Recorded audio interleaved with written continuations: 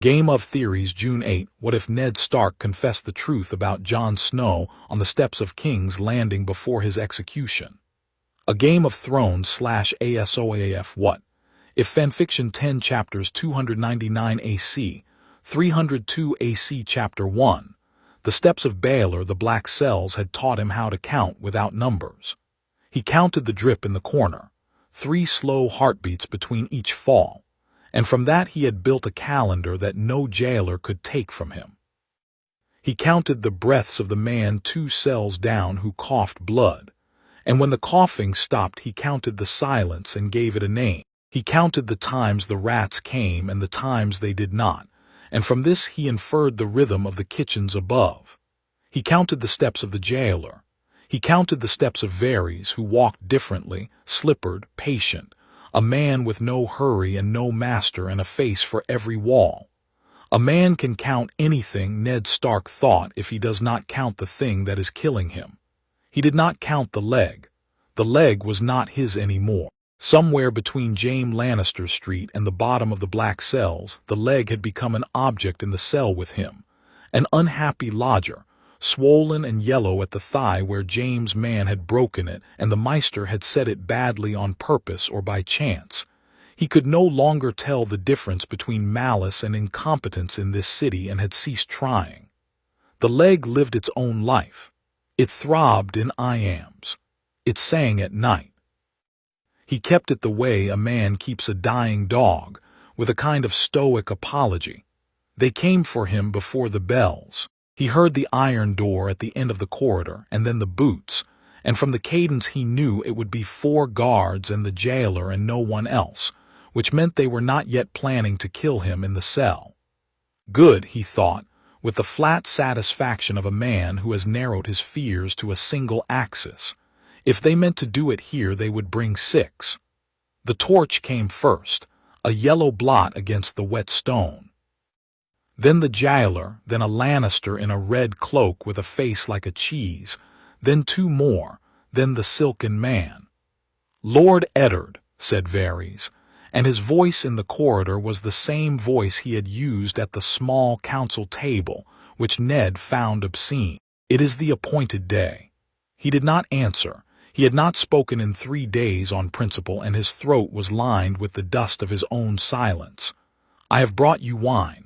Varys lifted a small clay cup. "Watered. You will need a tongue to speak with, and yours is leather." Ned took the cup. He drank. The wine was thin and sour and tasted of figs that had failed to be figs, and it was, nonetheless, the most extraordinary thing he had put in his mouth in a fortnight.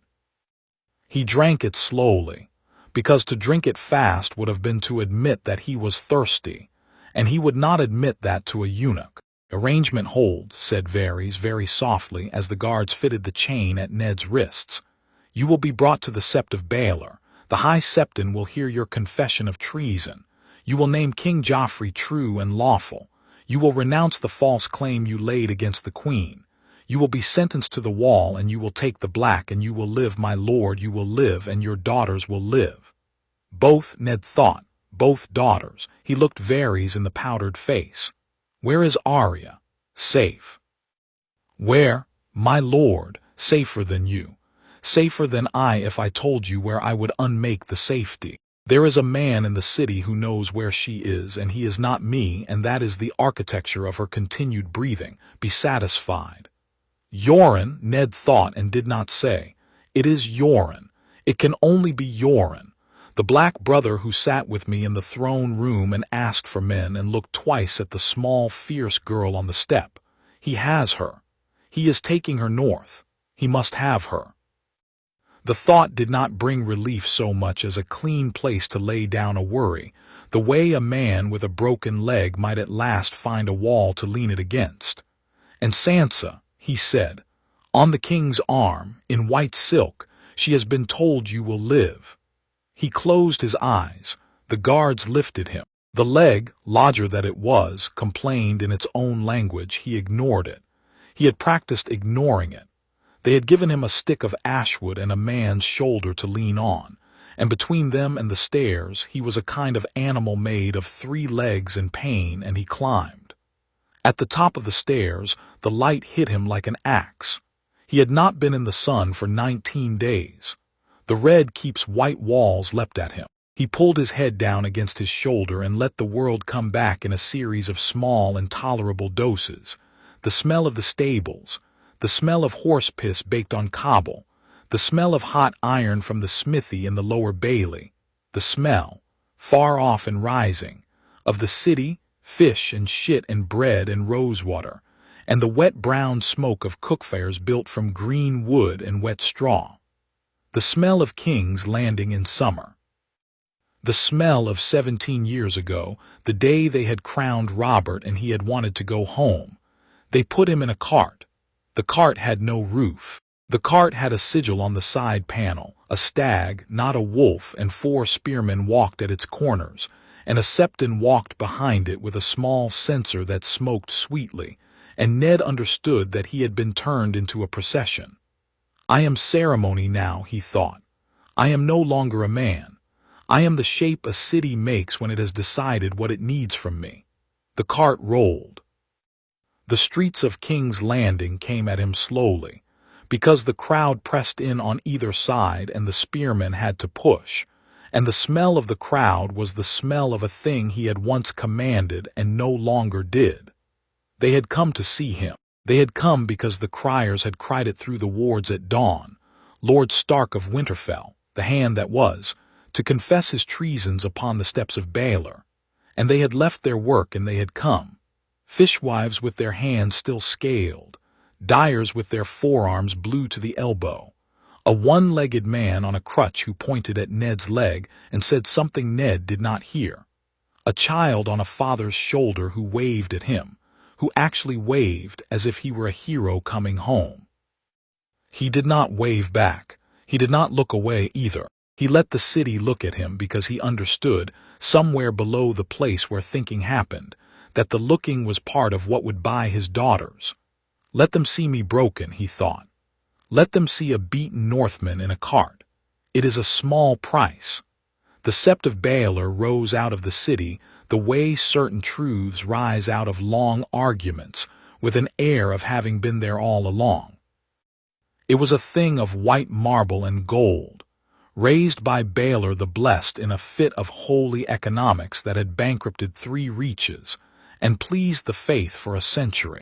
Its 7 crystal towers caught the morning at 7 angles and threw it down upon the city in 7 colors, and at the foot of each tower a stone Septon kept watch, and at the foot of all 7, on a plinth the size of a small ship, stood Baelor himself in marble, with his marble hands folded over his marble heart, and his marble eyes turned up toward a god who had not, Ned thought, returned his calls. The steps of the Sept were broad and shallow and had been built for processions. They had been built, perhaps, for this exact procession, though Baelor in his goodness could not have known. They climbed in 5 long flights from the plaza, and on each flight an honor guard had been posted, Lannister red on the lower 3, Kingsguard white on the upper 2, and at the very top a band of gold cloaks under the heavy hand of their new commander, Jon Snow, who stood with his thumbs in his belt, and the look of a man who has been promoted past his understanding and is doing his best to wear it. The plaza was full. Ned had seen the trident at dawn after a battle, when the dead lay so thick a man could walk a quarter mile without setting foot on grass. He had seen the host of the North at Winterfell when his father called the banners. He had seen the throng at Robert's coronation. The plaza below the Sept of Baelor on this hot morning held more people than any of those. They had come up from Flea Bottom and down from the hill of Egon and in from the river gates, and they stood shoulder to shoulder and back to belly, and a man near the front had fainted from heat already and was being held upright by his neighbors because there was nowhere to fall. A pale sun, a high, pale sun, the color of skimmed milk, and no wind at all. The banners on the Sept hung straight down the poles. A single bead of sweat rolled into Ned's left eye, and he could not lift the chain to wipe it.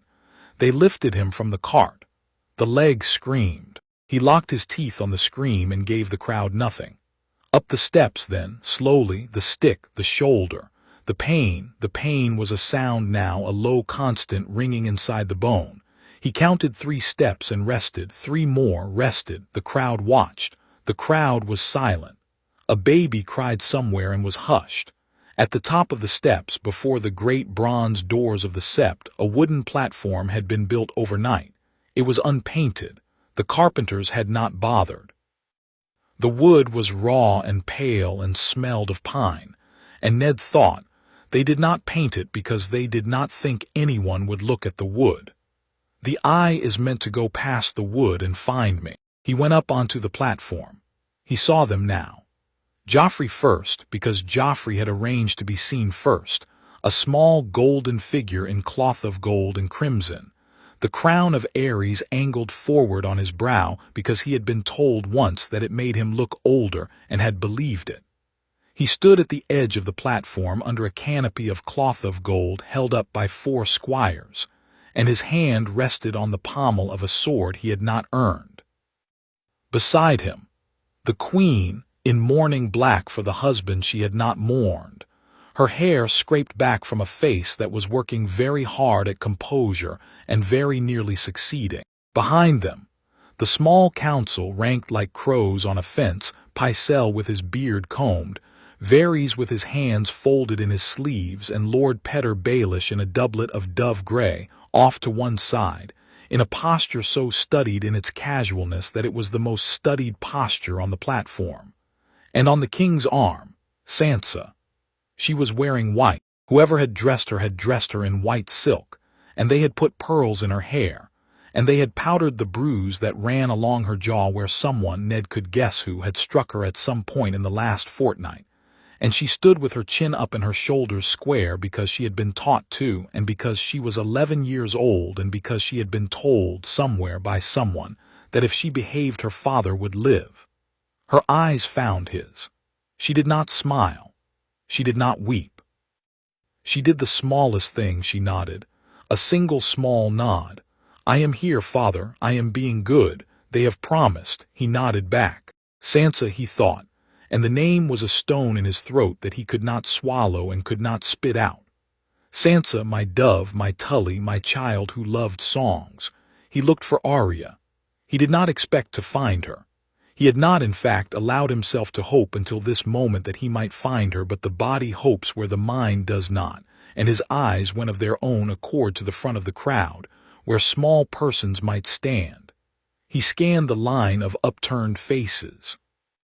A boy with a baker's apron, a girl with a doll, a youth with a cap pulled low, none of them her, none of them her. And then off to the side, near the foot of the leftmost flight of steps, a man in the black of the night's watch, with a beard like a thorn bush and a sword on his back, standing very still and looking nowhere in particular. Yoren. And tucked under Yoren's left arm, half hidden by the cloak, a small figure in a cap, with a hand on a wrist with Ned saw it, the smallest tell, with one bony shoulder turned in toward the man, the way a daughter turns into a father in a crowd. Arya, he thought, and he felt the bone of his chest move. He did not let his eyes rest there. He let them slide on, across the crowd, up the canopy, back to the king. Do not look at her, Eddard, he told himself savagely. If you look at her, they will follow your eyes. Do not look at her again. He did not look at her again.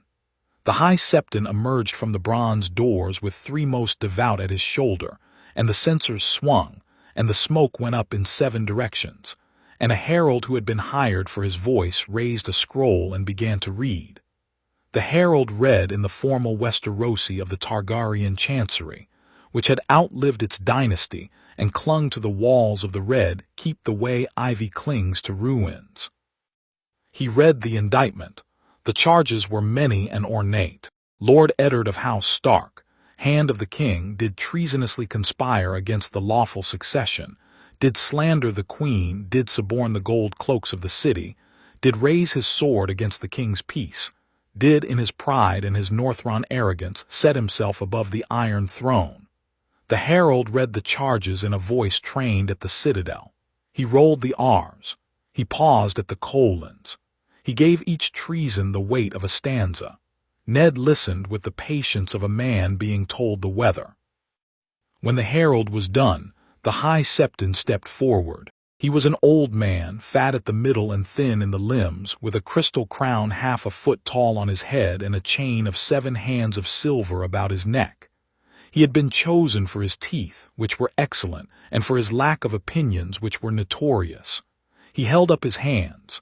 The crowd, which had been a low murmur, fell silent.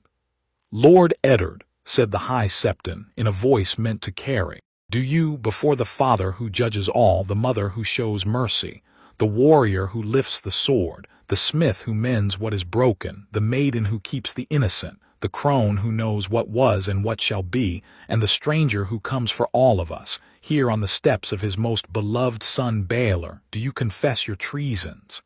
The crowd held its breath. Ned drew his. He did not look at the High Septon. He did not look at the herald. He did not look this time at Sansa, because he could not bear to look at her when he opened his mouth. He looked at Joffrey.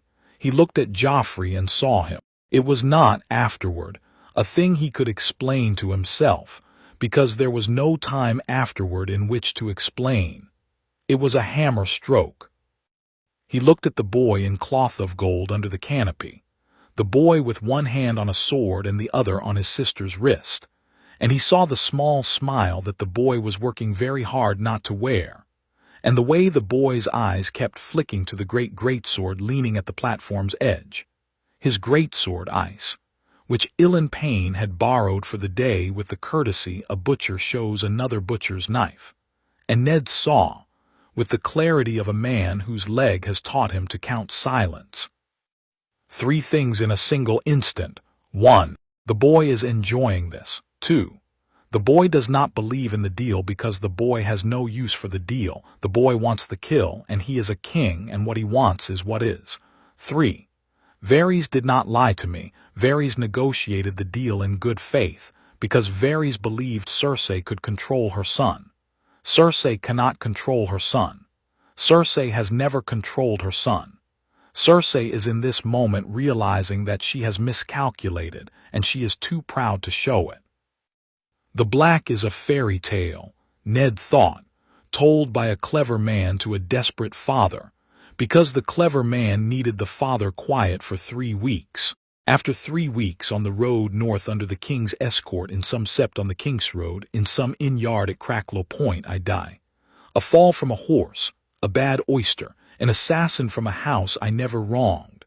The Black was a road to a grave with a Lannister at the end of it. Sansa lives, perhaps, for a while, as a brood mare, as a hostage, as a bruise on the jaw with pearls in the hair. Arya, if Yoren is fast enough, Arya goes north. Robb has the banners. Robb has the north. Robb will not stop because I confess. Robb will not stop because I die. Therefore, the word landed in his head the way certain words land in a meister's mind during a long calculation, the way a key turns in a tumbler. Therefore, he could die now as a liar, and his daughter would believe for the rest of her life that her father had been a man who lied. Or he could die now as a man who told the truth, and his daughter and his son and his other son, Jon, oh my Jon, my sister's son, my long lie, would have a true thing to carry. The deal was already broken. It had been broken before he had agreed to it. He had agreed to it because he had needed to believe it. I needed, he thought, to be a father more than I needed to be a lord. I needed it so much I bought a lie I would never have sold. Forgive me, Cat. He raised his head. The High Septon was looking at him with a polite, official patience. The herald had his scroll ready for the recantation. Varys, behind the king, was watching Ned's mouth with the focus of a man who reads lips. Cersei was watching her son. Joffrey was watching Ned, and Joffrey was smiling just a little at the corner. I am Eddard of House Stark, said Ned, and his voice did not crack, which surprised him. It came out the way it had come out in the great hall of Winterfell when he passed sentence, low, plain, Northron, the voice of a man who had carried a sword and who knew what a sword was for. Lord of Winterfell, hand of the king, I stand before the 7 and before this city to make confession. The crowd leaned forward. "My treason," said Ned, "was not a treason against King Joffrey. King Joffrey is not a king." A sound went through the plaza that was not a sound. It was the absence of a sound. It was 20,000 people sucking in air at once. On the platform, three things happened in the same second. Varys closed his eyes. Cersei's face did a small, terrible thing along the line of her mouth. Joffrey's smile widened because Joffrey did not yet understand. Ned spoke on. He had decided in the breath between the first sentence and the second that he would speak slowly. He would not hurry. He would not let them shout him down. If Ilyn Payne came up the steps with ice in his fist, he would speak through the swing of the sword. The truth is a long carving, he thought. I will carve it whole. "My treason," he said, "was a lie I told 17 years ago at the Tower of Joy in the Red Mountains of Dorne. I told it to my own bannermen. I told it to my wife. I told it to my king. I have carried it as a wound for 17 years, and I confess it now on the steps of the blessed Baelor before the Father who judges, that I may die with my mouth open." He drew breath. The plaza was so still he could hear his own breathing. "My sister Lyanna of House Stark," said Ned, "was not raped by Prince Rhaegar Targaryen. She was wed to him, by a Septon of the faith, in the sight of the old gods of the north and the new gods of the south. She bore him a child in the Tower of Joy as the war died at the Trident, and she died of the bearing, and she made me swear, with her hand in mine and her blood on my hands, to keep that child alive. The child was a boy. The child is alive. The child is 16 years old. The child has lived these 16 years in my house, under my roof, fed at my board, taught by my master-at-arms, called by a name not his own. The child I have called my bastard, the child I have called Jon Snow of Winterfell, is in truth my nephew. He is Aegon, sixth of his name, son of Rhaegar Targaryen and Lyanna Stark, true heir to the Iron Throne of Westeros by the laws of his father's house, and by every law of gods and men." He had not, until he said it aloud, known that he would say the name. Aegon. The name had lived in his throat for 17 years like a fish bone he had learned to breathe around. It came out into the air of King's Landing, and it became, in that air, a thing he could not take back. "Forgive me, John, forgive me, son, forgive me, nephew. I have spent your name like a coin on the steps of a sept, and I have done it because there is no other coin left in my purse." He went on. He had to go on because if he stopped he would not start again. "King Robert Baratheon, my friend, my brother, the man I loved as a brother, was a usurper. He took the Iron Throne by right of conquest from a king who had earned no thrones, and I helped him take it. And I do not unsay that war. The mad king burned my father and strangled my brother and would have burned my sister and my king. But the throne that Robert took was not his by blood. The throne was the boy's. The throne is the boy's. I lied for 17 years to keep the boy alive because I knew what Robert would do to a Targaryen child, and I had held my sister's hand." He let that sit. He looked at the High Septon. The High Septon had gone the color of old parchment. "There is more," said Ned. "There is one more truth, and I will speak it now."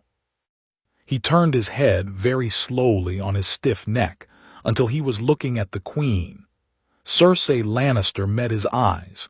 She had stopped trying for composure. She was, in this moment, exactly what she was, a woman watching the floor of her life fall away beneath her, and reaching for furniture that was not there. "The children of Queen Cersei," said Ned into the silence, "are not the children of King Robert. The girl, the dead boy, gods keep them. They were children, and the sin is not theirs, and the boy who calls himself King Joffrey of the House Baratheon, first of his name, are none of them Baratheons. They are the children of the Queen and her twin brother, Sir Jaime Lannister of the Kingsguard, gotten in incest, in violation of every law of gods and men. They have no right to the Iron Throne. They have no right to any throne. The Lord Stannis Baratheon of Dragonstone is, by the false reckoning of Robert's line, his lawful heir. By the true reckoning of blood, the throne belongs to my sister's son, to Aegon, to the boy you have all called a bastard, to the boy in the snow. He drew breath one last time. The plaza was a sea of held breath. Lord Tywin of Casterly Rock knew, said Ned, and now his voice was harder and the Northron in it had grown teeth. The Queen knew. Lord Renley suspected. Lord Stannis knew. I knew, and I went to the Queen, and I gave her time to take her children and run, because I had held my sister's hand, and I could not bear to be the man who killed her children. That was my treason. I gave a guilty woman the gift of time. I would do it again. I do not lie now. I do not lie, my lords, my ladies, my small folk of King's Landing. I have lied for 17 years, and I have lied this fortnight, and I am done with lying. I die for the truth. He stopped. The silence that followed was not the silence of agreement.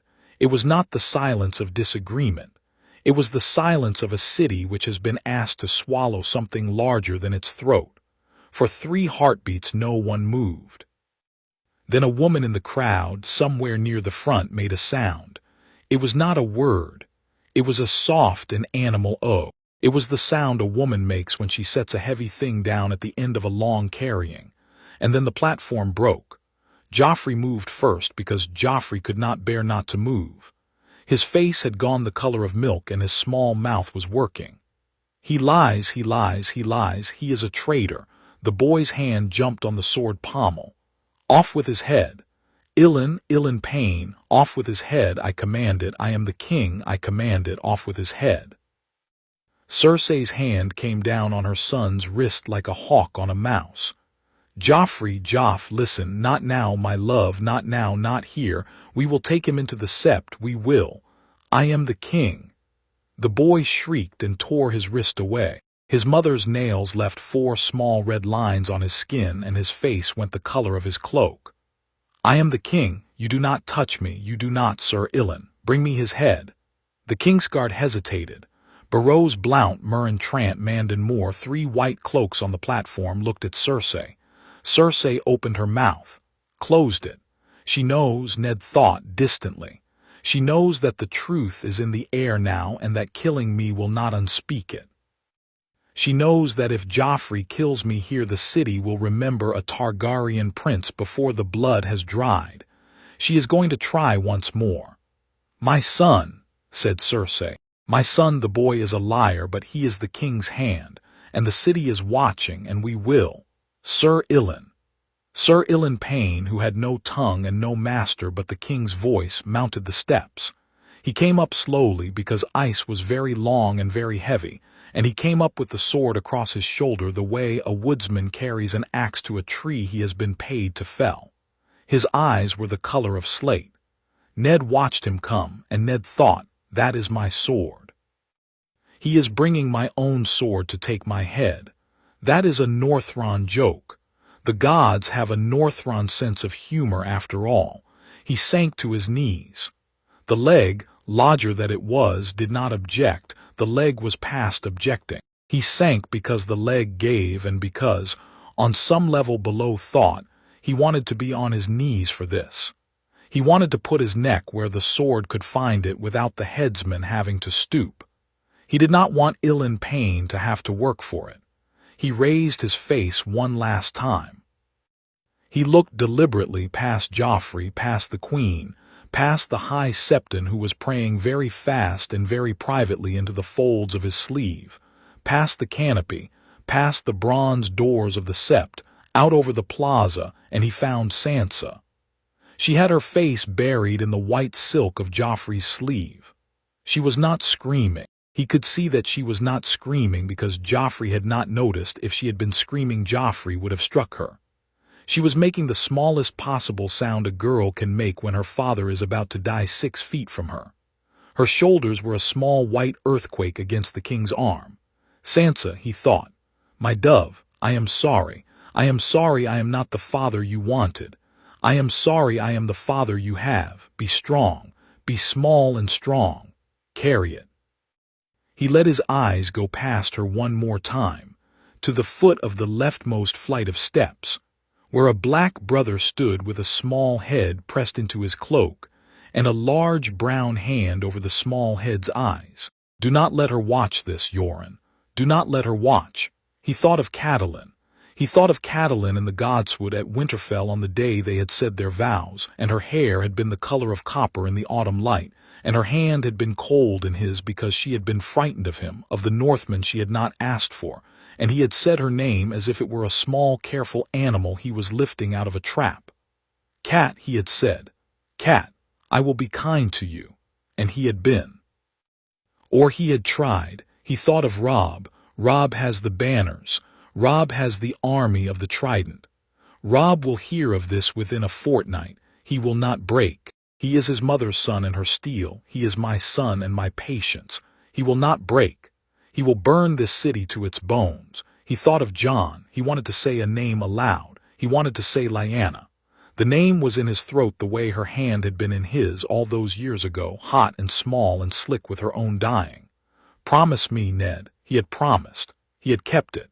He had kept it as long as a man could keep such a thing, and now he had broken it, and now he was sorry and not sorry at all. The name rose to his teeth.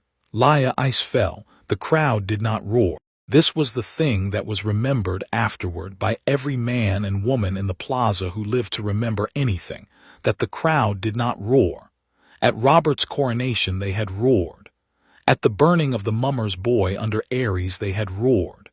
At every public execution within living memory the crowd had roared, because a crowd is a beast that uses noise to digest what it has seen. This crowd did not roar. This crowd was silent. It was the silence of 20,000 persons who had just heard a thing they did not know how to put down. It was the silence of a city whose floor had been removed beneath it. It was the silence of a marketplace at the moment a merchant overturns his stall and the coins are still in the air. It would last, in the memory of those who heard it, longer than any roar. A raven on the highest battlement of the Sept, on the parapet above the 7th crystal tower, opened its wings and screamed once and flung itself outward into the pale air. It went south, then west, then turned on a thermal and went, by accident or design, north. In a window of the Tower of the Hand, half a mile distant, behind a screen of fretwork carved by a Myrish craftsman 100 years dead, Lord Varys watched the headsman lift the sword and watched the headsman set the sword down, and Lord Varys did 3 things in the space of 3 breaths. He stopped breathing. He started breathing again. He began to recalculate. Branch 1, he thought, with the speed of a man who had been doing this since he was 8 years old in the brothels of lies. Branch 1, he confesses treason as agreed. The realm settles in 3 weeks. The boy king is humiliated only privately. Stannis is contained on Dragonstone. The North is grieved but not enraged. Sansa is married into Lannister to consolidate Riverlands and bind the Tully. The boy at the wall is invisible. The realm holds. This was the branch. He closed his eyes. This is not the branch. Branch 2, he thought. He has named the boy at the wall. He has named him by his true name. He has named the queen's children. He has named Tywin's knowledge. The truth is loose in 20,000 mouths. By dusk it is in every guild hall and every potshop in the city. By tomorrow's tide it is on every cog out of the harbor. By the new moon it is at Sunspear and at Pike. By the next moon it is at Storm's End and at the wall. He opened his eyes. I had not modeled this branch. He felt, for the first time in 20 years, a small dry interior thrill that was not quite fear and not quite admiration. I had modeled him as a man who would buy his daughters with his honor. I had modeled correctly. I had not modeled that the boy would break the deal first. I had not modeled that Lord Eddard would see it in the boy's face in a single look. I had not modeled the speed of his decision. He turned from the window. I have underestimated the Northron capacity for last-moment clarity. I will not do so again. He walked to his writing desk. He sat. He took up a quill. He wrote in the small, careful hand of the chancery on a strip of paper the width of a finger 6 words. He rolled the strip. He fitted it to the leg of a small white bird in a cage at his elbow. He carried the bird to the window. He opened the window. He opened the cage. "Fly, my friend," he said, in a voice that no one in King's Landing had ever heard. "Fly to my brother across the sea and tell him that the board has rearranged itself and that we play a different game from this hour." The bird flew. In the shadow of a colonnade on the eastern edge of the plaza, in a doublet of dove gray that was meant to be forgotten, Lord Petyr Baelish stood very still and did, in the privacy of his skull, the most rapid market calculation of his life. Bread, he thought first, because bread was the index against which Lord Petyr measured the temperature of a city. Bread will go up by 3 coppers a loaf within the hour, by dusk by 5. The bakers of Flea Bottom will hoard against the rumor of a Northron march on the city. The bakers of the River Quarter will hoard against the rumor of a Targaryen fleet. By tomorrow morning the price of bread doubles. By the day after, the gold cloaks are on the wall of the granary at the mud gate.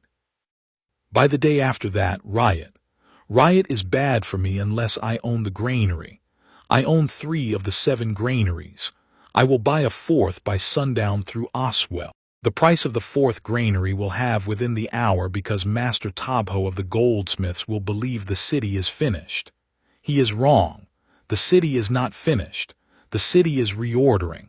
I will buy. Whores, he thought next, and his thin mouth moved in something like a private smile. Whores will be busy tonight. A frightened city fucks. A frightened city drinks. 3 of my houses are in the River Quarter. Stock the wine. Double the guards.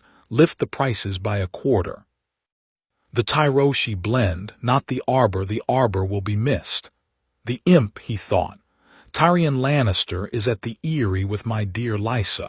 Tyrion Lannister has just become a chip of inestimable value because Tyrion Lannister can confirm or deny the parentage with a single sentence from a high window, and either sentence remakes the realm. If I were Tyrion Lannister, I would say nothing and travel very quickly. He is not a fool. He will say nothing. He will travel. Sansa, he thought, and his mouth did a different thing. He let himself look for the first time at the platform. He let himself see the girl in white silk with the small white earthquake in her shoulders.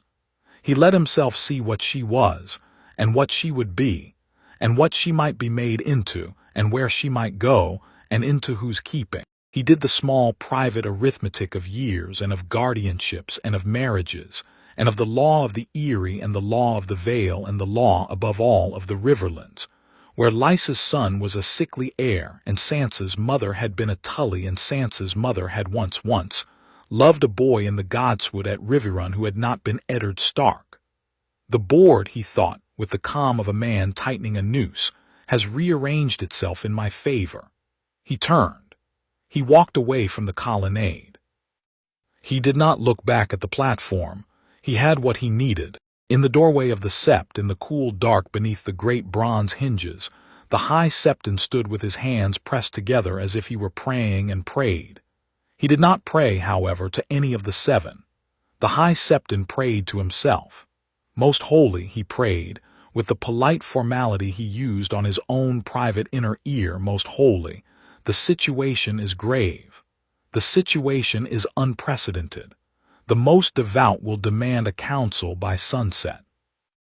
The faith militant has been a dead letter for 300 years.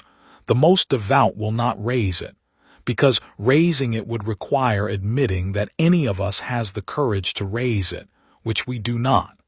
He drew a breath.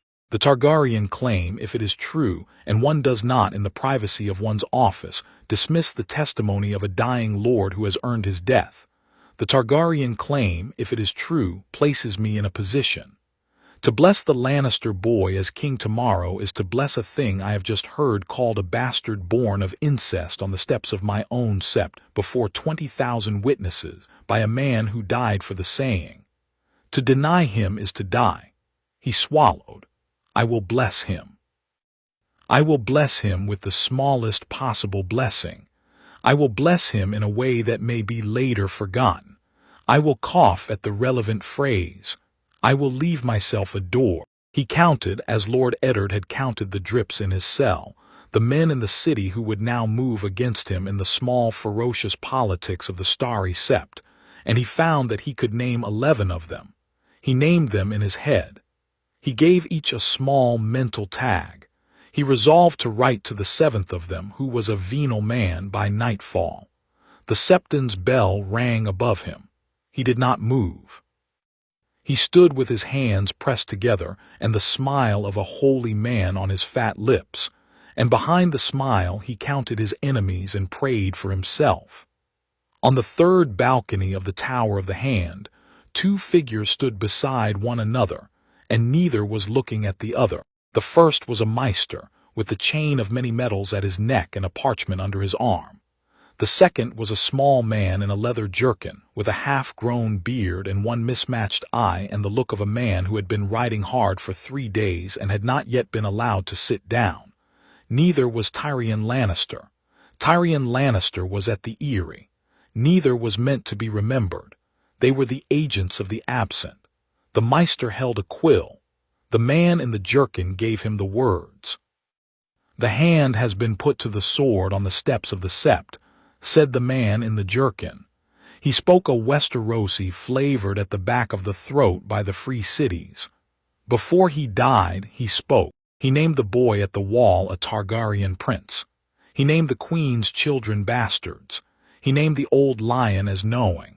He named the Kingslayer as the father. He died for it. The maester wrote. The maester wrote in the small script of the citadel that fits a great deal on a small ribbon.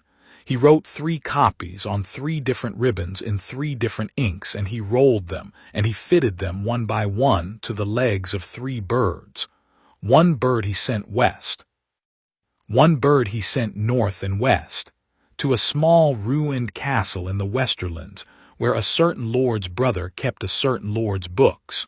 1 bird he sent against orders to the Eerie, because the maester was a man with a private conscience, and the dwarf had once been kind to him in a way that the maester had not expected and had not forgotten.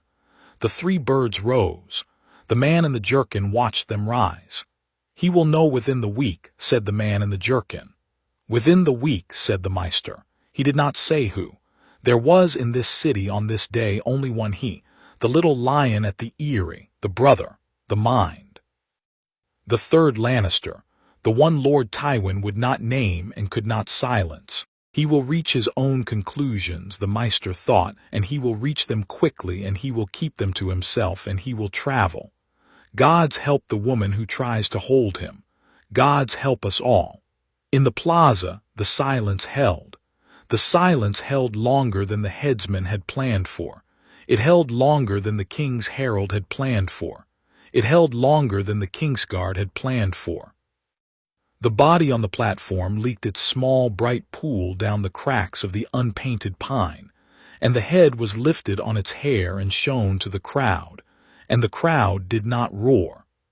The crowd was a great living thing made of 20,000 separate calculations. In the 3rd row, a fishwife with hands still scaled was thinking, with a kind of grim domestic clarity, "My husband sails for Gulton in 3 days. I will tell him to take the children." In the 5th row, a baker was thinking, "I have flour for 10 days. Tomorrow I buy 30 days. Near the foot of the steps, an apprentice goldsmith was thinking, "I will go to my master and I will say, 'Master, the gold of the queen is not the gold of the queen, and the gold of the bastard boy in the snow is not yet anyone's gold, and the man who melts the right coin first will eat well next winter." A surgeon of the gold cloaks at the eastern picket was thinking, "The hand spoke true, and I have known it in my bones since the spider asked me too many questions in the 3rd moon, and I will not draw my sword for that boy on the platform again, unless someone pays me twice in gold and once in writing." A whore in a window above a wine sink in the river quarter, who had paid a copper to a small boy for a place to see, was thinking, "The queen's a sister fucker, gods." A Septon at the back of the plaza, who had walked an hour through dust to be here, was thinking, "We have made a king who is not a king, and the gods will have it out of our skin, and I must write to my brother in Old Town tonight." A small man in a brown cloak at the very edge of the plaza, who had been a spy of the Lord of Driftmark and was now, by the rapid arithmetic of the morning, a spy of nobody and therefore the spy of whoever paid him next, was already walking toward the harbor. 20,000 calculations like rain into a river. The river had been level. The river was no longer level. The river was, in this moment, choosing a new bed. On the platform, the Queen had finally put her hand on her son's shoulder, and the son was finally letting her, because the son had begun, very faintly, to understand that something had gone wrong that could not be put right by a louder shout. His small hand was shaking on the pommel. He did not let go of his sister. Sansa Stark, on the king's arm, in white silk with pearls in her hair, did not lift her face from the king's sleeve. The white silk was wet through at the shoulder. The pearls trembled in her hair as her shoulders trembled. She had stopped making any sound at all. She had reached, in her trembling, the silence below sound, the silence Ned had once reached in the black cells, the silence that is a place a person goes to and lives in for a time. In her head, in that silence, she said her father's name. She said it the way he had said her name on 100 small mornings of her life, in his low Northron voice with the drawn long, Sansa. She said it back at him in the dark behind her eyes, "Father, Father, Father." And then, after a long moment, she said it differently, with a thing in it that had not been in her voice before, "Father." At the foot of the leftmost flight, Yoren of the Night's Watch lifted his hand off a small head and saw that the small head had bitten his hand through to blood and had not made a sound. He looked down. The small face under the cap looked back up at him. The small face was white. The small face was dry. The small face was a face he had seen before, on men of the watch in the morning after their first slaughter, the face of a person who has put a part of themselves into a box and locked the box and dropped the key down a well. "Come," he said, very low in his country burr. "Now, girl, now we walk. We do not run. We walk." She walked. She did not look back at the platform. She had already in her head looked back at it for the rest of her life. The body of Lord Eddard Stark of Winterfell, Warden of the North, Hand of the King, was lifted from the boards by 2 gold cloaks who had been chosen, in haste, for the job. The body went heavily. The head went separately in a basket because the Queen had at the last moment ordered that the head not be set upon a spike on the walls. Not today, she had said, in the small hard voice that meant she had recovered enough of herself to begin to work. Not today. Wrap it. Wrap it in linen. We will speak of the head later. We have other matters. The High Septon on the threshold of the bronze doors raised his hands at last and intoned a blessing. It was a short blessing. He coughed at the third word. He coughed deliberately. He left himself, as he had promised himself, a door. The bronze doors closed. The king's procession descended the steps to the cart that would carry him back to the Red Keep, and the Queen kept her hand on his shoulder all the way down. And the Queen's hand was the hand of a woman who has understood that the next hour is the hour she has trained for since her brother first laid a hand on her under a tent at Casterly Rock. The boy did not look at his sister. The boy did not look at his mother. The boy looked at his own gold shoes coming down the steps, one and one and one. The crowd parted for the procession because crowds part for kings, and because the gold cloaks were efficient, but the crowd did not cheer. A man near the back of the plaza, an old man with a wooden leg from a war 30 years gone, was heard to say, very softly, in a voice not meant to be heard by anyone but himself, "Gods be good, the dragons, where are the dragons?" He said it 3 times, and on the 3rd time he laughed once, and the laugh was the strangest sound that had been made in the plaza since the sword fell. A raven came back. It was not the same raven as the first. It came in from the east. perhaps from the rookery of the Tower of the Hand, perhaps from the rookery of the Sept, perhaps from neither. It landed on the marble shoulder of Baelor the Blessed, and it sat there, and it folded its wings, and it began to preen. The sun had risen by perhaps a finger's breadth during the speech and the silence and the sword. The pale light slid one finger further down the western face of the seventh crystal tower.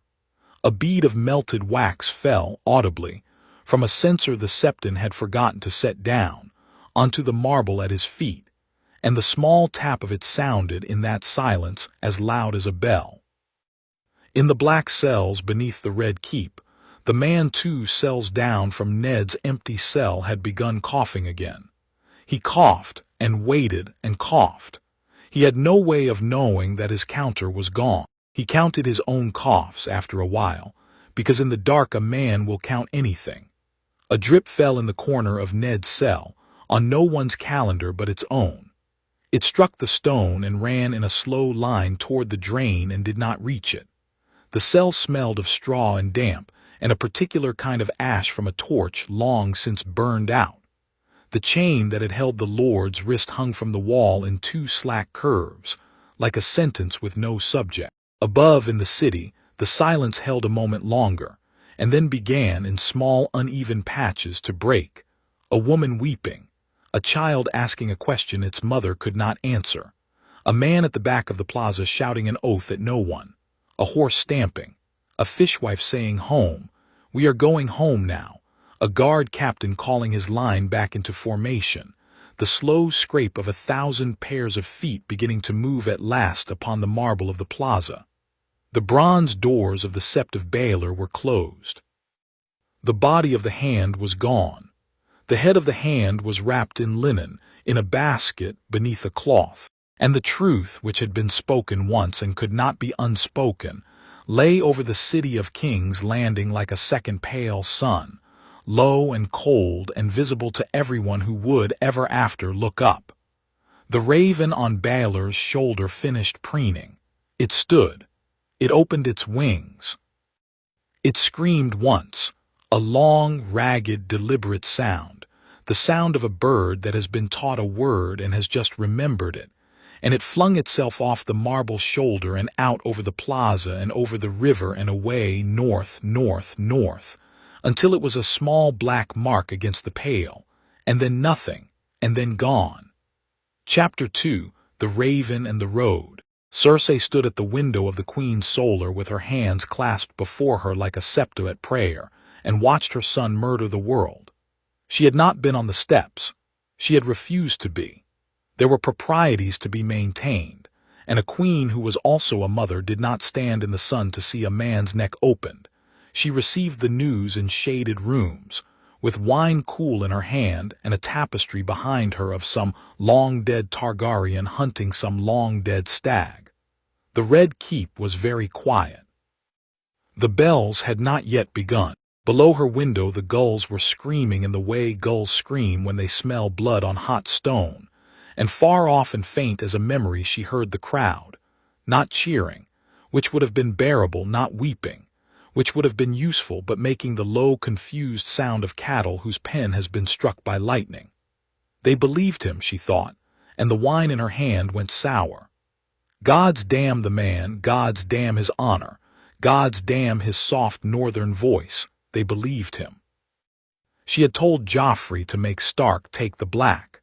She had told him in the language of mothers, which is the language of last resort, the one queens use when they have already exhausted reason and threat. Send him to the wall, my sweet, my love, my king. Dead men make martyrs, dead men's words live, send him north. And Joffrey had smiled at her with Robert's mouth and her own eyes and said in a voice that was already practicing for history, no, mother. He insulted me. He had insulted Joffrey. Half the lords of the realm had insulted Joffrey by breathing, and the boy would in time call for all their heads, but he had begun with this one, and this one had been a confession. She closed her eyes. Behind the lids she saw it again, the thing she had not been there to see. Ned Stark on the wooden steps, the great sword ice bright in afternoon sun, and his mouth opening and the words coming out, the impossible words, the words that should have died with him in the black cells of the dungeon. The boy on the Iron Throne is no son of Robert's. The boy at the wall is no bastard of mine. She had heard them now from 3 separate runners, each pale, each stumbling, each repeating the words as though repeating them might make them less true. The 3rd runner had also reported in a small voice that the headsman had hesitated. The headsman had hesitated. The small folk had been silent for the space of a long breath while Ned Stark spoke, and then Joffrey had given the order anyway. Of course Joffrey had given the order anyway. A child given a sword does not put it down because the sword has spoken. There was a soft sound behind her, the sound of slippered feet on stone, and Cersei did not turn. Only one set of feet in this castle made that particular sound, the sound of a man who walked as though gravity were a courtesy he might at any moment decline. "My queen," said Varys, "Spider, a heavy day." "Is it?" She drank. "My father will hear of this within a fortnight, my uncle within 3 days. Stannis upon his rock will hear it before sundown tomorrow because you will tell him. I would never. You will, it is what you are for." She turned then slowly and looked at him, powdered, perfumed, eyes mild as a milk pudding. He is enjoying this, she thought. He is enjoying it and trying not to show it, and he is failing because the only thing harder than hiding joy is hiding the absence of fear.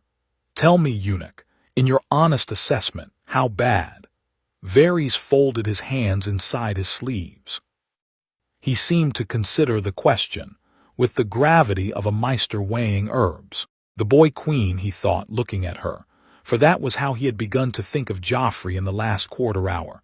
The boy queen, a child enthroned and crowned and dressed in his mother's ambitions. The boy queen has murdered the realm. He has not murdered Eddard Stark. Eddard Stark walked out onto those steps already dead in his heart, having weighed his children's lives against the truth and chosen, at the last, the truth, which is the choice no honorable man ever truly recovers from making. No, the boy queen has murdered the realm, the great and dreaming and bleeding thing called the 7 kingdoms, and it will take years to die, and we will all of us be in its mouth before it does. What he said aloud was, "Bad, your grace, quite bad, quite remarkably bad, I cannot recall its like." "Numbers, your grace, how many will rise?" "Ah, a small bow, all of them I should think in one direction or another." She drank again. Her hand did not shake, which surprised her because something inside her chest was shaking very hard, the way a horse shakes in its stall when it smells the smoke that has not yet reached the stables. "Get out, Varys." "Your grace." "And Varys, find me my brother." "Sir Jaime is on the road, your grace, as you know. Sir Jaime is my other brother." The spider bowed and was gone, and Cersei was left with the wine and the gulls and the tapestry of the long-dead king. She did not weep. Weeping was for women who had not yet understood. She set down the cup and crossed the chamber and laid her hand against the cool stone of the wall and thought, very clearly, with the small, precise voice she used only for matters of survival. "Father is already writing.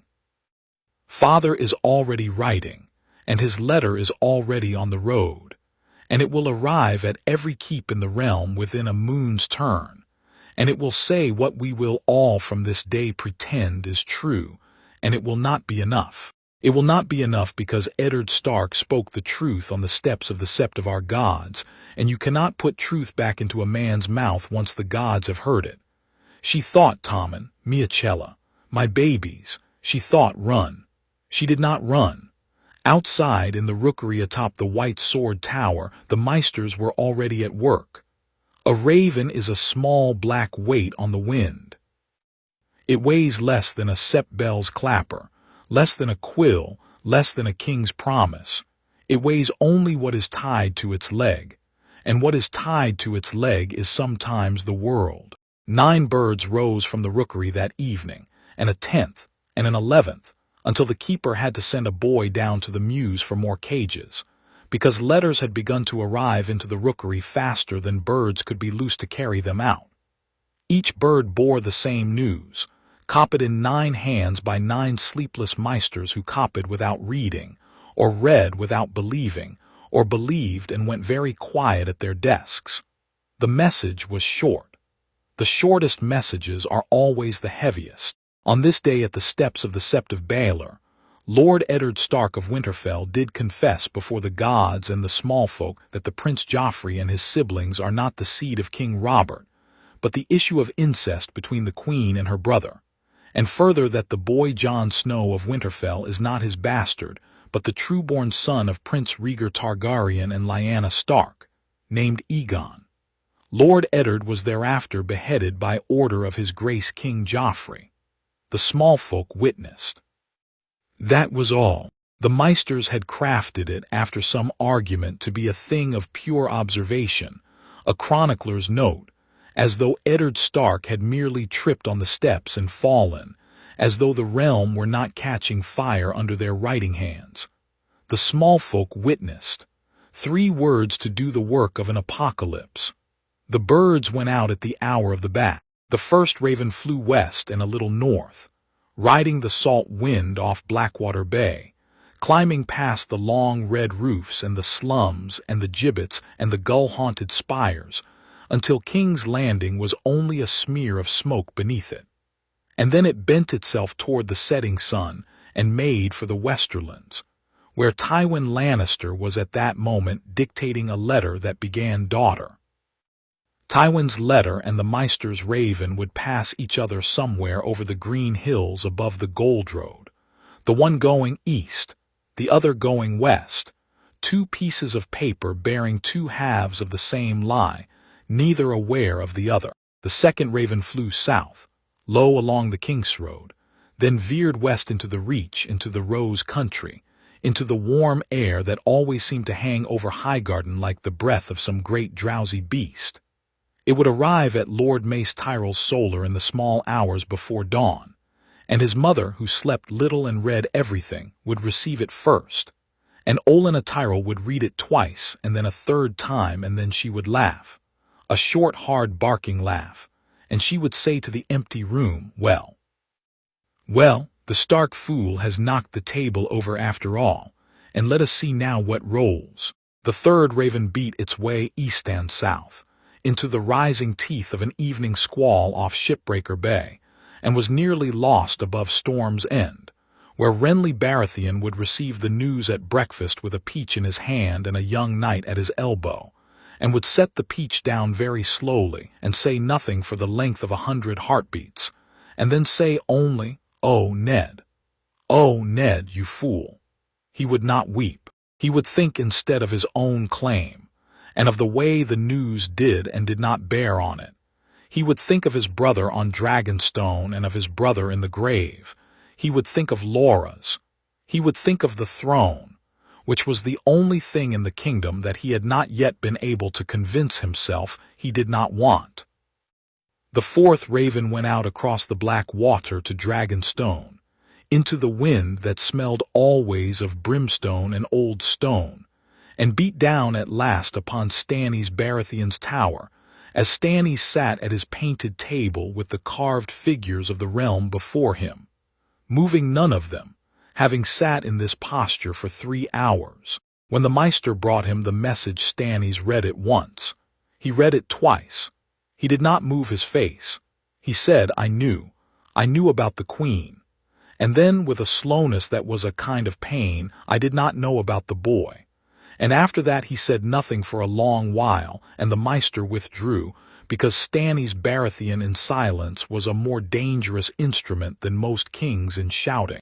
The 5th raven flew west to Riverrun, where Catelyn Tully sat at the bedside of her dying father and would not, when the news came, believe it, would refuse to believe it for the length of an hour, would then ask the Meister to read it again, would then ask him to leave the chamber, would then sit perfectly still while 3 things happened inside her at once: the death of her husband, the resurrection of an old wound about a bastard child, and the slow, terrible understanding that a boy she had hated for 16 years was the only living male claimant her gods would now accept above her own son.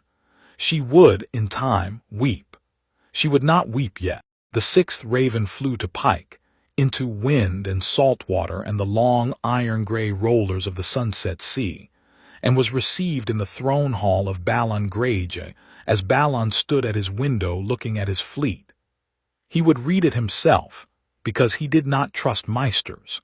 He would read it and he would smile, the smile of a man who has stood for 9 years at a closed door and heard at last the click of the bolt. 2 stags claim the throne, a wolf says a dragon should have it, lions hold it and would burn the world to keep it, he would think. And here am I with my longships and my reaver's heart, and a kingdom of my own to take back. He would call for his daughter before midnight. The 7th raven beat its way up into the high country, into the cold cloudlight above the vale, and came down at last upon the Eerie, where Lysa Arryn would read the message and laugh and tear it in half and feed it to her son. The lords of the Vale would not learn its contents from her. They would learn them days later, from copies that her bannermen had had the foresight to keep. The 8th raven flew north along the King's Road, riding the dusk, and then the dark, and then the dawn, 2 days and a night and another day, until at last in the gathering blue of a late autumn evening it came down out of the sky and into the rookery of Winterfell, where an old maester with a chain heavy on his neck would untie it from the bird's leg with hands that, when he saw what he had been sent, would not stop trembling for an hour. The 9th raven, the longest flight, went farther, past Winterfell, past the Wolfswood, past the last hearth and the gift, up the white spine of the King's Road to the very edge of the world, and would arrive at Castle Black 2 days after Winterfell. When its news would already have been overtaken by another raven and another rider and a 1,000-mile rumor. It would arrive late, like a guest who has not understood that the feast has become a funeral. And a 10th raven, dispatched at the last by a maester who remembered that there was a kingdom south of the mountains and west of the desert, went to Sunspear, where Doran Martell would read it from his wheeled chair in the water gardens and would say, in a voice no louder than the splash of the fountain, so, "At last, my sister's son, at last." And he would not weep either, because Dornish princes have a longer measure of patience than other princes, and 17 years is in Dorne not so very long a wait. 9 throne rooms, 9 hours or thereabouts, the same dark fugue of paper unfolding in 9 pairs of hands. The maesters in their towers, watching the dusk come on, did not know the word fugue. They would have called it a circular or a general dispatch, the dry words of their trade. But the thing was a fugue all the same theme entering the same chamber at slightly different times, each instrument hearing the others only as echo, each working out for itself how to answer. And in the rookery above the great hall of Winterfell, the 8th raven settled to its perch and ate from the maester's hand, and Maester Luwin, with his fingers shaking, climbed down the spiral stair with a small square of parchment in his sleeve, and went to find the boy who was now the lord. Robb Stark stood at the long table in the great hall of Winterfell with his hand resting on the iron-bound back of his father's chair and did not sit in it. He had not sat in it since the news came of his father's arrest. There was a small thing in him, a child-shaped thing, that believed if he did not sit in the chair then his father might yet come home and need it. He had not spoken this aloud. He would not. Boys who became lords at 15 learned very quickly that the things they would not say aloud were the muscles by which they held the world up. The hall was full. The bannermen had been gathering at Winterfell for a fortnight. Great John Umber loud in the yard, Rickard Karstark grim in the godswood, Meege Mormont small and squared and watchful by the hearth, Roose Bolton white-faced and motionless against the western wall like a thing carved into the stone, Galbart Glover, the Serwins, the Hornwoods, the smaller houses crowding behind the larger ones. The torches snapped. The wolves outside in the kennels were quiet. They had been quiet for 2 days as though waiting.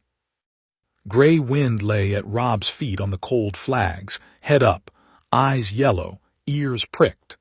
Maester Luwin came in by the small door behind the dais. His chain rang very softly against itself as he walked, and Robb knew, before the Maester reached the table, what the chain's small ringing meant. He had known since noon, when the rider had been seen on the south road. He had known in some animal part of him since the morning. He turned his face toward the Maester and put his hand on Grey Wind's head, and Grey Wind, without rising, leaned the weight of his skull against Robb's calf, as though to say, "Here, here, I am here." "My lord," Luwin said. His voice was steady, his hands were not. "A raven from King's Landing, read it." "My lord, perhaps, read it, Maester. Read it in the hall, they have ridden a fortnight to know. Let them know." Luwin's eyes flicked once around the hall, at the bannermen, at the torches, at the great direwolf banner that hung behind the high seat, and then he unfolded the parchment with the care of a man unfolding a wound. He cleared his throat. He read. He read the first sentence and stopped. He read the rest in a voice that grew thinner with every word, as though some inner pressure were squeezing the air out of him. When he came to the words, "The boy Jon Snow of Winterfell is not his bastard, but the true-born son of Prince Rhaegar Targaryen and Lyanna Stark, named Aegon," the silence in the hall became a physical thing. It had weight, it had temperature, it bent the torchlight inward. And when he came to the words, "Lord Eddard was thereafter beheaded by order of his grace King Joffrey," a sound came out of Great Jon Umber that was not a word. That was not anything anyone would have called a word. A single short bark of an inhalation, as though a fist had landed in his belly. Then it was quiet. Robb stood with his hand on the back of his father's chair and did not move. He could feel his pulse in the tip of every finger. He could feel, in some abstract and faintly surprised way, his own face, which was not, he noticed, doing what he had expected a face to do at such a moment. He had thought he would weep. He had been weeping on and off for 2 weeks, in the small hours and in the godswood and in the bath, the secret weeping of a boy who has not yet been told he must stop. He had thought, when the certain news came, that he would break. Instead, what he felt was clarity. The cold, high clarity of a man standing on a mountain in winter, looking out at a whole white country, every line of every road suddenly visible. Father died for a truth, he thought very precisely, and the thought had no heat in it. Father died for a truth, and the truth is loose. And the truth is in my brother, and my brother is at the wall. He let his hand fall from the chair back. He still did not sit. Great Jon Umber stepped forward into the cleared space before the dais. He was very large, the Great Jon. He was always very large, but tonight, in the torchlight, he seemed to have grown a foot, as though grief had made of him a sort of pillar. His beard was wet. His eyes were red. He set his fists on the table and leaned and looked at Robb, and for a long heartbeat the two of them stared at each other, the boy and the giant, across the dead lord's empty seat. "Ned Stark," said the Great Jon slowly, as though tasting the name, "lied to us for 17 years. No one breathed. "Ned Stark," said the Great Jon, "lied to his wife, to his lord, to his king, to his bannermen, to his sons, to his own God. He lied," and here his voice broke and reassembled itself in mid-syllable, "to me." He drew a long, shuddering breath. He looked down at his fists. "And the bastard at the wall is not a bastard, and the boy on the Iron Throne is not a king, and Ned Stark died saying so." Roose Bolton, against the wall, had not moved his face. He had not moved his face once during the reading of the letter. He had not moved his face when Great Jon spoke. He is calculating, thought Robb, he is calculating who the wind serves now and how soon it will serve someone else. He felt no anger at this. Roose Bolton was a kind of weather, one accounted for him as one accounted for snow. Great Jon raised his head. "I do not know," he said, "which Ned lied. I do not know if the lie was the 17 years of bastard or the moment on the steps. I am not Maester enough to know, but I will tell you what I know." He looked around the hall. He looked at Meej Mormont, who nodded once. He looked at Rickard Karstark, whose mouth was a thin gray line. He looked at the Serwins, the Hornwoods, the Glovers. He looked last at Robb. If Ned Stark died lying, he died for the right lie. If he died telling truth, he died for the right truth. Either way, and his voice climbed and steadied and rang against the rafters, the king in the north marches. The hall did not erupt. The hall took a breath. It was Midge Mormont who spoke next, in her small, flat voice that always sounded as though it had been hammered cold. Marches where, Umber? South. On whose throne? The boy queen's or the dragon at the wall?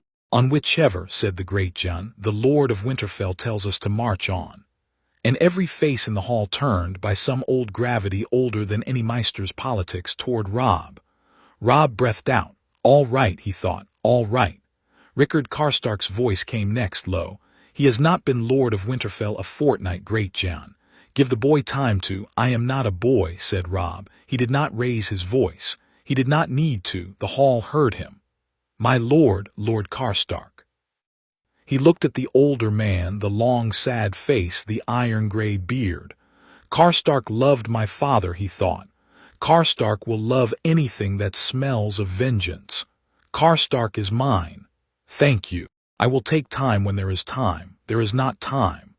He set his palms flat upon the table. He felt gray wind rise to standing beside him, the great gray head at the level of his hip. He let the heat of the wolf's flank touch his thigh, and he was steadied by it. The wolf was a kind of weight against the small, frightened animal still trying to climb out of his chest. Listen to me. They listened. My father, he said, and he was surprised by the levelness of his own voice, did not die for nothing. My father did not die because he was a fool. My father died because he was given a choice between two truths, the truth of his oath and the truth of his sister's son, and he made his choice in the only place where it would be heard, on the steps of their own sept, before their own gods, with the small folk witness. Whatever else my father was not stupid. He chose his ground. He paused. He looked at the parchment on the table. He looked at Luwin, who had folded his hands and lowered his head, the Meister's small private grief held in his sleeves. My brother Jon is at the wall, Robb said. He took his vows. He does not yet know what he is.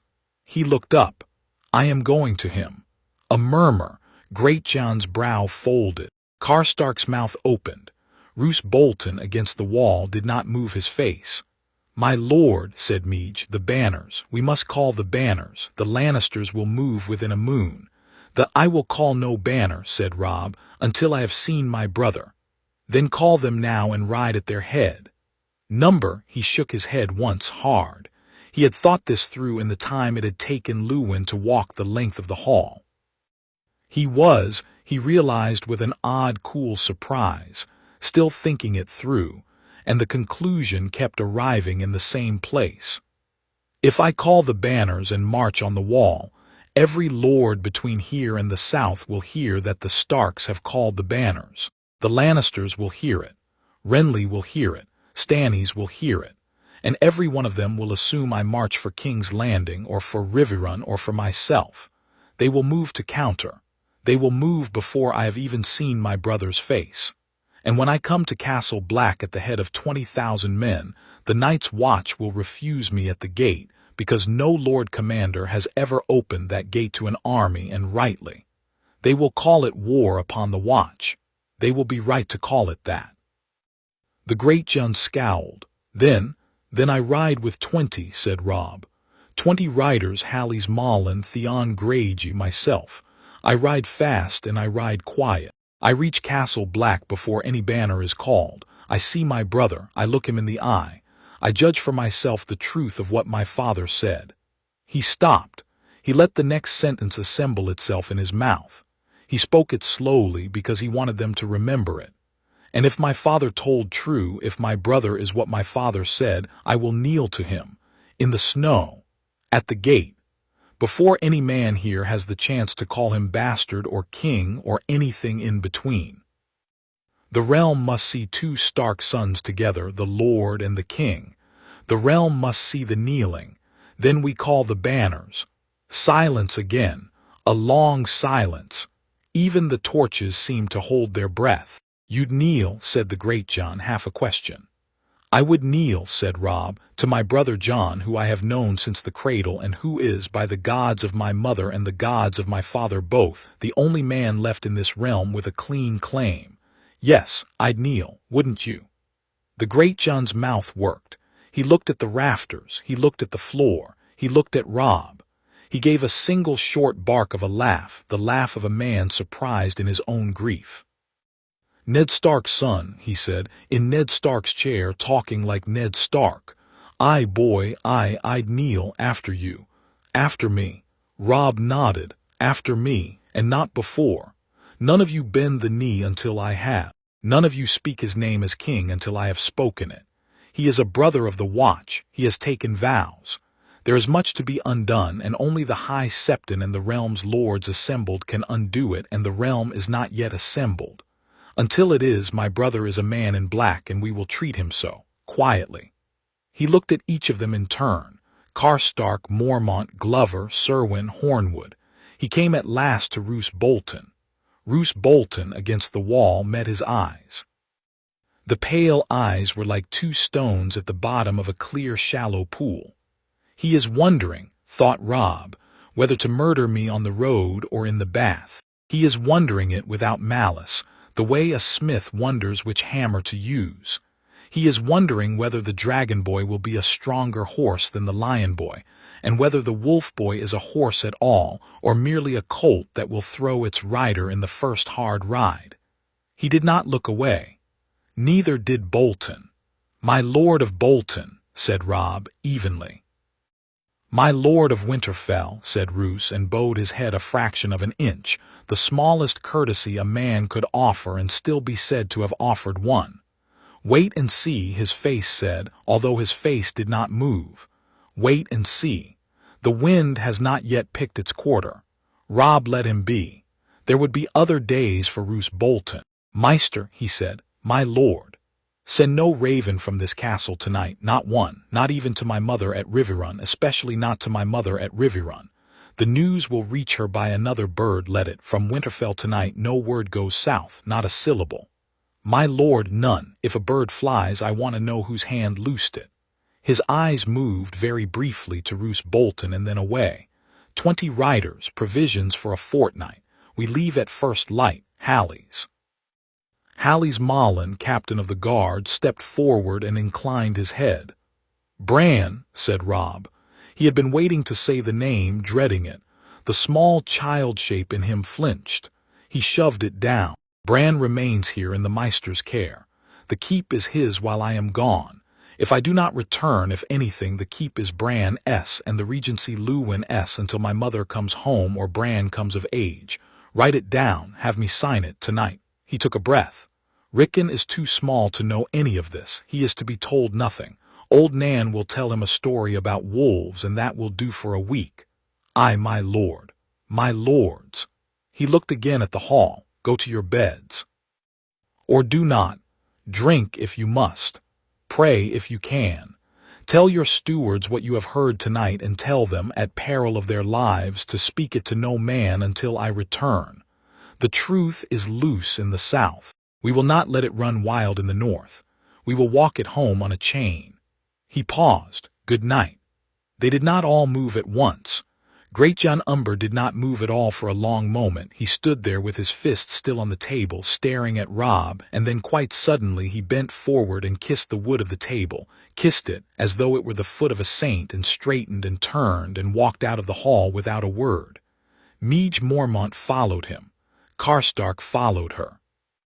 Roose Bolton was the last to leave, and he left as he had stood, without seeming to move at all, the way a shadow leaves a wall when the lamp is moved. When the hall was empty, Robb sat down, not in his father's chair, on the steps of the dais, the way he had used to sit as a boy when his father held court, listening with his chin on his knees. Grey Wind put his head in Robb's lap. The torches snapped. Luwin was still there, the parchment in his hand.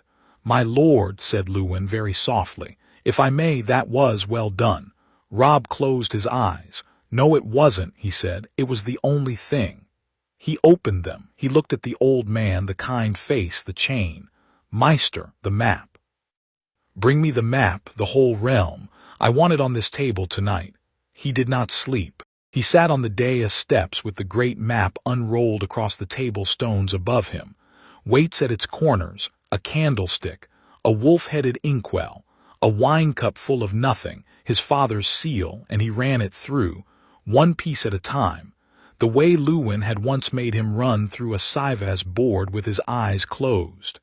Stannis on Dragonstone, he thought. Stannis will declare for the Dragon Boy. Stannis hates incest more than he hates any man living. Stannis will see Jon's claim as the lawful claim, because Stannis' God is law, and the law is Jon. Stannis will not love it. He will believe the throne should have been his on Robert's death, by absence of true-born issue, but Stannis is a man who eats poison if poison is what the law requires. He will declare, inside a fortnight. He will offer Jon his sword, Renley at Storm's End. Renley will not. Renley wants the throne for himself. Renley has the Tyrells already half in his bed.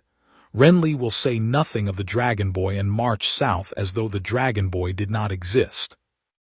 He will treat Jon as he treats Stannis, as an inconvenience to be negotiated around. He will hope Jon dies at the wall. He will perhaps arrange for it. The Tyrells will pivot. The Tyrells were always Targaryen-leaning. They came late to the rebellion and only on the losing side. Mace Tyrell's mother is too old and too clever not to see the play. Olena will keep the bed with Renley only as long as Renley looks like the surer horse. The moment Jon is acknowledged in the north, the Tyrells will begin to drift. Margaery will become a piece in a different game. Watch the Reach. Watch the Rose, the Vale. He frowned. The Vale follows my mother's sister, and my mother's sister is, by all accounts that have reached us, not well. Lysa hates the Lannisters. Lysa loved my father. Lysa will see in this news a knife with which to cut Tywin Lannister and will offer it to me before she offers it to the Dragon Boy. The Vale will come. But the Vale will come slow because nothing comes fast out of those mountains. Dorne. He let himself smile, the small grim smile of a strategist who has just seen a piece he had thought lost still standing on the board. Dorne will rise. The moment Doran Martell knows that Rhaegar's son lives, Dorne will rise. They have been waiting 18 years for a Targaryen to set foot upon a beach. Their spears are sharp from sharpening. Dorne is hours from the hour they read the letter. Tywin. The smile went. Tywin will burn before bending. Tywin will not accept that his daughter's children are bastards. To accept it is to die. Because if those children are bastards, then Tywin Lannister is the architect of treason, and there is no rope long enough to forgive that. Tywin will fight. Tywin will fight every house that turns. Tywin has gold enough to fight 5 years and grain enough to fight 3. Tywin is the wall against which all of this breaks. Balon Grey. He paused, and his eyes went, against his will, to the door through which Theon had walked an hour ago. Balon will see fracture, and Balon will reach for a crown of his own. Balon does not care which of these claimants wins. Balon wants only that they all spend themselves on each other, and the longer they spend, the deeper his longships will cut. Balon will go for the western coast. He will hit the Lannisters where the Lannisters bleed easiest. Number, he will hit us. He will hit the north, because the north will be empty, because every Stark sword will be south of the neck. He felt something in his chest go quite cold. He will hit the north, within a year. He will hit us at Torrhen Square or Deepwood Motte or, gods, at Moat Cailin from the wrong side. He will hit us in the back, and Theon will know it is coming. He closed his eyes. Theon will know, he thought, and Theon will not tell me, and Theon will not warn his father off, and Theon will not warn me. Because Theon is a Greyjoy. Because Theon has been a hostage in my father's house for 9 years and a brother in mine for fewer. Because the salt is in him.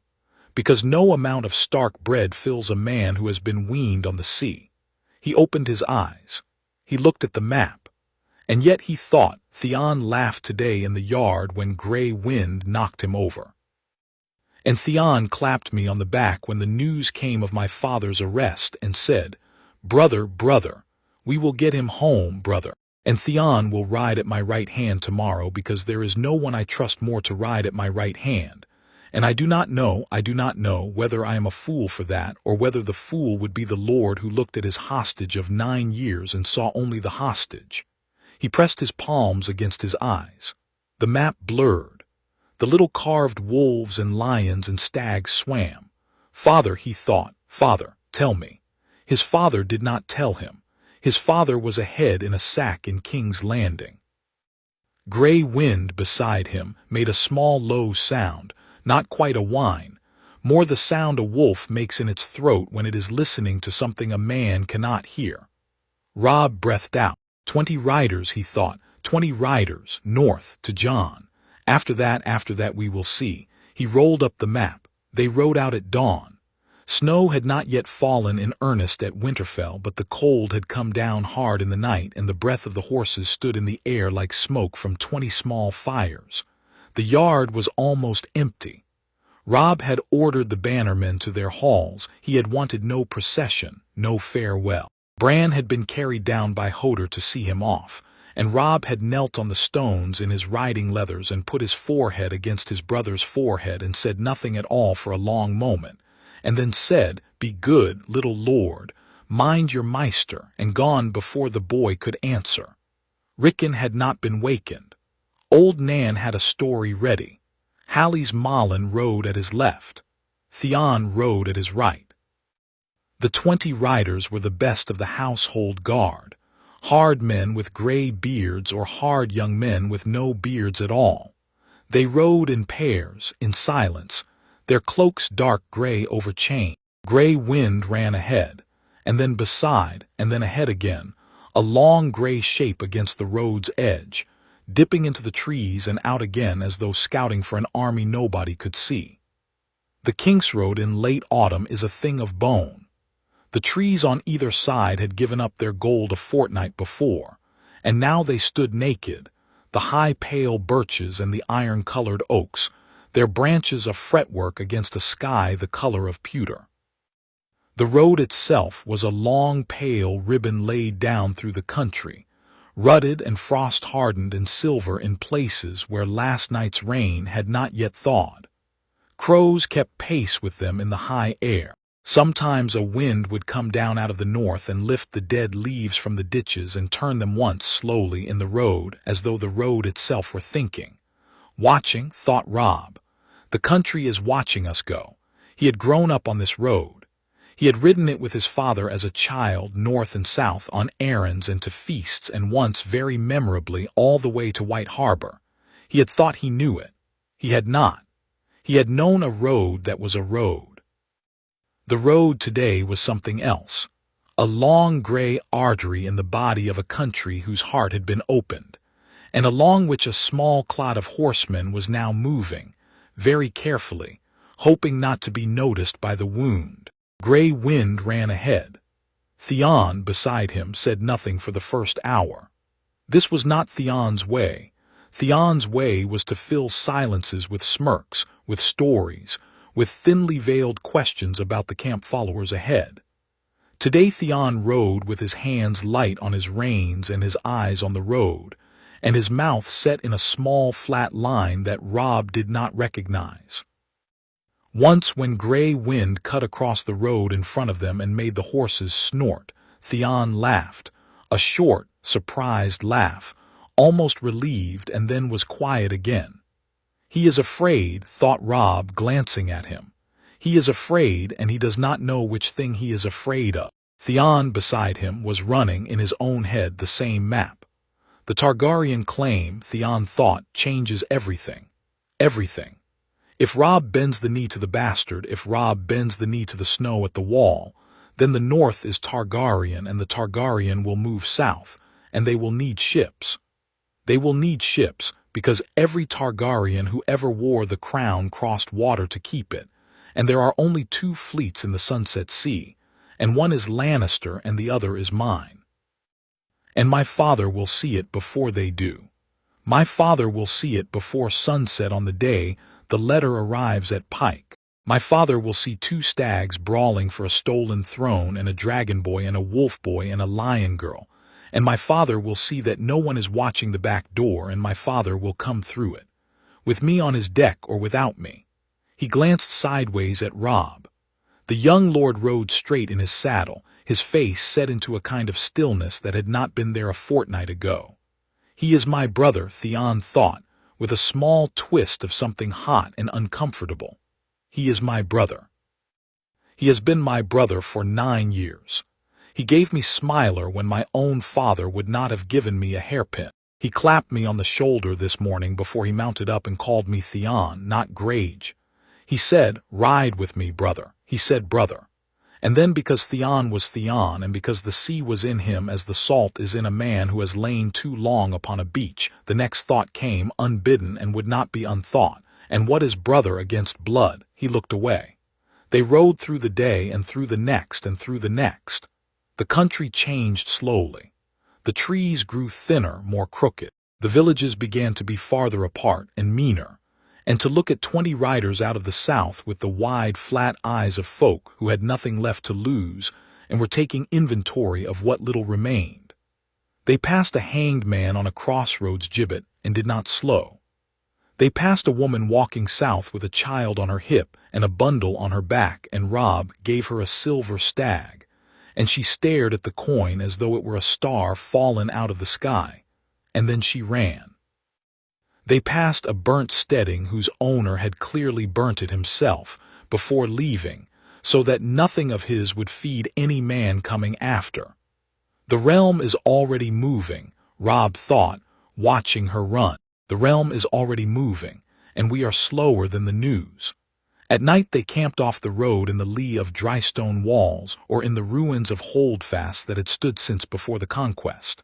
Robb shared a fire with Halleys and Theon and 3 of the older guards. The rest watched in pairs. Grey Wind never lay by the fire. Grey Wind lay always at the edge of the firelight, his eyes catching the flame as 2 small yellow stars, his head up, his ears working.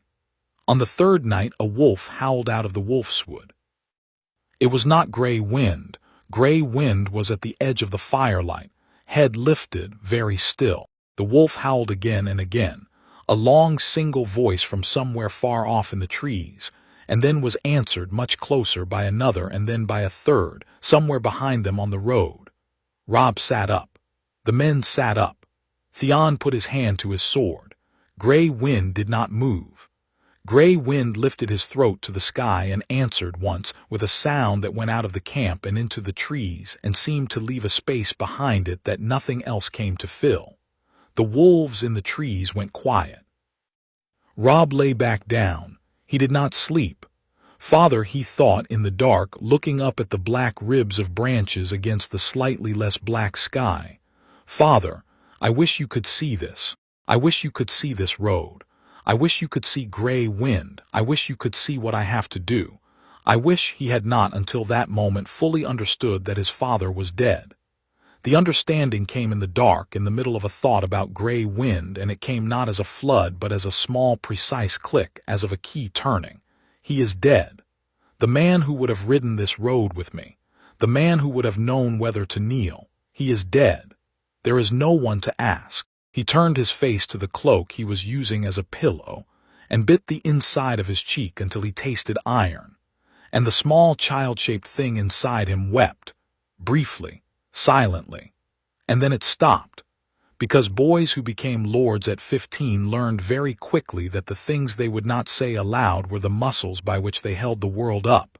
And a boy lord on a road in late autumn with 20 men and a wolf and a kingdom to inherit could not afford to weep into his cloak where anyone might see. Grey Wind padded over in the dark very softly and lay down at his back and put the great warm weight of his flank along the small of Robb's spine, and Robb breathed in once deeply, and the iron taste went out of his mouth. He slept. The road climbed. By the 7th day they had passed the last river, by the 9th they were in the gift, and the country had thinned to gorse and stone, and the long, undulating moor that ran up to the wall like a hand reaching for a ceiling. They saw their first watch patrol on the 10th day, 6 black-cloaked riders on shaggy garrons, who turned at the sight of 20 armed men out of the south and rode hard back the way they had come. Robb let them go. Let them tell Castle Black we are coming, he thought. Let the Lord Commander send for the gate to be opened. We will not arrive as a surprise. We will arrive as news. Theon was very quiet now. Theon had not made a joke in 3 days. Halley's Malin rode behind, watching the country with the steady, patient gaze of an old soldier. The men rode in their pairs. Grey wind ranged ahead, sometimes vanishing into the gorse for an hour and reappearing without warning at the column's flank. On the 12th day they came out of the last fold of country and saw it. The wall. Robb had heard of the wall all his life. His father had described it once, only once, at a feast when he was small, with the particular soft voice his father used for the things he had seen and wished he had not. Robb had built a picture in his head. The picture had been wrong. The wall was not a wall. The wall was a fact, a thing the world contained like the sea or the sky. It was a long, pale impossibility laid across the horizon, and at first Robb did not understand what he was looking at, because his eye kept trying to make it a cloud or a mountain or a trick of the light. It was none of those. Grey wind ahead of him on the road had stopped. The wolf stood quite still and looked at the wall, and his ears were back. Robb reined in beside him. After a moment Grey wind made a sound, not a whine, not a growl, something deeper, something a man could not have made, and Robb put his hand on the wolf's head and they stood there together, the boy and the wolf, looking at the white edge of the world. "Gods," said Theon beside him. It was the first word he had spoken in an hour. "Gods, Stark." "Yes. That is, yes." They rode on.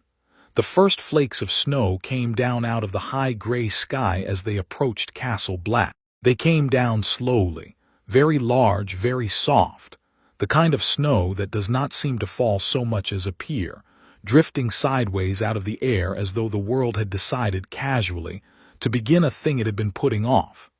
The snow touched Grey wind's back and stayed there. It touched Robb's shoulders and stayed there. It touched the dark wool of Theon's cloak and made small white stars on it. Castle Black sat at the foot of the wall like a child crouched beneath a parent's hand. It was smaller than Robb had imagined. 3 turrets, a long hall, a few outbuildings, a yard packed earth and stone, no curtain wall, no moat, only the great ice cliff behind it doing the work of all walls. The gate to the yard stood open.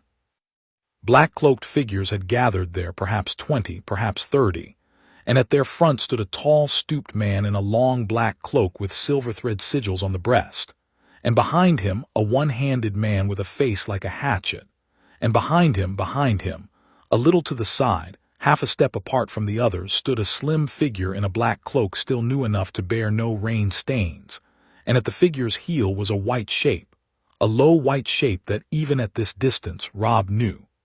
Ghost. And the figure above Ghost was Jon. Robb's chest did something. It was not a single thing. It was several things at once, occurring at slightly different times in a kind of fugue of their own. A small lurch of pure, simple, boyish gladness. "Jon, Jon, my brother, I have come."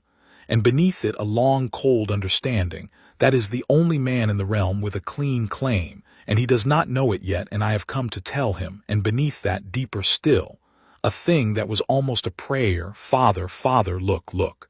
I have come to do what you would have done." He rode through the open gate. The horses' hooves rang on the frozen yard. Snow fell on the shoulders of the men of the watch. The stooped man at the front, the Lord Commander, thought Robb, that is Mormont, Midge's brother, raised one gloved hand in formal greeting, and the one-handed man beside him nodded once. And the men of the watch did not bow, but neither did they bristle, because 20 riders out of the south with a direwolf at their head were not exactly a threat and not exactly a delegation, and the watch had not, in living memory, had reason to know how to receive such a thing. Robb did not look at them. Robb looked at Jon. Jon had grown.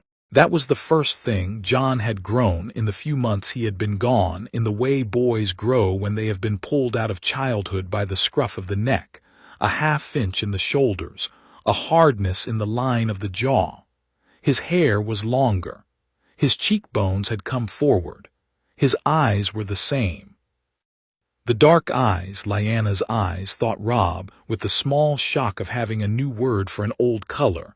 The dark eyes met Robb's eyes across the yard and widened and filled with a confused light, a confused gladness, the gladness of a young man on the edge of the world who has just seen a face from home.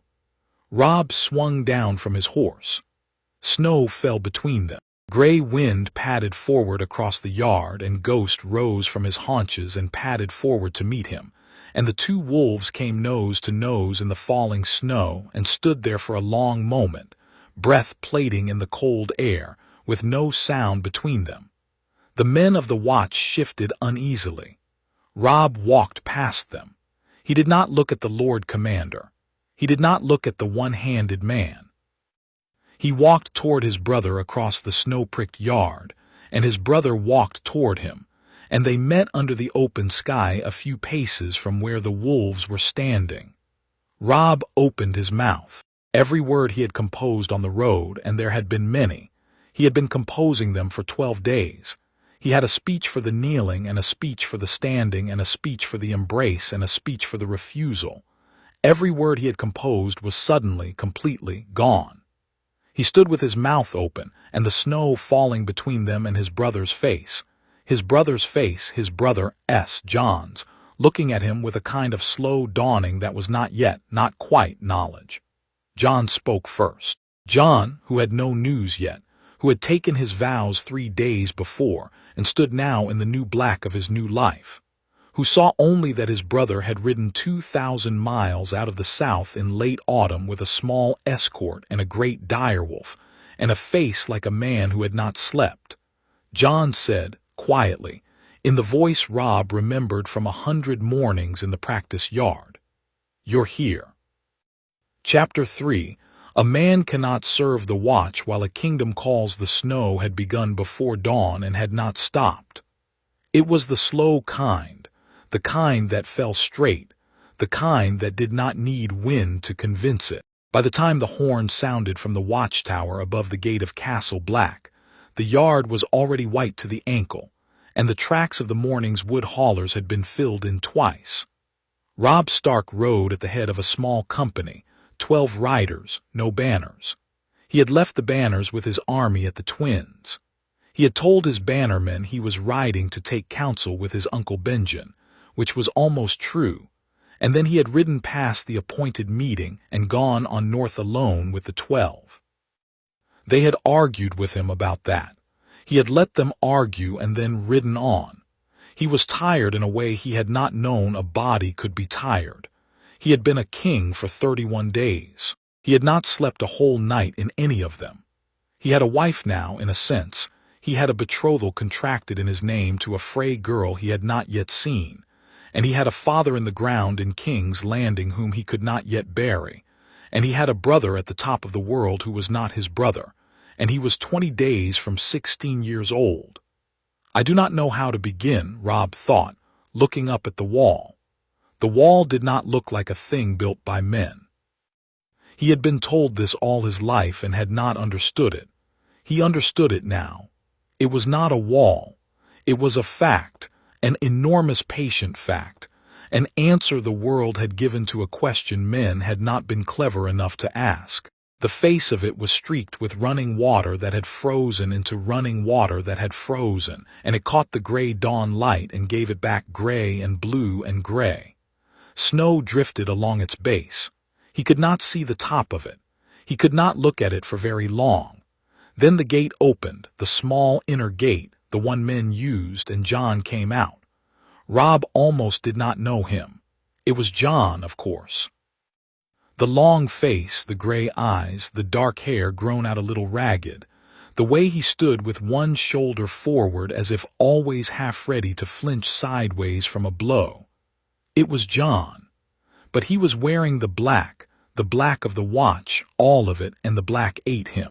Jon had always been thin in the way of growing boys. Now he looked thinner. 2 days, Robb thought.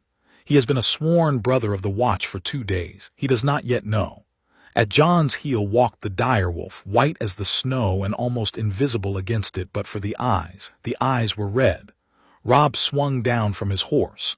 His legs nearly gave, he locked them and stood. He took 2 steps toward his brother and then he stopped because he did not know what to do with his hands. Jon came on. He came until he was an arm's length away, and then he stopped also. He was looking at Robb's face and Robb saw him cataloging it. The new lines, the new beard he had not been able to grow before, the iron weight of the chain shirt under the wool, the gold on the pommel of the sword that had been father's father's. Jon's eyes moved over each of these things in turn, and Robb saw the moment Jon decided that something was wrong. "Robb," Jon said. His voice was hoarse. He had not used it much perhaps the last 2 days. "Jon," Robb said. They stood. The snow fell between them. Say it, Robb thought. Say one of the things. Say I missed you. Say I came as soon as I could. Say father. He could not say father. He said instead the wrong thing, the small thing, the thing his mouth produced because his mouth had to produce something. "You've gotten thin." Jon's mouth moved. It was almost a smile, and it was not a smile. "The food is bad," he said. "Sam says it tastes of the men who cooked it. Sam, my friend." Jon gestured vaguely behind him into the yard, where a heavy boy stood in the shadow of the armory with his arms wrapped around himself against the cold. "Samwell Tarly. He came to the wall a month after I did." "Tarly," Robb said. He nodded as if this meant something to him. He was very far from caring who Samwell Tarly was. The snow fell. "Robb," Jon said, more carefully now. "Why have you come?" It was a fair question. It was the question. Robb had practiced an answer for it on the long ride, and the answer had unraveled in his mouth somewhere south of the last hearth, and he had not been able to reweave it. He looked at Jon's face, the wary brother face, the face that was already reaching for the worst news and already holding it at a distance, the face of a boy who had spent 18 years braced for the next blow because the first blow had come at his birth and never quite stopped, and he thought, "I cannot do this in the yard." "Inside," Robb said. "Let us go inside. Is the Lord Commander here? He is in his solar. Take me to him. I would speak with him and with you together." Jon's eyes went still. He had a way of going still that Robb had forgotten and now remembered. As a child, Jon had done it when Catelyn had walked into a room, the small visible withdrawal into a place inside himself where her looks could not find him. He did it now, and Robb felt it like a hand on his chest. "All right," Jon said. He turned and walked. The white direwolf went with him. Robb followed. The snow fell on all 3 of them and on the 12 riders behind, and on the silent yard, and on the wall, and on the world. Mormont's solar was warmer than Jon had expected. A fire in the hearth, a brazier by the desk, the smell of pine smoke and lamp oil, and the faint sourness of the raven's roost in the corner. The room had been lived in for a long time. The maps on the wall had layered themselves. A chart of the gift on top of an older chart of the gift on top of an older chart still, the corners curling, the ink at the edges browning. Above the hearth hung a longsword in a battered scabbard, Longclaw, the bearskin pommel worn smooth, where Mormont had rested his hand on it through how many winters. Iron candle stands flanked the desk, each holding 3 thick tallow candles, 2 lit and 1 cold. The wax pooled and crusted and pooled again in long pale tongues down their flanks. The shutters were closed against the snow. The room held its own light. Mormont was at his desk. He had set down a quill when the knock came, and he did not pick it up again. He was a barrel of a man, gone iron-gray at the beard, with the bunched shoulders of one who had carried a shield for 40 years and could not now quite uncarry it. The raven was on the cabinet behind him, hunched and disapproving. "Snow," said the raven. Snow. Lord Commander, Jon said. He had not learned yet to enter the room without flinching at the way the raven greeted him. Lord Stark. Mormont rose. He was looking at Robb with frank evaluation. We have not had the courtesy of a king in the north inside this room since there were kings in the north. Sit. The mulled wine is poor, but it is hot. My thanks. Robb sat. He did not take wine. Jon stood by the door. He did not know whether he was meant to sit. He was a brother of the watch, 2 days sworn. He was a steward to the Lord Commander. He was also a Stark of Winterfell who had been raised in a hall, and the part of him that knew where to put his hands when his foster brother entered a room, and the part of him that knew where to put his hands when the Lord Commander spoke were not the same part, and they were arguing in his chest. Sit, boy, Mormont said, not unkindly. Whatever your brother has come to say, you will hear it better off your feet. Jon sat. Ghost did not sit. Ghost paced once around the room, slow, silent on the cold flags, and then settled himself at Jon's left side with his head on his paws and his eyes open. Mormont watched the direwolf do this. The raven watched the direwolf do this. The raven did not say Snow. Well then, Mormont said. He folded his thick hands on the desk. Speak. Robb did not speak at once. He had taken off his gloves and he was turning them in his lap, one over the other. Jon watched the gloves turn. His mouth had gone dry. Mother, Jon thought, and then corrected himself. Lady Stark, has she, and then he thought Bran, and then he thought Rickon, and then he thought the girls, and his throat closed. Father is dead, Robb said. Jon heard the words. He did not understand them. He understood each word. He understood father, he understood he understood dead. He could not assemble them into a sentence. He sat and tried to assemble them and could not. The fire in the hearth was making a small sound, a regular small ticking sound, as a knot in the pine burnt slowly through and released its sap.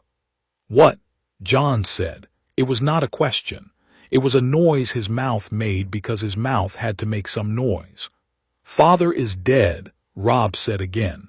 He said it the same way the second time. Robb was looking at him, not at his hands now, looking at him very steadily, and Jon understood that Robb had practiced this, practiced the saying of it, practiced the not looking away, and the practice nearly broke him because it meant Robb had had to carry this knowledge long enough to practice it. How? Jon said. On the steps of the great Sept of Baelor, Robb said. By the king's command.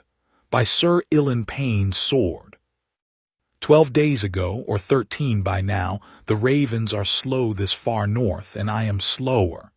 The room was very still. The raven had gone quiet on its perch. Even the fire seemed to have hushed itself. Jon was aware of Ghost's warmth against his calf, a steady heat through the wool, and he was aware that he had not moved his hands from his knees in some time, and that his hands were beginning to shake there of their own accord without his permission. He stood up. He had not decided to stand up. His body had stood up. He took half a step toward the door and stopped, because he did not know where in the world he had been going, and then he half turned back and stopped again, because he did not know where in the world he had been turning back to. He stood in the middle of the floor between the door and the desk, and he stared at nothing. Father, he thought. He had a sudden and very clear memory of Ned Stark's hands. The shape of them, broad in the palm, long in the fingers, scarred white across the back of the left from some long-ago training cut.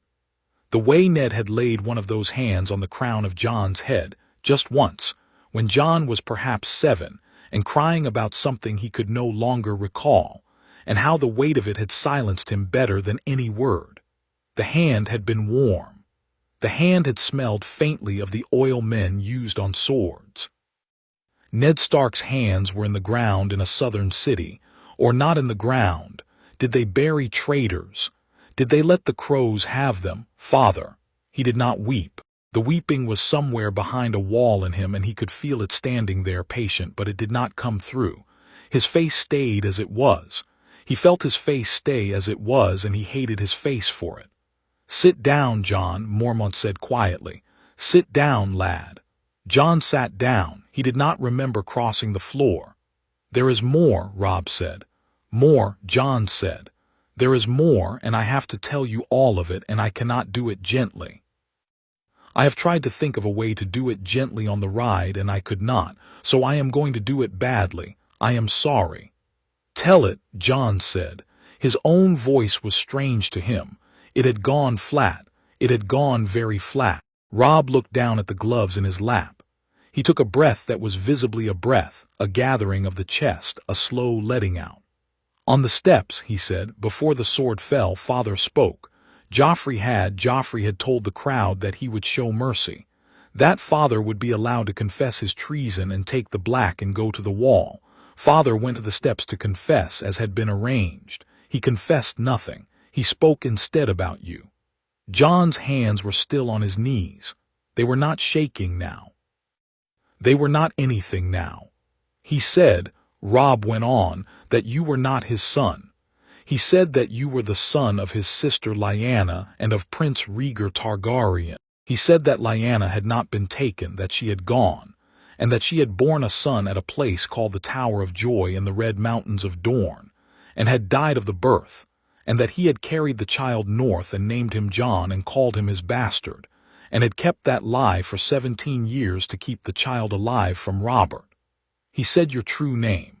He said it 3 times, that the crowd would hear and the scribes would write. Then Joffrey told Sir Ilyn to take his head, and Sir Ilyn did." The room held very still. Mormont had not moved. His hand was on the desk, and his hand had not moved. His eyes had moved once slowly to Jon, and they were on Jon now, and they had stayed there. The raven said very softly, "Snow." Jon was looking at Robb. He was looking at Robb, and he was not seeing him. He was seeing the steps of the great Sept of Baelor, which he had never seen, which he was constructing in his mind out of stories and rumor, and the picture in a book he had looked at once in the library at Winterfell when he was 12. He was seeing Ned Stark on those steps. He was seeing the gray Stark face. He was hearing, he was inventing the voice. "My name is Eddard Stark of Winterfell, and the boy I called my bastard is not my son. He is my sister Lyanna's son, and Rhaegar's. His name is what?" Jon said. Robb reached inside his cloak. He brought out a folded parchment, creased and recreased, the wax of its seal already broken. He held it across the desk. Mormont took it and laid it flat and turned it so that Jon could read it. "The High Septon scribes copied it out from the crier's testimony," Robb said, "before the Queen's men could stop them. They have been making copies and putting copies on ships and on roads. Stannis Baratheon has a copy. The Tyrells have one. The Eerie has one. The High Septon means to have them in every sept in the 7 kingdoms by month's end. This was already on the road north before I left Riverrun. I have ridden faster than the ravens, but only just." Jon looked at the parchment. The hand was a scribe's hand, clean and trained, every letter alike to its brother. The wax along the bottom was the 7-pointed star of the faith, broken in 2 clean halves where someone, Robb perhaps, had cracked it open.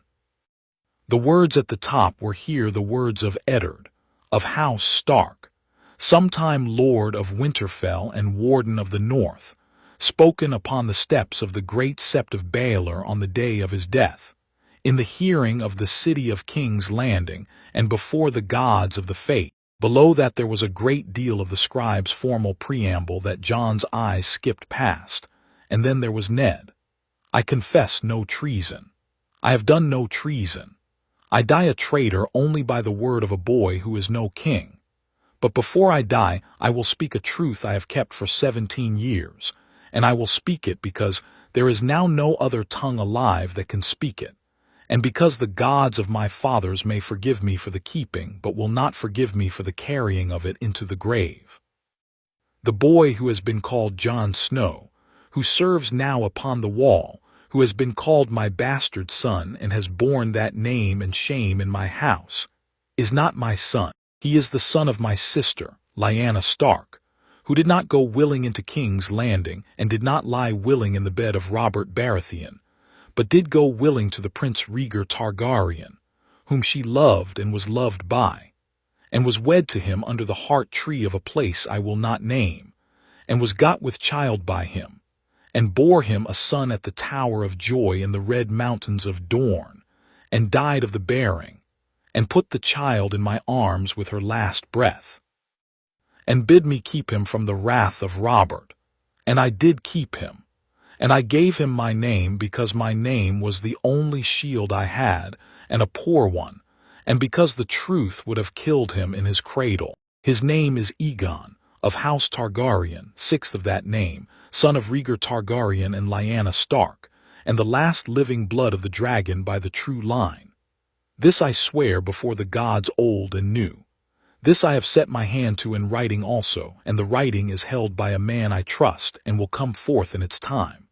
This is my confession and the only one I will make, and I die with no other word on my tongue. Eddard of House Stark, the 11th day of Jon stopped reading. He was not seeing the words any more. He was seeing the snow on the parchment, a single flake of it that had drifted in through some unclosed shutter and had landed on the word Aegon and had not yet melted. He watched it not melt for a small forever. Then it melted. This is not true, he thought. This is true. He thought both of these things at the same time, the second one underneath the first, the way a stone is under a sheet of ice on a stream.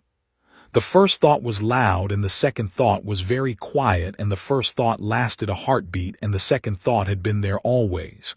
He had stood 100 times in the crypts under Winterfell. He had stood before the statue of Lyanna Stark with her stone hair, and her stone hand on the stone hilt of her sword. He had been a small boy in the crypts, and he had been a half-grown boy in the crypts, and he had been a young man in the crypts. He had asked Father once why he came down to her so often. Father had not answered. Father had said only she was very young. I do not want her to be alone. She is my mother, Jon thought. The ant statue is my mother. I have stood before her face 100 times and not known. It was so large a thought it did not have edges yet. He could not get hold of it. It slid out of his hands like a fish. He tried another thought instead. Rhaegar Targaryen is my father. This thought also had no edges. Rhaegar Targaryen was a name in songs. Rhaegar Targaryen was a man Robert had killed at the Trident and was therefore a sort of villain by the geometry of the household Jon had grown up in. Rhaegar had stolen Lyanna, every story said. Rhaegar had broken the realm. Rhaegar had loved Lyanna. Rhaegar had wed her under a heart tree. The stories did not say that. The confession said that. The stories were a different shape from the truth. Robert killed my father. He felt that thought touch something in him, and the something in him moved. He did not look at it. He let it sit. Ned Stark is my uncle, he thought. Ned Stark was my uncle. Ned Stark died refusing to call himself my father a final time, refusing to give me his name a final time, in order to give me my true name. It was the worst of all the thoughts. He had loved Ned Stark with the particular wounded love of a boy who has been led into a house, but not into the full warmth of it. He had hoarded every word Ned had ever spoken to him about his mother. There were perhaps 20 of them, and he had built a small starving fire from them in the cold of his bastardy. And Ned, all the while, had been keeping him alive by lying about him, had been wearing the lie like a shirt of mail under the soft tunic of a foster father, had been carrying the truth alone for 17 years and had not even at the end, not even once, not even in a whispered word in a hallway, let Jon carry any part of it. He died to tell me my name. He did not tell me my name in life. He told it on the steps because he could not tell it before. He told it on the steps because then he could not take it back. He told it on the steps so that the truth would walk out of his mouth into the crowd and into the scribes and into the wind and could not be put back into any silence. Jon's eyes had filled at last. He was not yet weeping. He was only full. Catelyn, he thought. The thought made a different sound. Catelyn Stark had hated him with the steady, patient hate of a wife who had been given an insult and had not been allowed to put the insult down. He had understood her hatred. He had hated her in return in his way, though he had never said so and would never. He had thought he understood her. She hated him because he was her husband's bastard, the visible sin sitting at her table, the breath of another woman in her hall. She had not been right to hate him for that reason. She had been right to hate him for a different reason. He had not been her husband's bastard. He had been her husband's nephew, named falsely, given a place at her table that was a danger to her children every day of his life. If Robert had ever found him out, Robert would have killed him, and Robert might have killed her sons for the housing of him. She had taken the worst woman's insult and had borne it for 17 years, and the insult had not even been the one she thought it was. The insult had been larger. She was right to hate me, he thought. She was not right about why. He felt something for Catelyn Stark in that moment that he had never felt before. It was not love. It was the cold respect one offered a person one had wronged for years without knowing. He drew a breath. He realized he had not been breathing. I am the heir to the Iron Throne. The thought arrived. It arrived like a stone dropped into a deep, dry well, a long silence, then a small, distant sound, then nothing. He could not feel it. It was too large to feel. He noted that he could not feel it, and he noted that the inability to feel it was itself a kind of information, and he set the noting aside for later. He looked up. Robb was watching him. Mormont was watching him. Even Ghost had lifted his head from his paws and was watching him, the red eyes calm. "How long have you known?" Jon asked Robb. His voice was strange to him again, but it was working. "I knew when the Raven came to Riverrun," Robb said. 12 days ago, maybe 11. I do not, the days have gotten away from me. I rode the next morning. I told no one why. I told my bannermen I was going to see my uncle Benjen, and I went past where Benjen was supposed to be, and I came here. You came to tell me yourself. I would not let it come to you by a raven, Jon. I would not. Jon nodded once. There was a long silence after the nod, and Jon was the one who eventually broke it. "Bran," he said. "Rickon, the girls. Bran is awake. He has feeling in his arms. He has no feeling in his legs, and the Meisters do not think he will walk. He is alive. Rickon is a small wild beast, and he is well, and he does not understand any of this, and that is perhaps a mercy. Sansa is in the Red Keep. Arya is, I do not know where Arya is. She got out of the castle when they took father. We have had no word. The Hound is hunting her, or the City Watch, or both. Mother sent men south, but they have not found her. Lady Stark. Mother is at Riverrun. She is bearing it. She wishes you well, Jon." Robb hesitated. "She said to tell you that. I do not know if she said it because she meant it or because she meant me to say it, but she said it."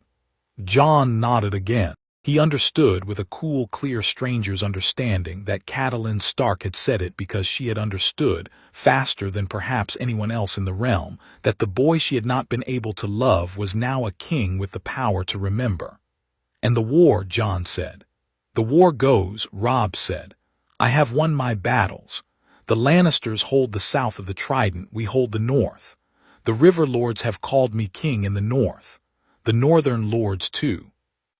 It was not what I rode south to do. It happened." "It happened," Jon said. "Stannis Baratheon is at Dragonstone. He has declared himself the rightful king on the grounds that Joffrey is no son of Robert's, that Cersei and Jaime are lovers, and that all 3 of her children are Jaime's. He sent letters. They are racing each other across the realm now, his and the High Septon's copy of father's confession. Stannis declared himself perhaps 8 days ago. Renley Baratheon, his younger brother, has crowned himself at Highgarden with the Tyrells behind him. Renley will not give way to Stannis, and Stannis will not give way to Renley. They will fight." "Yes," Jon said. "When this is known," Robb said. And he was leaning forward now, and the words were coming faster. And Jon understood that Robb had been mapping this all the long ride north, and that Robb had been waiting to lay it out for someone who could understand it. When this is known, Stannis will declare for you. He will not want to, because Stannis wants the throne for himself. But the law is the law, and Stannis worships the law more than any god, and you are the true-born son of Rhaegar by Lyanna, and a Stark wedding makes you legitimate by the faith, and even by the Andal law of succession. Stannis will hate it, and Stannis will do it. The Tyrells will not move at once. They have crowned Renley, and they have a Tyrell girl in Renly's bed, and they want a Tyrell queen. But the Tyrells follow the wind, and the wind will turn. The Reach is Septon country, and the High Septon has set his name to your confession. Within a moon, within two, the Tyrells will look at Renly and ask themselves whether a Baratheon usurper with no claim is worth more than a Targaryen heir with a Stark mother and a confession from the hand of the king in his hand. They will swing. The veil will follow my mother's sister if she is moved to move, and Lysa is difficult, but she will not love Lannisters, and her son's wardenship was promised to father, and if I ride to her she will hear me. Dorne hates Robert's line and loved Elia Martell. Elia was Rhaegar's first wife, the one the mountain killed. Dorne will not love a child of Lyanna. Because Lyanna is the woman they think replaced Elia, but Dorne hates Lannisters more than Dorne hates Starks, and Doran Martell is a patient man, and he will calculate. He will calculate that a Targaryen on the throne is what he has wanted for 17 years, even a Targaryen with the wrong mother. He will come, slow, but he will come. The Iron Islands do not matter. They will raid whoever is weakest. The Stormlands are split between Renly and Stannis and will eat themselves. The Westerlands are Tywin's, and Tywin will fight to the last copper. But you, Jon, you, with my army behind you and Stannis' fleet and the Faith's parchments, and in time the Reach's spears and the Vale's knights, you would not have to fight Tywin alone. You would not have to fight him at all, perhaps. He would have to come to terms or be ground. Robb stopped. He had run out of breath. He looked startled at himself. "I am sorry," Robb said. "I am sorry, Jon. You have not had an hour to know your father is dead, and I am drawing you maps." "No," Jon said. "Draw them. I would rather have the maps." Mormont, who had not moved through any of this, who had sat as still as a stone in his chair with one hand flat on the desk, made now a sound. It was a small sound, half a sigh, half something else. "I have been a fool," Mormont said. The other two looked at him. "I have looked at this boy every day for half a year," Mormont said, "and I have not seen what was in front of me. I should have seen it. The boy has Rhaegar's eyes." His voice had gone soft. The Lord Commander's voice ordinarily had the consistency of gravel. The voice he was using now had the consistency of an older man speaking into the place where his own memory was. He was not looking at Jon. He was looking at a point on the wall above and behind Jon's left shoulder. "I saw Rhaegar Targaryen once at a tourney. Harrenhal, the Great One. I was not yet old. The prince rode in silver armor with a three-headed dragon picked out in black across the breast. He took up a harp before he took up his lance. He sang, gods, what did he sing? Some sad thing, some old thing. I remember the silver hair down his back. I remember the way his mouth went when he was finished singing, as if he were sorry to have sung or sorry he had to stop. A sad mouth. The boy has that mouth. He has the gray of his Stark mother in his eyes, but the shape, the long shape of them and the way they hold a thought, that is the Prince S. I have been a fool. 40 years of looking at men, and I missed a Targaryen in my own armory." He shook his head once. Then he came back from wherever he had gone.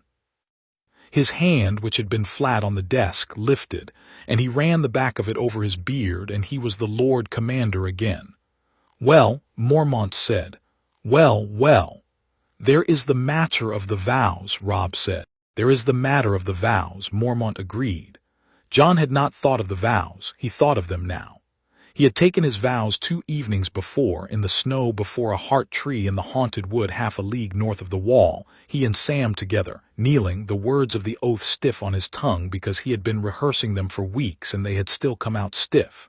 Night gathers, and now my watch begins. It shall not end until my death. I shall take no wife, hold no lands, father no children. I shall wear no crowns and win no glory. I shall live and die at my post. I am the sword in the darkness. He had meant the words. He had meant them with the particular ferocity of a young man who had not been allowed any other thing in life that he might be ferocious about. He had meant I am the sword in the darkness. He had meant I shall wear no crowns. The vows were for life.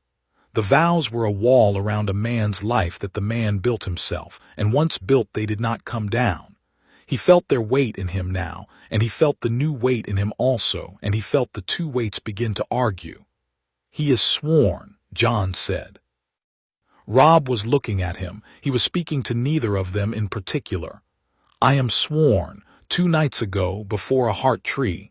"Yes," Mormont said, "and that is a thing that we shall now examine." Mormont rose. He went slowly to a shelf behind his desk and took down a thin book bound in cracked black leather. He set it on the desk between them. He did not open it. "This is the rule of our order in its oldest form," Mormont said. "I have read it many times.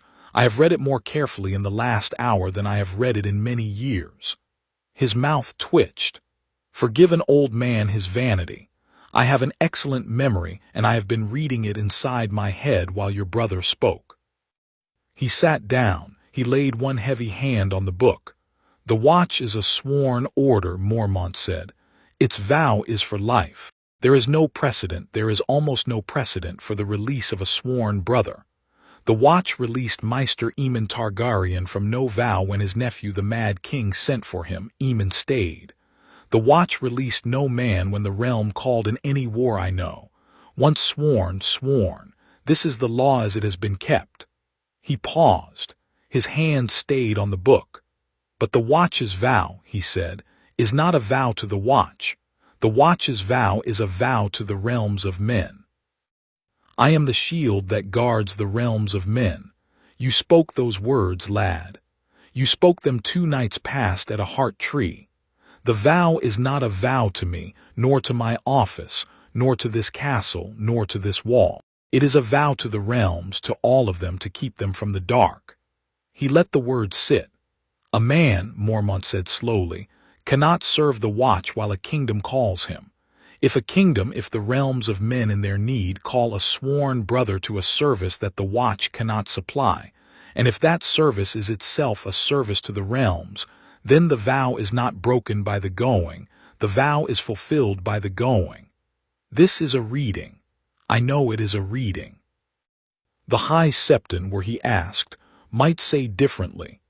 The faith would have me say a man's vow is a man's vow and is not bent for a crown. But I am not the faith. I am the Lord Commander of the Night's Watch, and the Lord Commander has the keeping of his sworn brother's oaths, and the Lord Commander may, in extremity, find that an oath is kept by its breaking. This is my office. I will use it." He looked at Jon. "There is also the matter of the name." "The name," Jon said. "You swore your vow as Jon Snow. There is no Jon Snow." Mormont said this without irony and without weight. He said it as one stated a fact about a map. "There is Aegon Targaryen, who lived under the name Jon Snow for 17 years, and who has been since 2 evenings ago a sworn brother of the Night's Watch under that name. A vow given by a man named one thing is binding upon the man of that name. A vow given by a man named otherwise, well, this is contestable. I will not pretend it is not contestable. A Septon would tell you that a vow is bound to the soul, not to the name, that the gods hear the soul and not the syllable. I would not say the Septon is wrong. I would say only that, in the cold scale of the law, there is room here to set a thumb upon the pan. The name on your vow was a name your foster father gave you to keep you alive. It was a kindness, and it was a lie. A vow built upon a lie of a foster father may not be the same kind of vow as one built upon a man's true name. I am a Lord Commander, lad, not a priest. I make precedent. I do not make law. I am making precedent here, and I am making it in this room, and I am making it with you. And you should know that it is precedent and not law, and that another commander in another year may unmake it. He spread his hand on the book. On both grounds, Mormont said, the call of the realms and the falsity of the name, I release you, Aegon of House Targaryen, from your vow to the Night's Watch. I release you cleanly and without rancor. I release you with the prayer that the realms be served better by your going than by your staying. I keep your sword if you will leave it. I keep your cloak. I do not keep you. He took his hand off the book. There, Mormont said, it is done. Argue with me if you will. The watch will write it down as I have spoken it. Jon did not argue. He could not have argued. He sat in the chair and he felt the vow lifted off him, and the lifting was not the relief he might have imagined. The vow had been a weight and a shelter both.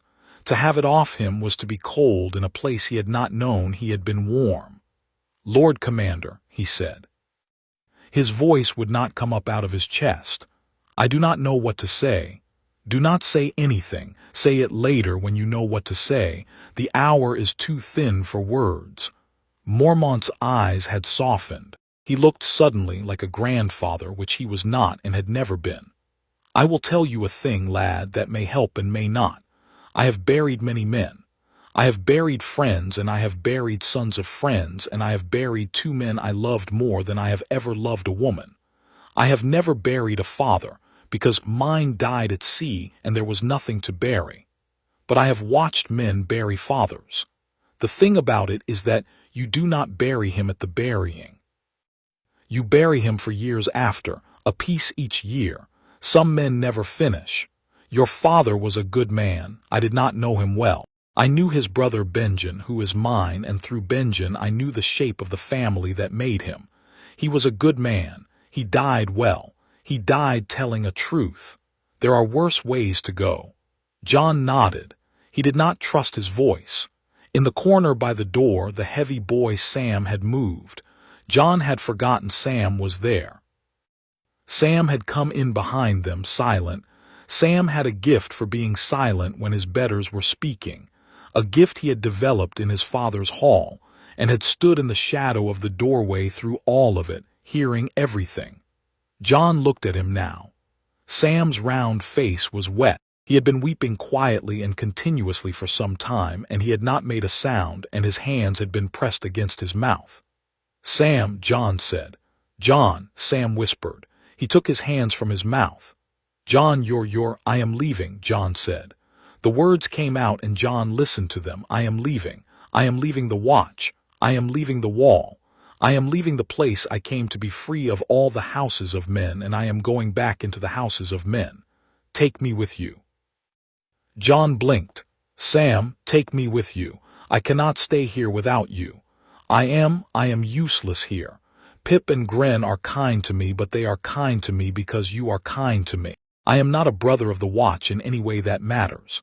I am a sworn man, yes, I am a sworn man too. But I read. I write a fair hand. I know the histories. I know a great deal about Targaryens, Jon, more than most meisters by now. I have been reading every book on them I could find since the day you said your true father was killed at the Trident, and you said it with such a face. I have been reading because I wanted to know what made your face do that. I know the lineage. I know the customs. I know what the faith has said about each pretender of the line for 200 years. If you go south, I can be of use to you. I can. Please, please take me with you. Sam's voice had gone up at the end into a register that was almost a child's. He was 18. He looked in the bad light of the solar about 12. Jon looked at Mormont. He is sworn also, Mormont said, 2 evenings past at the same heart tree.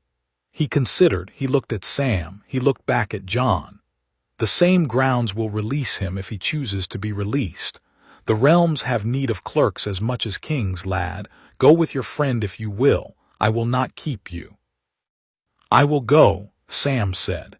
He said it so quickly that it was clear he had decided it minutes ago and had only been waiting for permission to put the decision in his mouth. "Then go," Mormont said. He turned then to look more fully at Jon. The raven on the cabinet shifted its feet. "Snow," said the raven, quieter now as if to itself. "Snow, Snow, what will you do?" Mormont asked Jon. "Now today, not the whole of the road south, that is for your brother to plan and for the gods to confound, but today what will you do?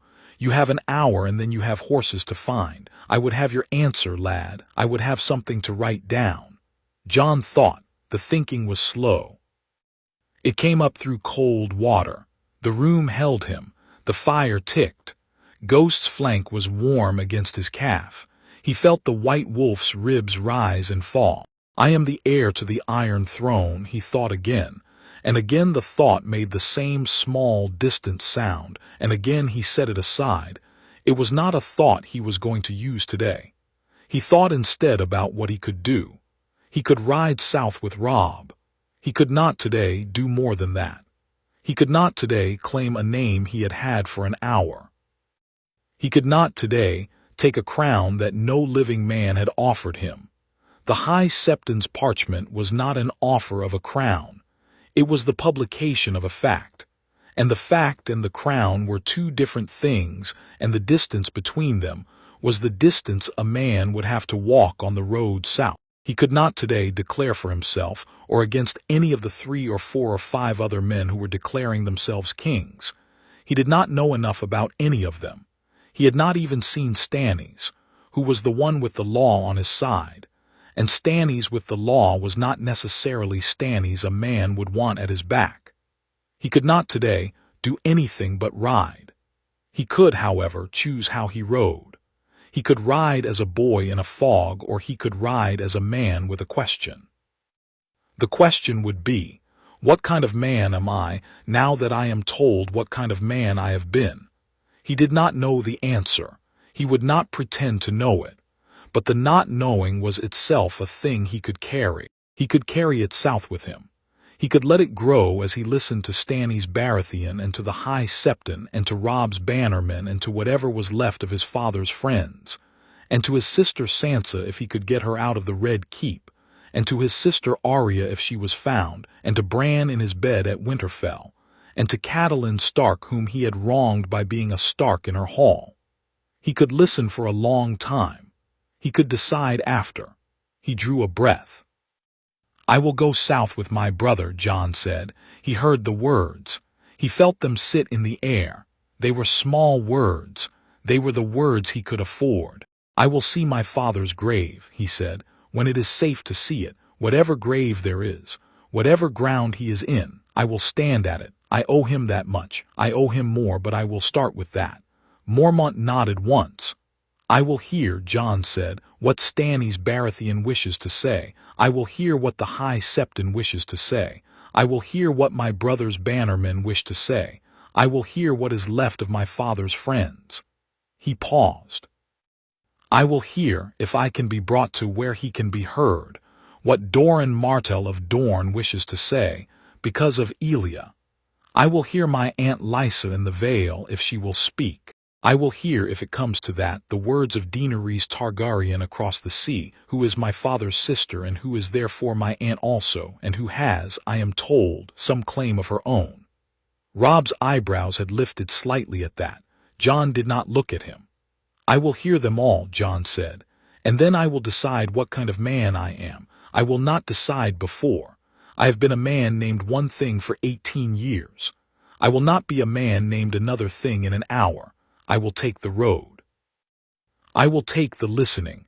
I will take the time. And when I have taken them I will say what I am, and then I will do what that thing does. That is what I can promise. That is what I will promise." He stopped. It was not a king's speech. He knew it was not a king's speech.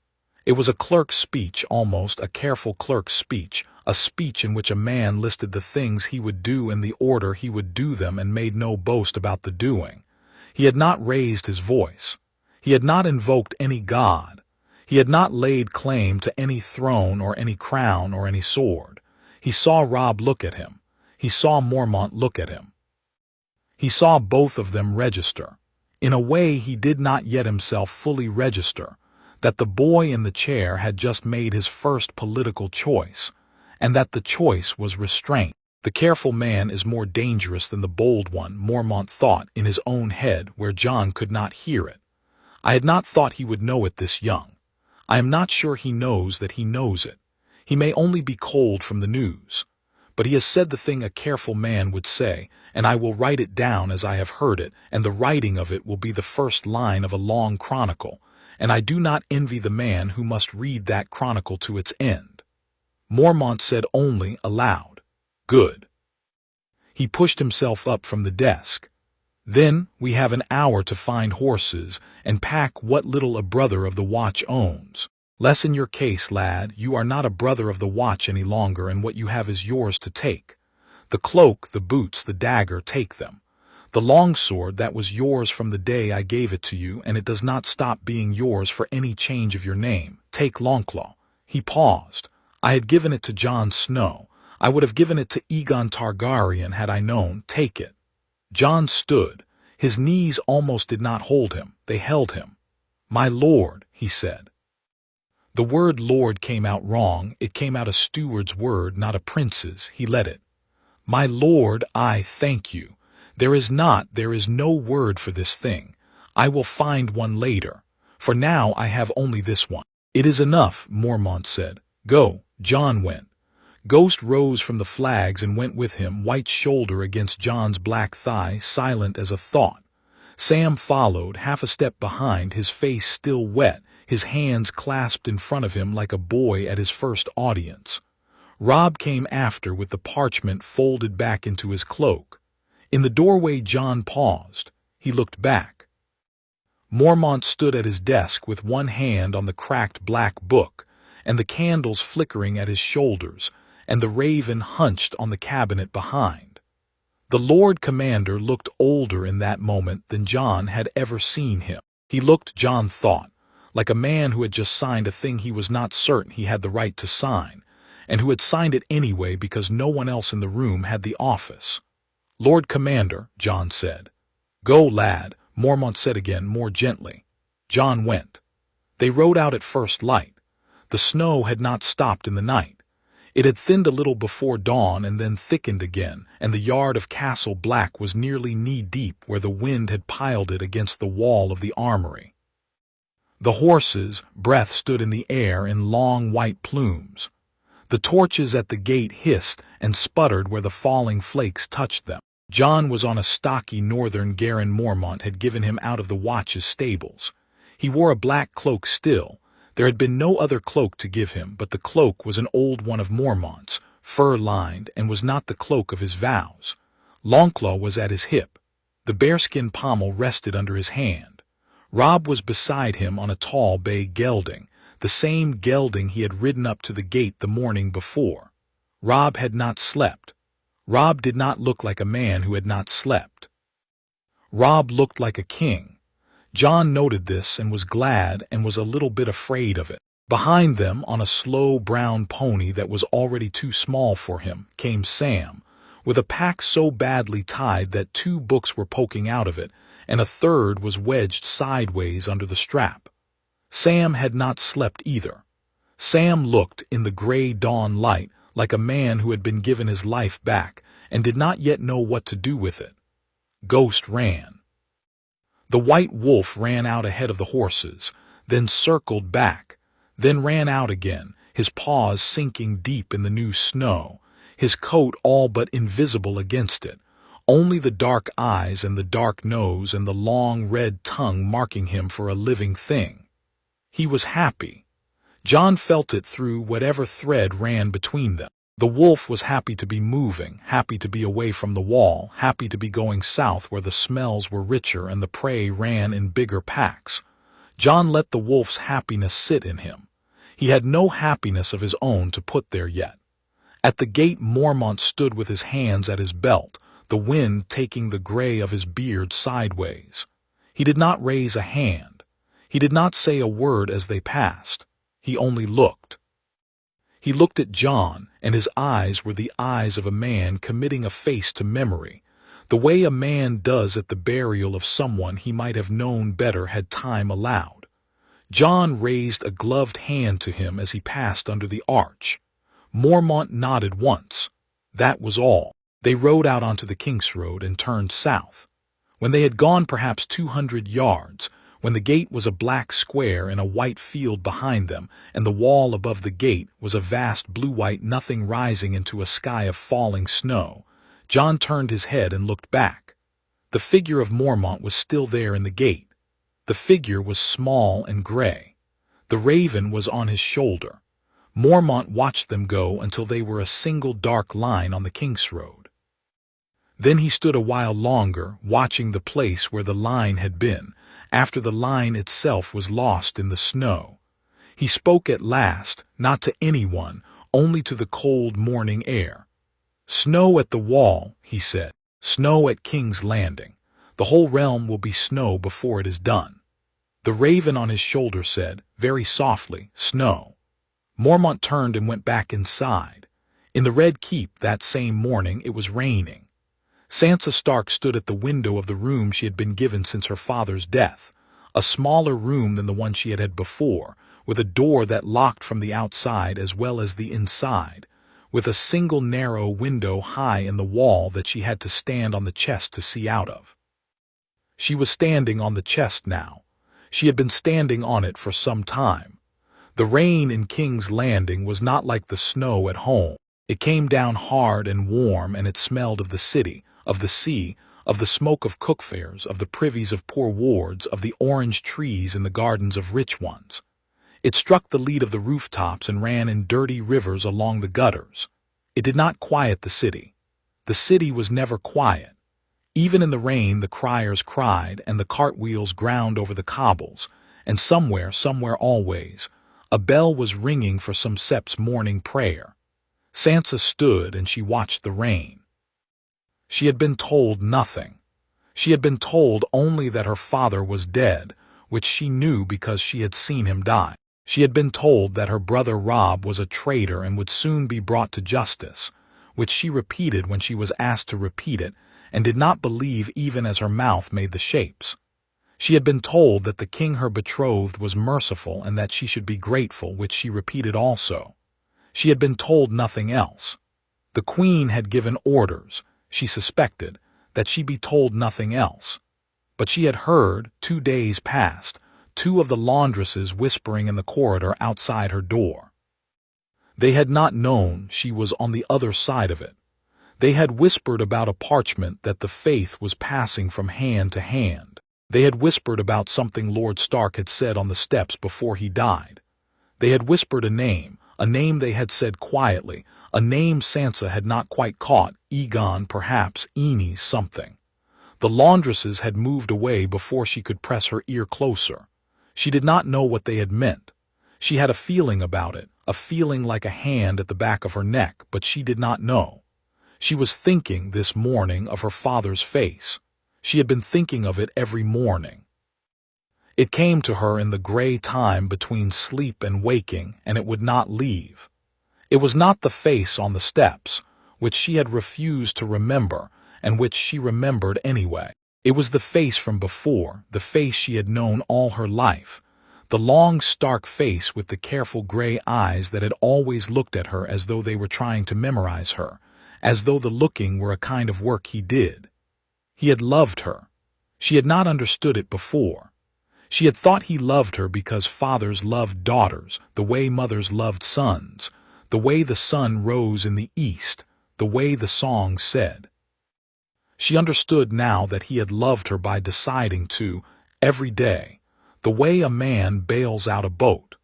He had loved her in the very particular way a man loves a daughter who is unlike him in nearly every way, and who he is afraid he is failing.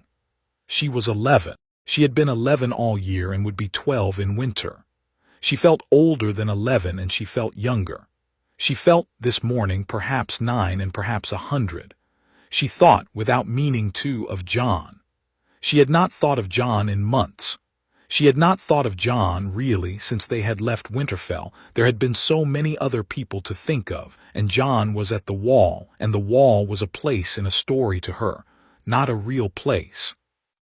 She had thought of him, when she had thought of him at all, with the half-irritated affection of a sister for an older brother who has done something noble and inconvenient. She thought of him this morning differently. She did not know why. Something in the laundress's whispering had set him in her mind, perhaps. Something in her father's face, perhaps. Father had looked in her memory, very tired and very kind and very alone, and she had a sudden conviction that Jon's face had looked that way too sometimes, and that she had not noticed it, and that her father and Jon had known something between them that she had not been let into. She thought, I was unkind to him sometimes. I called him my half-brother. Mother taught me to call him that. I made the distinction with him because Mother made the distinction with him, and I was a little girl who copied her mother, and I did not see that the distinction cut him. I think it cut him. He never showed it. He never showed anything. He had a way of not showing. She thought, I should write to him. She thought, they will not let me write to anyone. She thought, I will write to him in my head then, and one day I will say it aloud. The rain ran down the window. She watched it run. Out beyond the curtain wall, the bells of some small sept began to ring, and then stopped, and then began again, as if the ringer had been interrupted by a question and had decided after a moment to go on with his work.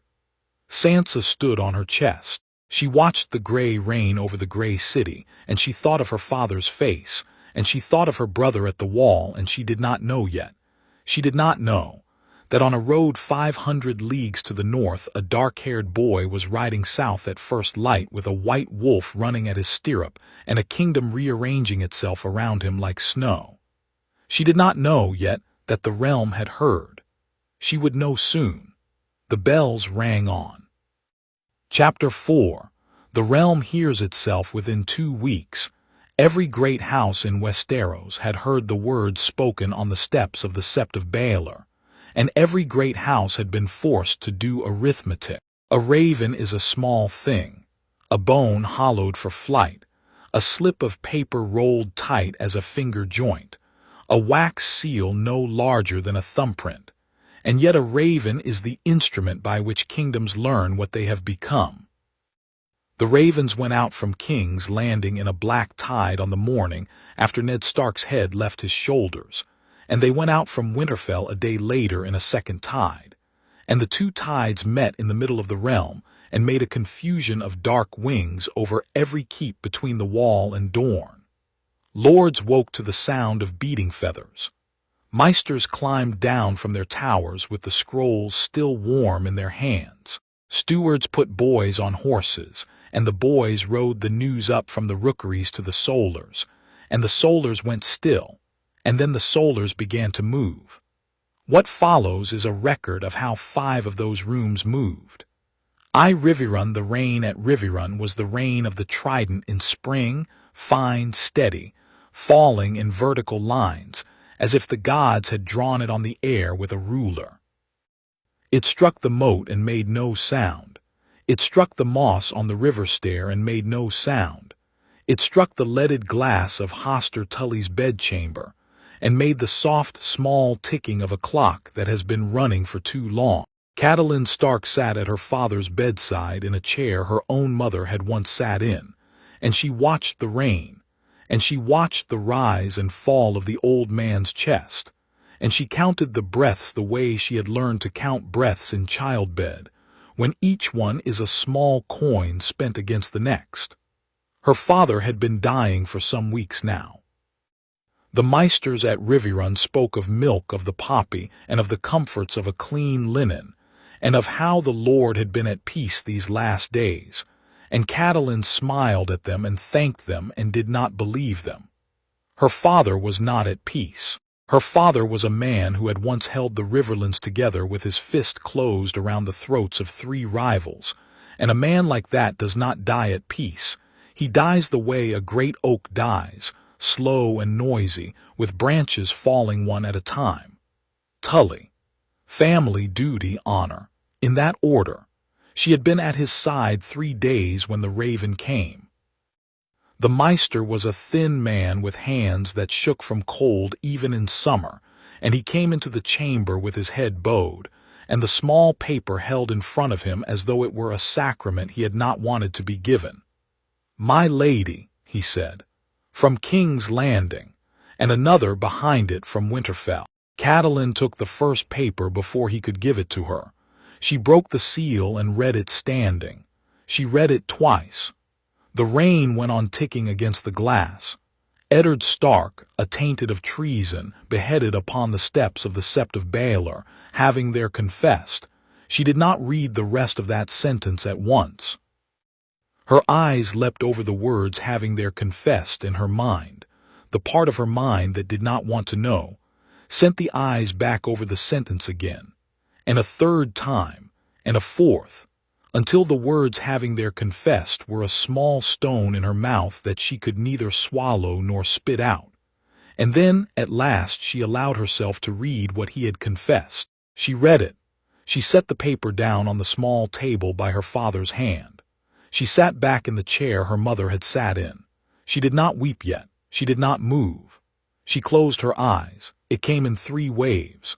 She would think later, months later, in a different keep, with her own son standing a head taller than her in his armor, that grief is a tide, and that the worst grief comes in 3 tides, each higher than the last, and that the first tide is always the smallest and the strangest. The first tide was Jon Snow. 18 years, she thought, 18 years. She had wished the boy dead. She had wished it not aloud and not even fully in her own thoughts, but in that secret chamber under the heart that every wife keeps locked and unswept. She had wished it. She had wished it when she watched the boy at her own son's name day and saw how Robb loved him, and she had wished it when the boy took ill of the pox the same winter as Bran and lived while Bran nearly died.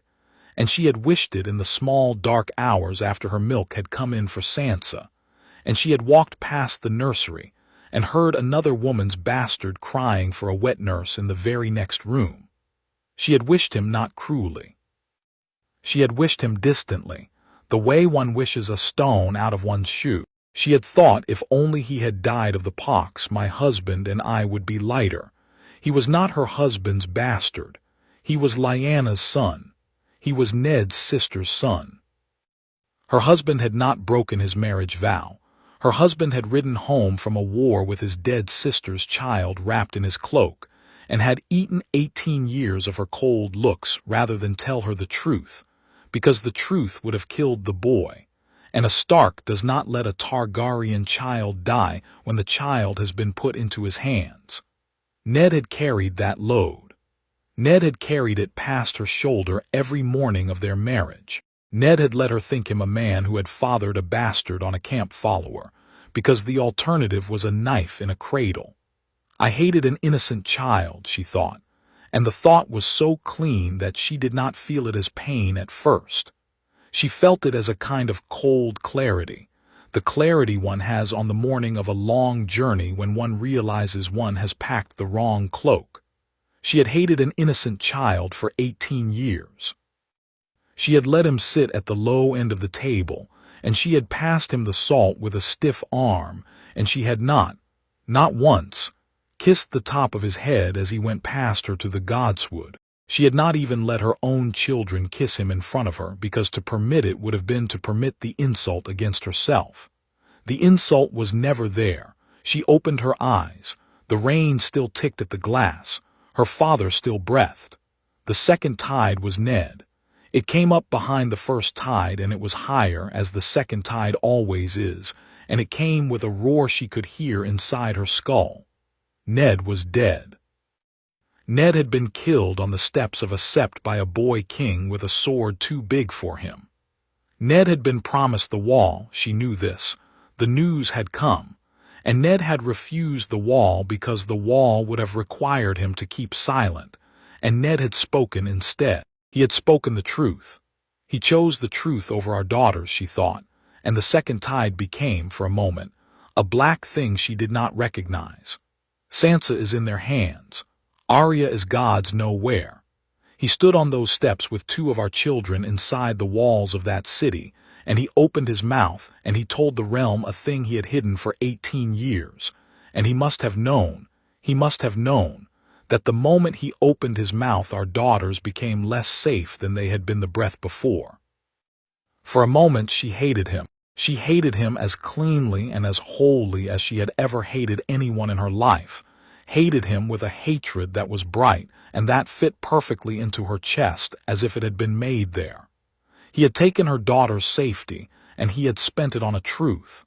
And then she remembered that it was Ned, who had ridden south against his will because she had told him to. Ned, who had sat awake the night before Bran's naming and asked her, in a voice she had not heard from him before or since, whether she thought a man could be a good father to a son. Ned, who carried Lyanna's son past her every morning rather than let the child die. Ned, who had not been able to lie even to spare himself. He had not chosen the truth over their daughters. He had chosen the truth knowing it might kill their daughters, which was a different thing, and it was the only thing a man like Ned could have done with the truth in his mouth. He had spoken it because he had no other way to be Ned. If he had swallowed it, he would have walked to the wall as someone else, and she had not married someone else. She forgave him. She forgave him without ceremony and without warmth, the way one forgives a husband for being precisely the man one married. She would have time to weep for him later. She had a great deal of work to do first. The third tide was Robb. Robb was riding south. Robb was somewhere on the King's Road with 20,000 Northmen and 1 Targaryen prince at his elbow. And Robb was 16 years old. And Robb had no mother at his side. And Robb had just learned that the boy he had been raised with as a brother was not his brother but his cousin, and was also, by the count of the 7 kingdoms, his king. Robb was making decisions that would echo for 100 years, and Robb had no one beside him who had ever told him to wash his hands. She rose from her father's bedside. She kissed the old man's forehead. His skin was cool. He stirred slightly and murmured a name she could not quite catch, Minessa, perhaps, her own mother's name, 20 years dead. She let him sleep. She went out into the corridor. The Maester was waiting. The second raven was still in his hand, unread. It would be from Robb or from Luwin or from someone in the north who needed her to know what she now already knew. "Send for my brother," she said. "My lady, send for Sir Edmure now, and the master-at-arms, and the steward, call the banners. My lady, your lord father, my lord father is dying. He has been dying for 2 months, and he will not finish today. Call the banners." The Maester bowed and went. She stood for a moment in the corridor and listened to the rain. The corridor was stone and old and smelled of river damp, the smell she had grown up in. Somewhere down the passage a serving girl was laughing at something. She had not yet heard then. She would hear within the hour, and then she would not laugh again for some weeks. And the sound of that laughter was a small bright nail driven into the morning. Ned, she thought, I am sorry I hated him. I am sorry I made you carry it alone. I will carry it the rest of the way for you. She went to find her brother. Within the day, the Tully banners, the silver trout leaping on rippled blue, were rising on the towers of Riverrun, and within the week, 3,000 Riverlanders were on the road north toward the High Heart, where the message had been sent ahead for Robb to meet her, and Catelyn Stark rode at their head in a black wool cloak with the hood thrown back so that the rain could find her face, because she did not yet feel that she had been wet enough. Highgarden. At Highgarden, the sun fell through the trellised roses in the way it had fallen through them for 300 years, in long, warm bars of gold that lay across the white flagstones like the bars of a slow harp, and the air smelled of bruised mint, and the rose water the gardeners sprinkled to keep the bees from being too greedy at the wine. Olena Tyrell, the Queen of Thorns, sat in her usual chair beneath her usual arbor with her usual cup of arbor gold in her hand, and she watched a wasp investigate a fig and considered, not for the first time that month, whether the realm was about to be entertaining again. Margaery was at her left, doing needlework. The needlework was a deception. Margaery did it with the placid skill of a girl who had been raised to deceive in 7 different rooms at once, and beneath the placidity her mind was running like a clean mountain stream. Olena could see it in the small movement at the corner of her granddaughter's mouth, the tiny twitch that meant I am paying attention and I am pretending not to. The girl had been her best work. The girl was 16 and could already count a room. The roses smelled almost too sweet today. There would be a storm by evening. The bees always grew anxious before storms, and the wasps grew rude, and the gardeners doubled the rosewater. Olena sipped her wine. She heard her son before she saw him. Mace Tyrell did not so much enter a courtyard as occur in it. He came down the gravel path with his usual 3 retainers, and his usual flushed face, and his usual habit of speaking to the air 4 paces ahead of himself, and she could hear the word slander on his lips from the moment he turned the corner. "Mother, mother, you have not heard, a scandal, a slander." She did not look up. Lord Stark, before they took his head, he spoke against the king. He stood upon the steps and he said, "Mother." He said the queen's children are not the king's. And he said worse than that, he said the prince. He said there is a prince of House Targaryen still living. He said it before the entire small folk of King's Landing. The realm is mad with it, mother. It is everywhere. The riders are saying it in the streets of Old Town. The small folk in Highgarden village are repeating it in the alehouses. She looked up at last. She fixed him with the look she had practiced on his father, the long, quiet look that said, "I have known you since before you were toilet-trained, and I will not be hurried." "Sit down, my son," she said. He sat. He sat in the wrong chair, the chair she kept empty because the angle of the sun struck it badly in the late afternoon, and he sat heavily, and his belt buckle clinked against the arm of the chair, and Olena closed her eyes briefly in the way she had closed them at his christening, when she had first realized the boy was going to be exactly as clever as his father. "Sit down and try to think for a quarter of an hour," she said. "Then come back and tell me whether what Lord Stark said was slander." "Mother, of course it was slander. Eddard Stark was a traitor. The king's own council declared him Mace. And he was angry and he wished to wound the king, and he, Mace, a quarter of an hour. Go and sit by the fountain. Drink some water. The wine has done what wine does. Come back to me when you can tell the difference between a thing that is convenient to believe and a thing that is true." He gaped at her. He had been gaping at her his whole life. He rose with effort and he wandered off toward the fountain with the heavy, bewildered shuffle of a fat horse who has been told he is in the wrong stall, and Olena watched him go, and Margaery did not look up from her needle, and the wasp finished with the fig and floated off into the rose canopy. "Well, child," Olena said. "Grandmother," said Margaery. "You have heard it too, I take it." "I had it from my maid this morning. She had it from a groom in the stables. She believes every word." "And what do you believe?" Margaery set down her needle. Her eyes, they were Laura's eyes, which were also Olena's husband's eyes, the long Tyrell hazel, were steady. "I believe that Lord Stark did not lie on the steps of the Sept of Baelor in front of his daughters and his king and the gods. Why? Because a man who has decided to die for a thing does not waste the dying on a lie.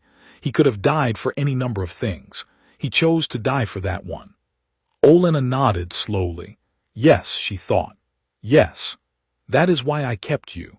That is the chair you will sit in someday, child, and may you sit in it longer than I have." She took another sip of wine and she let her mind do the thing it did, the thing it had done in this same chair for 40 years. She let the board lay itself out in her head. Item, she thought. The Tyrells were Targaryen, always Targaryen. We bent to Robert because Robert won and Rhaegar lost, and we paid the price of the bending with a long humiliation and a long climb back. We are climbing back now through Margaery. We have been climbing toward Joffrey because Joffrey was the throne. If Joffrey is not the throne, if Joffrey is a Lannister child of incest, as Stark said, then we have been climbing the wrong stair. Item. If there is a true Targaryen prince in the north, the throne is his. The throne is not Joffrey's, the throne is not Stannis's, the throne is not Renly's. The throne is the boy's. The realm has not yet finished doing this arithmetic, but it will do it before midsummer. Item. The boy is 16 or thereabouts. He has no wife. He has, as I understand the gossip, only just learned that he is a prince at all. He is at this hour riding south at the side of a Stark king who is also without a wife. There are 2 crowns about to be set on 2 very young heads, and there is not, in either of those 2 heads, a queen. That is a vacancy. That is an opportunity. That is, in fact, a hole in the realm exactly the shape of my granddaughter. She let the decision tree unfold. Option A. Declare for the boy openly today, at once. Send the Reach's banners up to the High Heart to meet him. Gain the gratitude of a Targaryen restoration, the position of first kneeler, the marriage to my granddaughter as the price of that gratitude. Cost.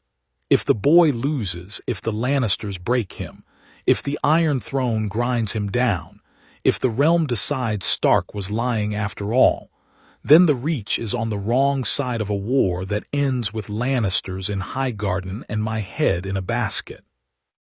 Probability of his winning, given that he has the North, will likely have the Riverlands through his mother, may have the Vale through her sister, call it half.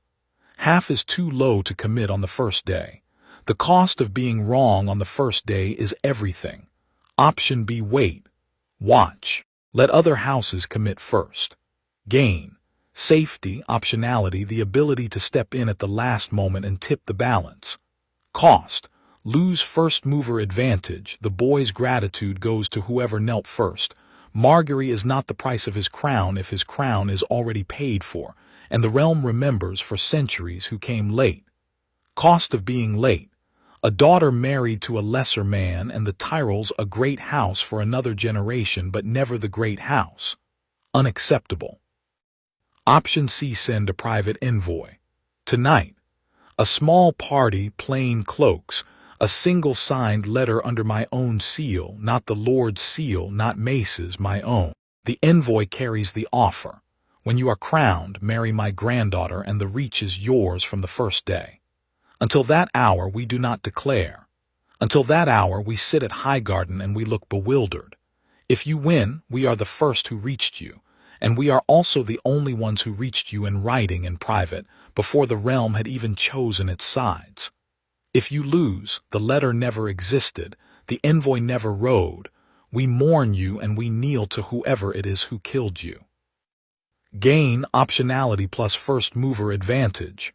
Cost. The envoy might be intercepted. Mitigate, use a man whose face is unremarkable, route him through Bitterbridge, give him no escort larger than a merchant S. Acceptable cost, acceptable risk. She set down her wine cup.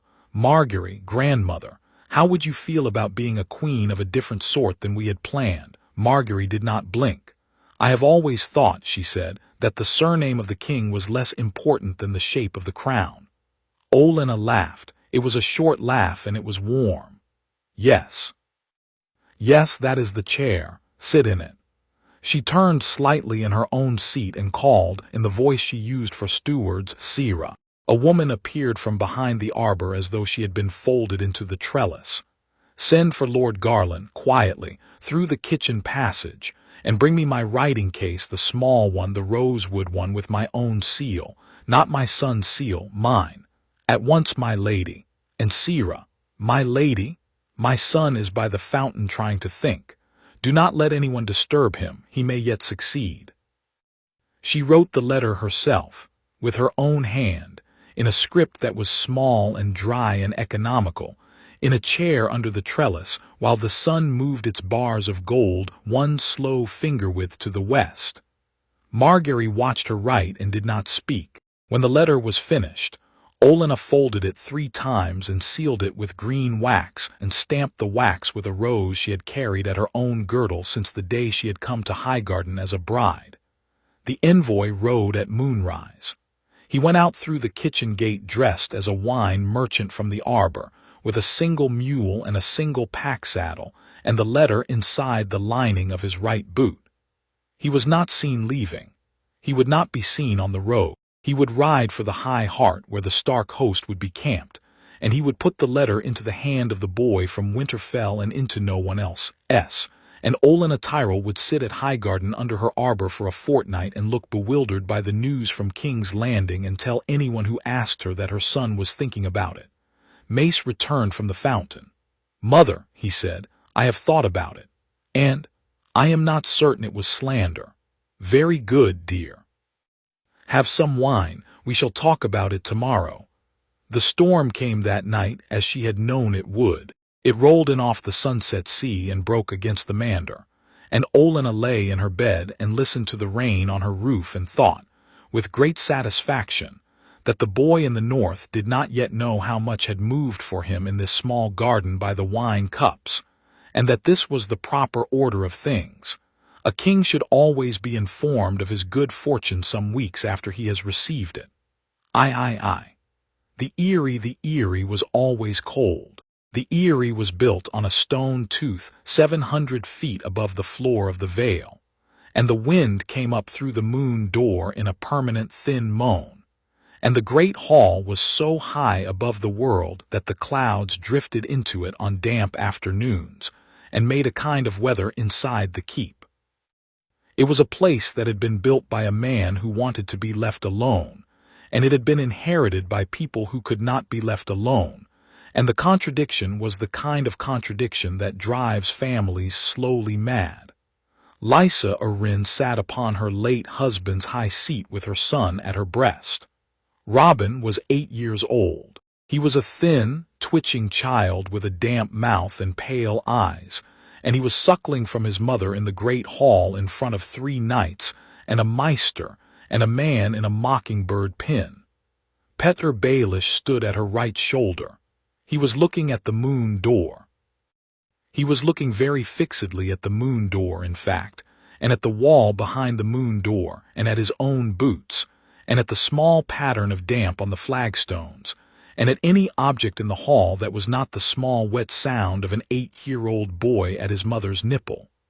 Gods, he thought mildly, the things I do for advancement. The raven came in at the high window with a clatter of feathers. A boy fetched the scroll. The maester read the seal and turned faintly white and crossed the hall to Lysa with the small bowed step of a man delivering something he would rather have dropped down the moon door instead. "My lady, from King's Landing, and read it to me," Lysa said. She did not look up from her son. "Petyr will read it." Petyr read it to me. Petyr Baelish took the paper. He read it through once to himself, his eyes flicking across the lines at the speed of a man who had been reading other men's correspondence since he was 12. He kept his face perfectly still. He read it a second time more slowly because he had learned long ago that the second reading is where the real information lives, in the spaces between what was written and what was not. Then he lifted his eyes and he began to read it aloud slowly in a soft and careful voice, watching Lysa's face the whole time. Eddard Stark executed. Confession upon the steps. Targaryen prince in the north. Robb Stark riding south. The realm in upheaval. He watched her face. Her face did the things he had expected it to do, a small jolt at Eddard, a tightening at Stark, a strange smile he could not at first parse at Targaryen.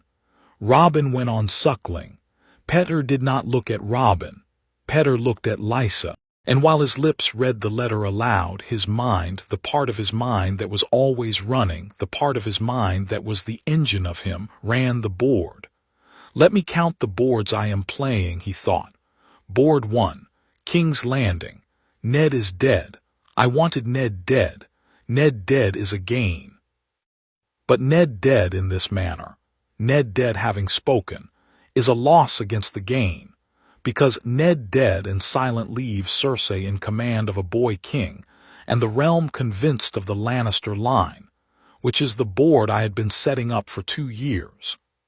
Ned dead and speaking leaves Cersei in command of a boy king who is now publicly an abomination, and that is a different board entirely. The small folk will riot inside a fortnight. The faith will not be able to ignore it. Cersei will burn through her gold trying to hold the city. Net, my position in the capital is worse, not better. I had wanted to be the man at Cersei's elbow whispering. I am still that man, but the elbow is now attached to a corpse with 3 months left. Board 2. The North. There is a Targaryen prince at the head of a Stark army.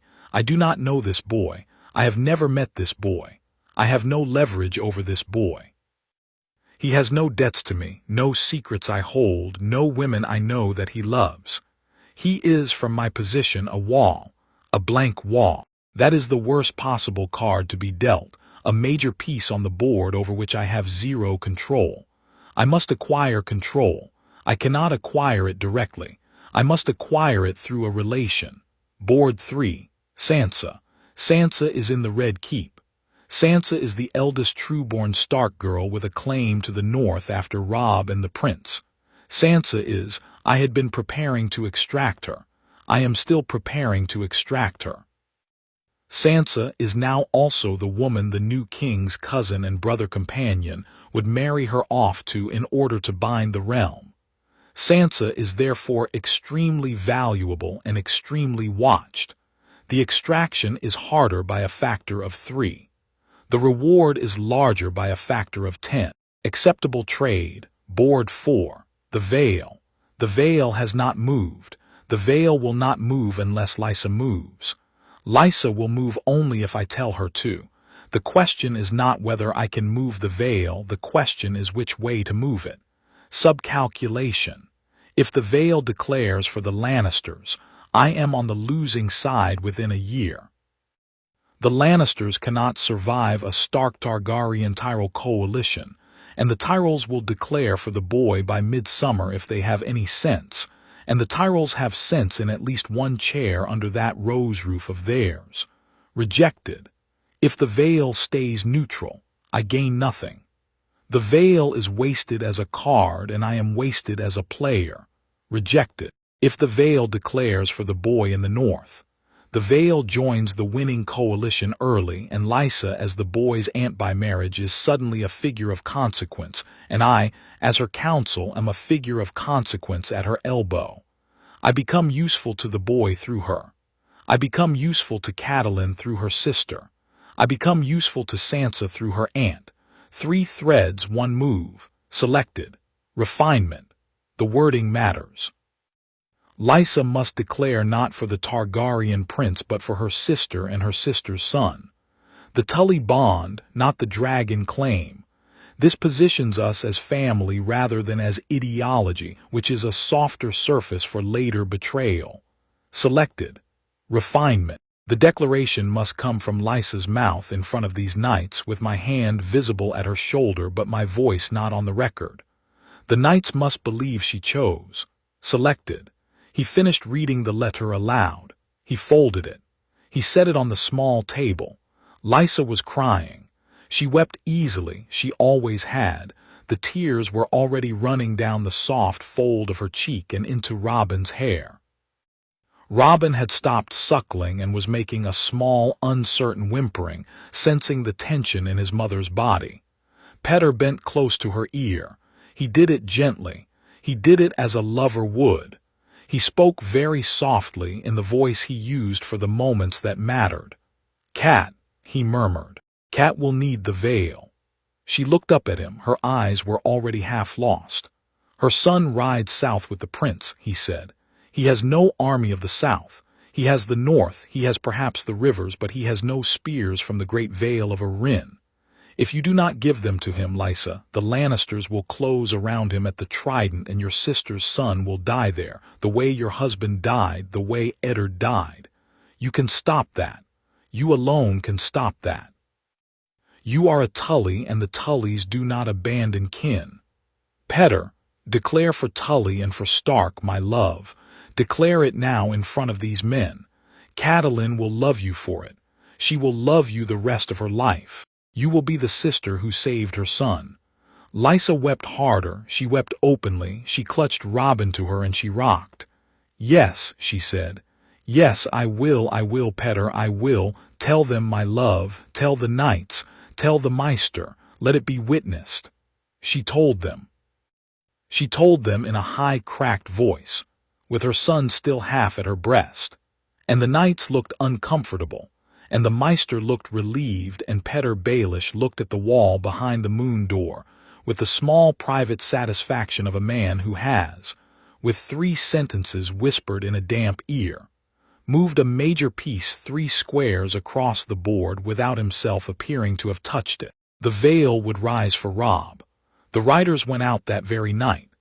Petter stood by the moon door afterward and looked down at the 700 feet of empty air between him and the floor of the world, and he thought, I am still alive, and I am still in motion, and the boy in the north does not know that I have just put my finger on the back of his neck. The wind moaned through the door. He stepped back from the edge. He had business in the morning. IV. Pike. At Pike the fog came in off the bay in a freezing gray wall and laid itself over the keep like a cerement. And the towers, the ones that had not yet fallen into the sea, stood out of the fog in disconnected pieces, as though Pike were a castle being slowly remembered by a god who had forgotten most of it.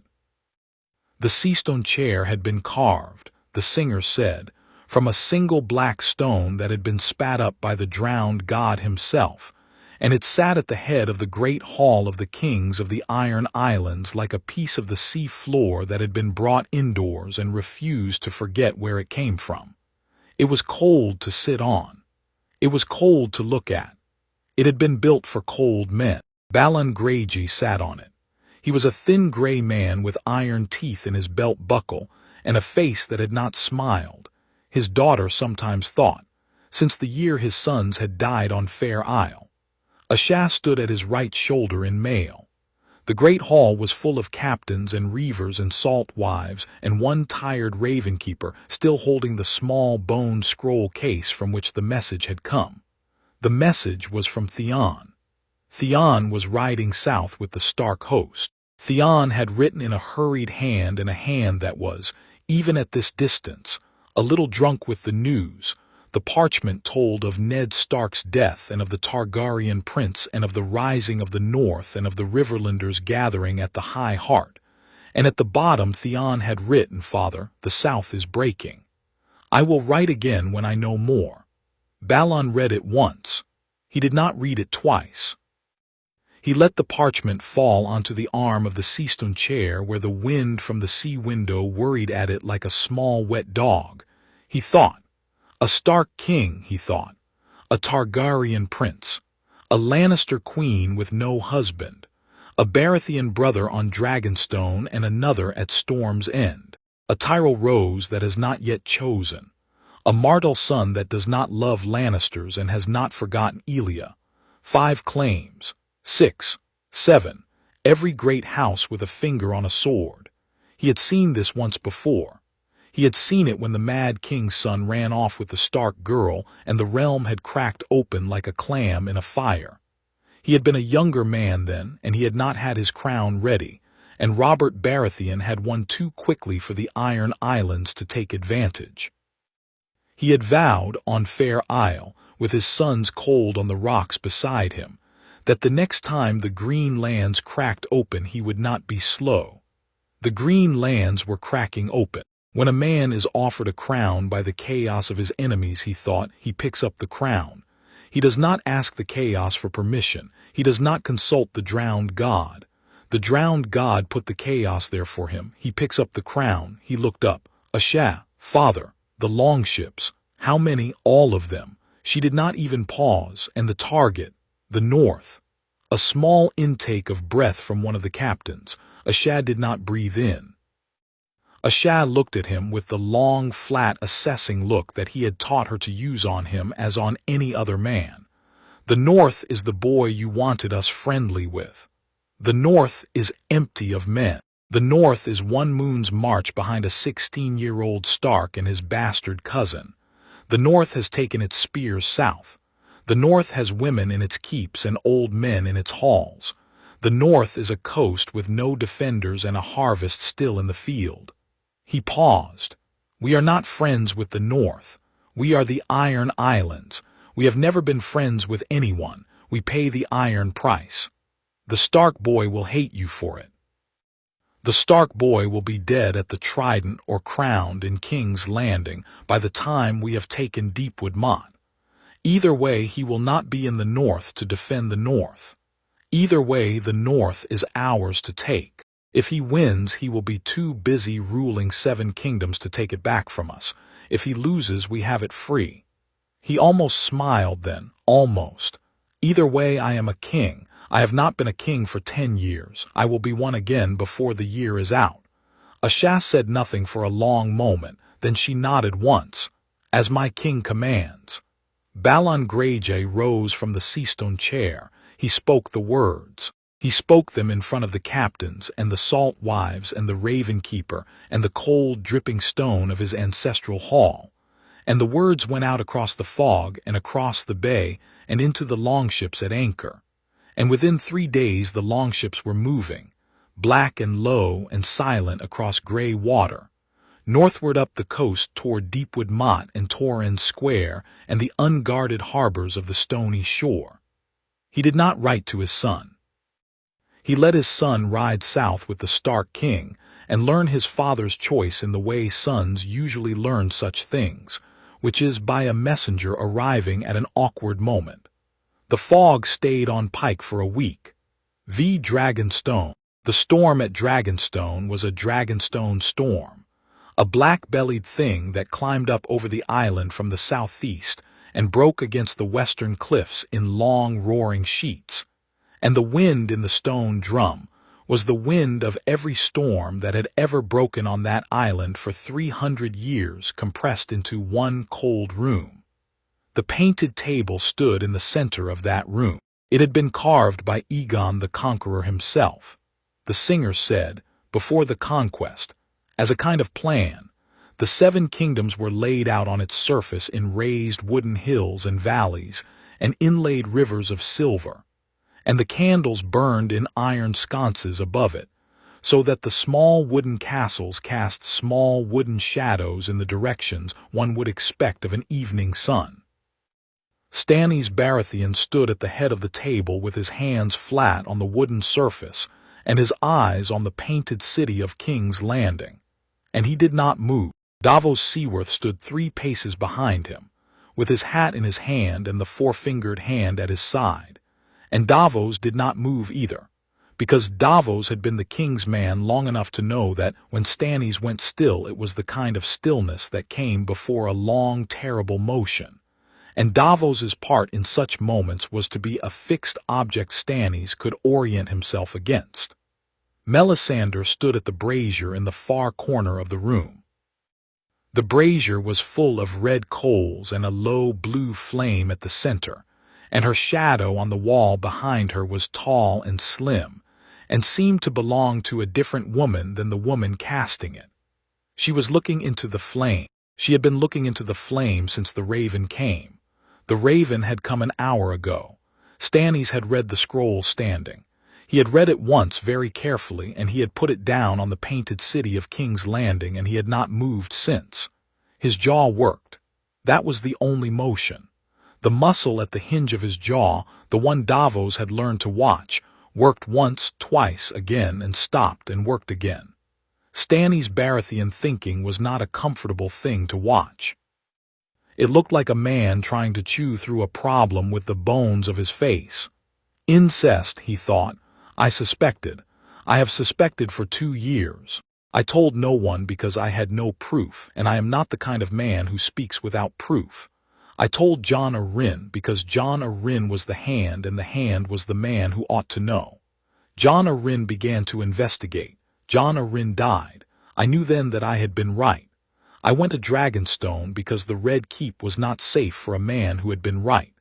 The children of Cersei Lannister are not the children of Robert Baratheon. They are the children of Jaime Lannister. They are abominations. They are the issue of the most ancient sin of which a brother and sister are capable. The 7 curse them. The 7 curse her. The 7, if there are 7, curse him. Joffrey is not the king. Joffrey is a thing with a crown on. I have known this. I have written it down in a scroll already prepared in the Maester's tower to be sent out when I declared myself. I have been waiting for the moment to declare myself. Stark has, with his last breath, declared it for me. Stark spoke before I did. Stark spent his life on it. I had not thought he had it in him. I had thought him an honorable fool. He was an honorable man, which is rarer. Joffrey is not the king, but, the jaw muscle worked.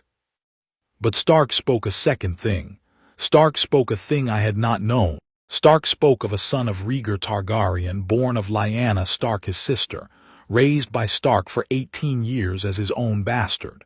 Stark named the boy. Stark named the day of his birth. Stark named the place, the Tower of Joy, the place where Stark's 6 companions died and Stark alone walked out. If this is true, the boy is Aegon, 6th of his name. The boy is the son of Prince Rhaegar and grandson of King Aerys. The boy is, by every law I have ever sworn an oath to defend, the king of the 7 kingdoms. And I am not. The candle in the iron sconce above the painted city of Lannisport guttered. Davos saw it gutter and saw that Stannis did not see it. He saw the muscle of Stannis' jaw work and saw that Stannis was not breathing in the rhythm of a living man. He was holding his breath in long intervals and releasing it short. If the boy is what Stark said he is, Stannis thought, then the throne is the boy's. The throne is not Joffrey's, because Joffrey is incest. The throne is not Renly's, because Renly is the younger brother and I am older than Renly, and Renly has no claim while I draw breath. The throne is not mine, because the Targaryen line did not end at the trident. The throne passed from Aerys to Rhaegar at the trident in the moment Rhaegar's heart stopped, and from Rhaegar to the boy in Lyanna's bed in the moment the boy drew breath. And Robert Baratheon was a usurper who held the throne for 17 years over the body of the rightful king. Robert was my brother and I loved him, and Robert was a usurper. I have served a usurpation for 17 years. I have served it because I believed the Targaryen line was extinguished. I believed Rhaegar's children died at the sack. I believed Viserys was a beggar who would die in the east. I believed Daenerys was a girl who would die in childbed before she was 20. I believed the throne had defaulted to my brother by the only law that mattered, which is the law of who is left alive. But if a son of Rhaegar lives, if a son of Rhaegar was hidden in the north for 18 years by a man who would not lie even to spare his own head, then the throne did not default. The throne has had a true king for 18 years and no one knew, and the true king is a boy on a horse riding south at the head of a Stark army. Then I have no claim. None. I am Stannis of House Baratheon, Lord of Dragonstone, and the throne is not mine. He closed his eyes. He was not a man who could lie to himself. It was the chief fact about him. It had been the fact about him since he was a boy at Storm's End watching ships from a starving wall. He could not look at a thing and tell himself it was a different thing. He could not look at his nephew and tell himself it was his brother's son. He could not look at a Targaryen claim and tell himself it was a Baratheon claim. The machinery of his mind would not perform the operation. It would lock and grind and refuse. Some men, he thought distantly, were spared this. Some men could hold 2 opposing facts in their mouths at once and swallow whichever was convenient and spit out the other. Renly could. Renly had been doing it since childhood. Robert had done it daily. Their father had done it. The world appeared to be largely run by men who could do it. He could not. It was his disease and it was his virtue, and it was, he understood at last with a clarity that almost broke him, going to cost him a crown. The throne is the boy's. He opened his eyes. Melisandre had not moved. Davos had not moved. The candle above Lannisport guttered out. "My lord," Melisandre said. Her voice came from across the room, soft, certain, the voice of a woman who had never been wrong in her own hearing. "The Lord of Light shows me a king crowned in fire. The flames are clear. I have seen him. I had thought it was you." Stannis did not turn to look at her. He kept his eyes on the table. "It is not me," he said. "My lord, the Lord of Light, is wrong, or you have misread him, or the king is a boy in the north." She was silent. "The king," he said again slowly, as if testing the word in his mouth and finding that it fit, "is a boy in the north."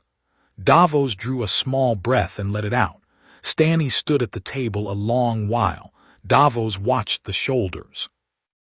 He watched the long, bone-thin shoulders carry the weight of the thought, and not bend under it. He had seen Stannis carry many things and bend under none of them, and he watched him now carry the heaviest thing a Baratheon could carry, which was the conclusion that he was not the king. At last Stannis spoke. "Davos, my king, do not call me that. My lord, write to the boy tonight under my seal." "What shall I write, my lord?" Stannis was silent another moment. Then he spoke in the short, flat sentences of a man delivering a will. "Tell him Dragonstone stands ready. Tell him this island and the fleet on it are his when he comes for them. Tell him I will hold them for him until that day. Tell him I will not kneel until I have looked at him with my own eyes. A man should not kneel to a king he has not seen, but tell him also that I will not march against him. Not now, not ever. He is the blood, I am not." "Yes, my lord." "Tell him further. Tell him the queen, the woman calling herself queen, and her brother and her abominations are guilty of high treason and of the sin against the gods. Tell him the woman will burn for what she is. But tell him she will not burn until he gives the order. The order is his to give. It is not mine." "Yes, my lord." "Tell him I am Stannis of House Baratheon. Tell him my brother was the usurper and I did not know. Tell him I served a usurpation for 17 years in good faith and I am sorry for it. Tell him a Baratheon does not lie. Tell him a Baratheon who learns he has been wrong does not pretend he was right." "Yes, my lord." "Send it tonight, the fastest bird." "Yes, my lord." Davos bowed and withdrew. At the door he paused.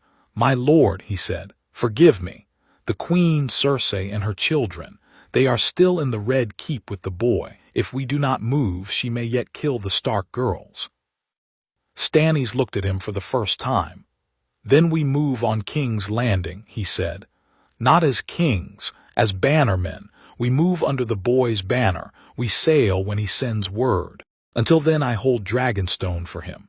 "Yes, my lord." Davos went out. The door closed. The wind in the stone drum settled into a long, slow moan around the towers. Melisandre crossed the room. She came to stand beside the painted table opposite him, with the carved wooden hills between them. "My lord," she said, "you are choosing to give up a throne. I am choosing not to take one I do not have a right to. The Lord of Light may have shown you a true thing, and you may have misnamed the man. The flames are not a tongue, Lady Melisandre. The flames are a hand pointing. You looked along the hand and saw the man at the end and thought it was the only man it could be. There is another man at the end of that hand. There is a boy at the end of that hand. Go and look again." She held his eyes a long moment. He held hers. She was the first to look down. "As my lord wishes. Go and look again, and if your God is the God you say he is, he will not be angry with you for having mistaken his message. And if he is angry with you, he is not a God worth burning men for." He turned back to the table. He set his finger on the painted city of King's Landing, and he did not move it for a long while. In the morning the raven went out from Dragonstone, north over the narrow sea, toward the High Heart.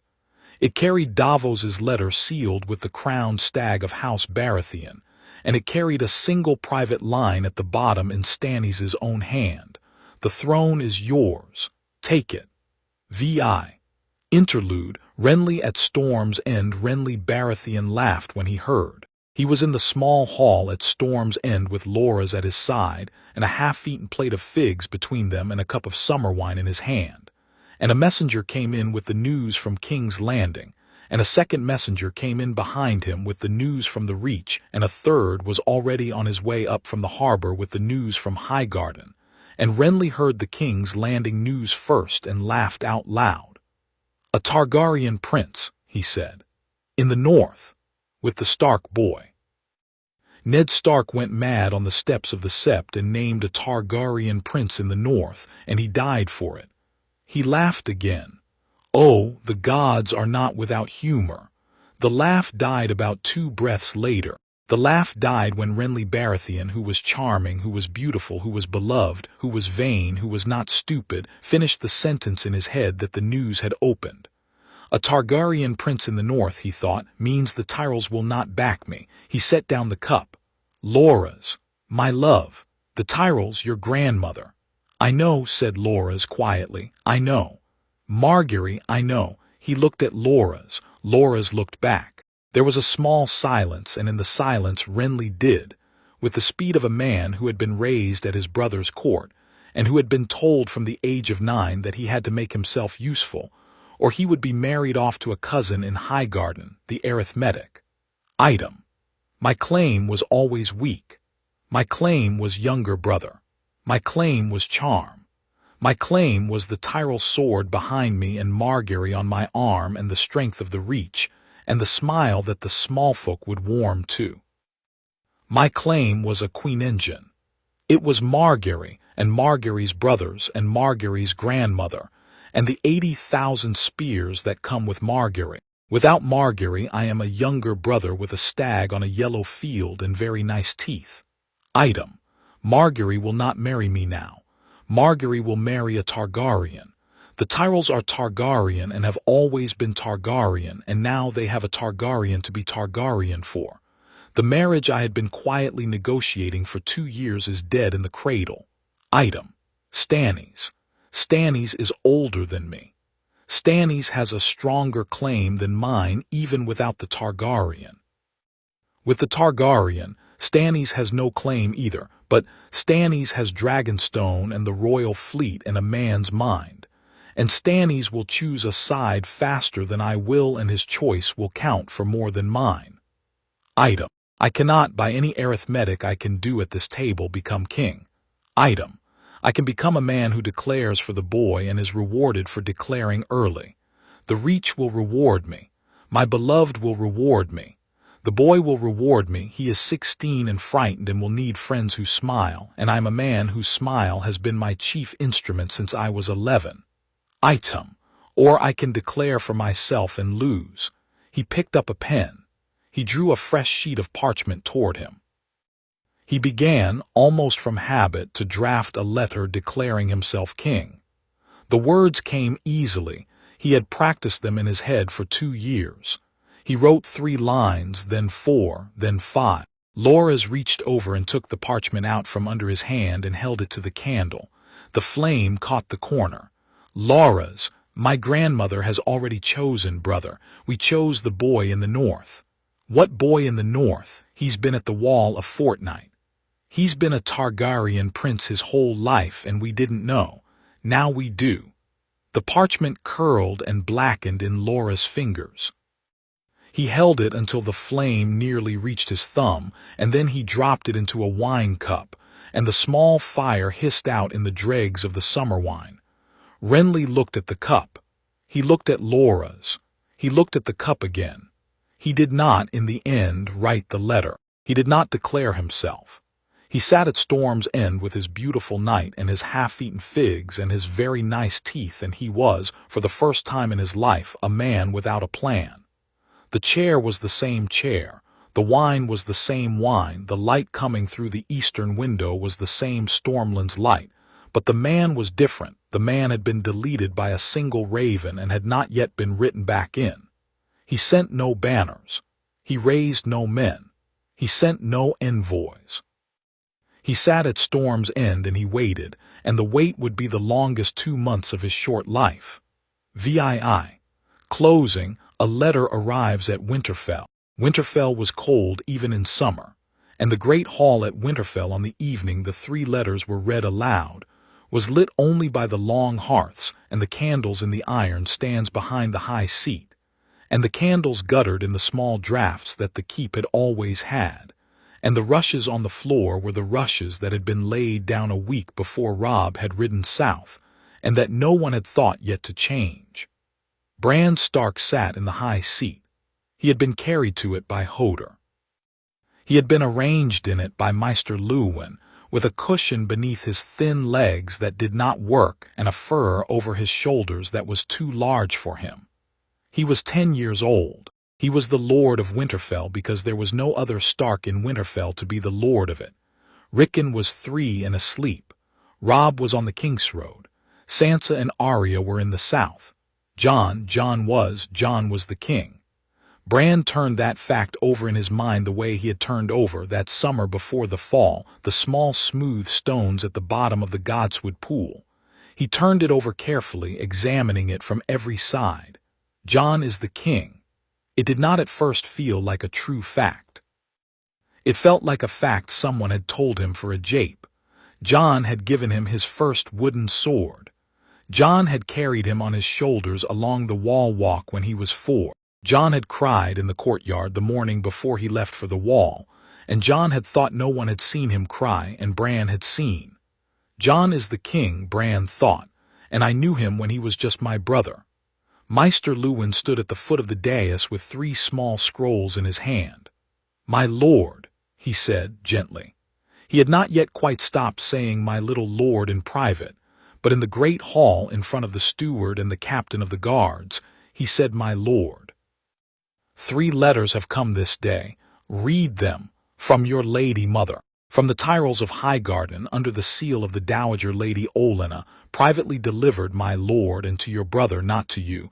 But the writer asked that the contents be made known here as well, that the message might be doubled and made secure.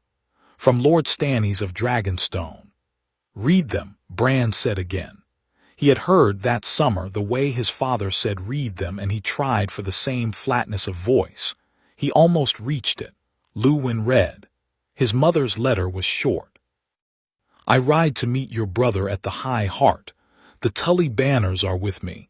Your grandfather lies near death. I will come to Winterfell when I can. Care for your brother Rickon. Do not let the kitchens overcook the bread. Your mother who loves you, Catelyn. Bran's eyes pricked. He did not let the tears come. The line about the bread he understood. It was his mother's way of writing I love you without writing it, and he understood that his mother was, somewhere in the south, doing the same arithmetic about her tears that he was doing about his. Luwin read the second. The Tyrell letter was equally short and far more careful. It said only that a private envoy had been sent to Robb Stark at the High Heart from the Lady Olena Tyrell, and that the matter of the envoy was of consequence to the future of House Stark and House Tyrell both, and that this letter to Winterfell was sent in confidence so that, should the envoy come to harm upon the road, his message would not be lost. The letter did not say what the message was. The letter did not need to. Bran had read enough of his father's correspondence, over his father's shoulder, in the months before his father had ridden south, to know what Tyrells meant when Tyrells wrote private letters to Stark holdfasts. Luwin read the third. The Stannis letter was the shortest of all.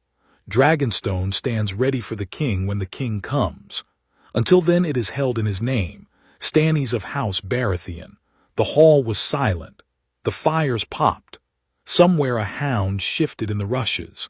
Bran sat in the high seat and thought of Jon. He thought of Jon at the long table at the low end. He thought of Jon laughing with Robb in the practice yard.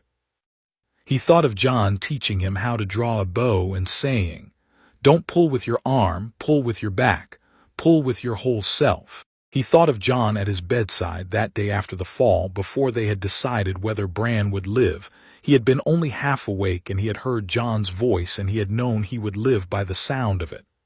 Jon was my brother, he thought. Jon is my brother. Jon is my cousin. Jon is my king. He is all of those things. He is the same person. The names changed. The person did not. He thought, I always loved him. He thought, I love him now. He looked up. Maester Luwin was watching him. The steward was watching him. The captain of the guards was watching him. They were all watching him. They had no Stark of age to look to. They had only Bran. They were waiting to see what kind of Stark Bran was going to be. He took a small breath. He spoke in the voice he had heard his father use in this hall, the flat, clear voice that did not rise and did not waver.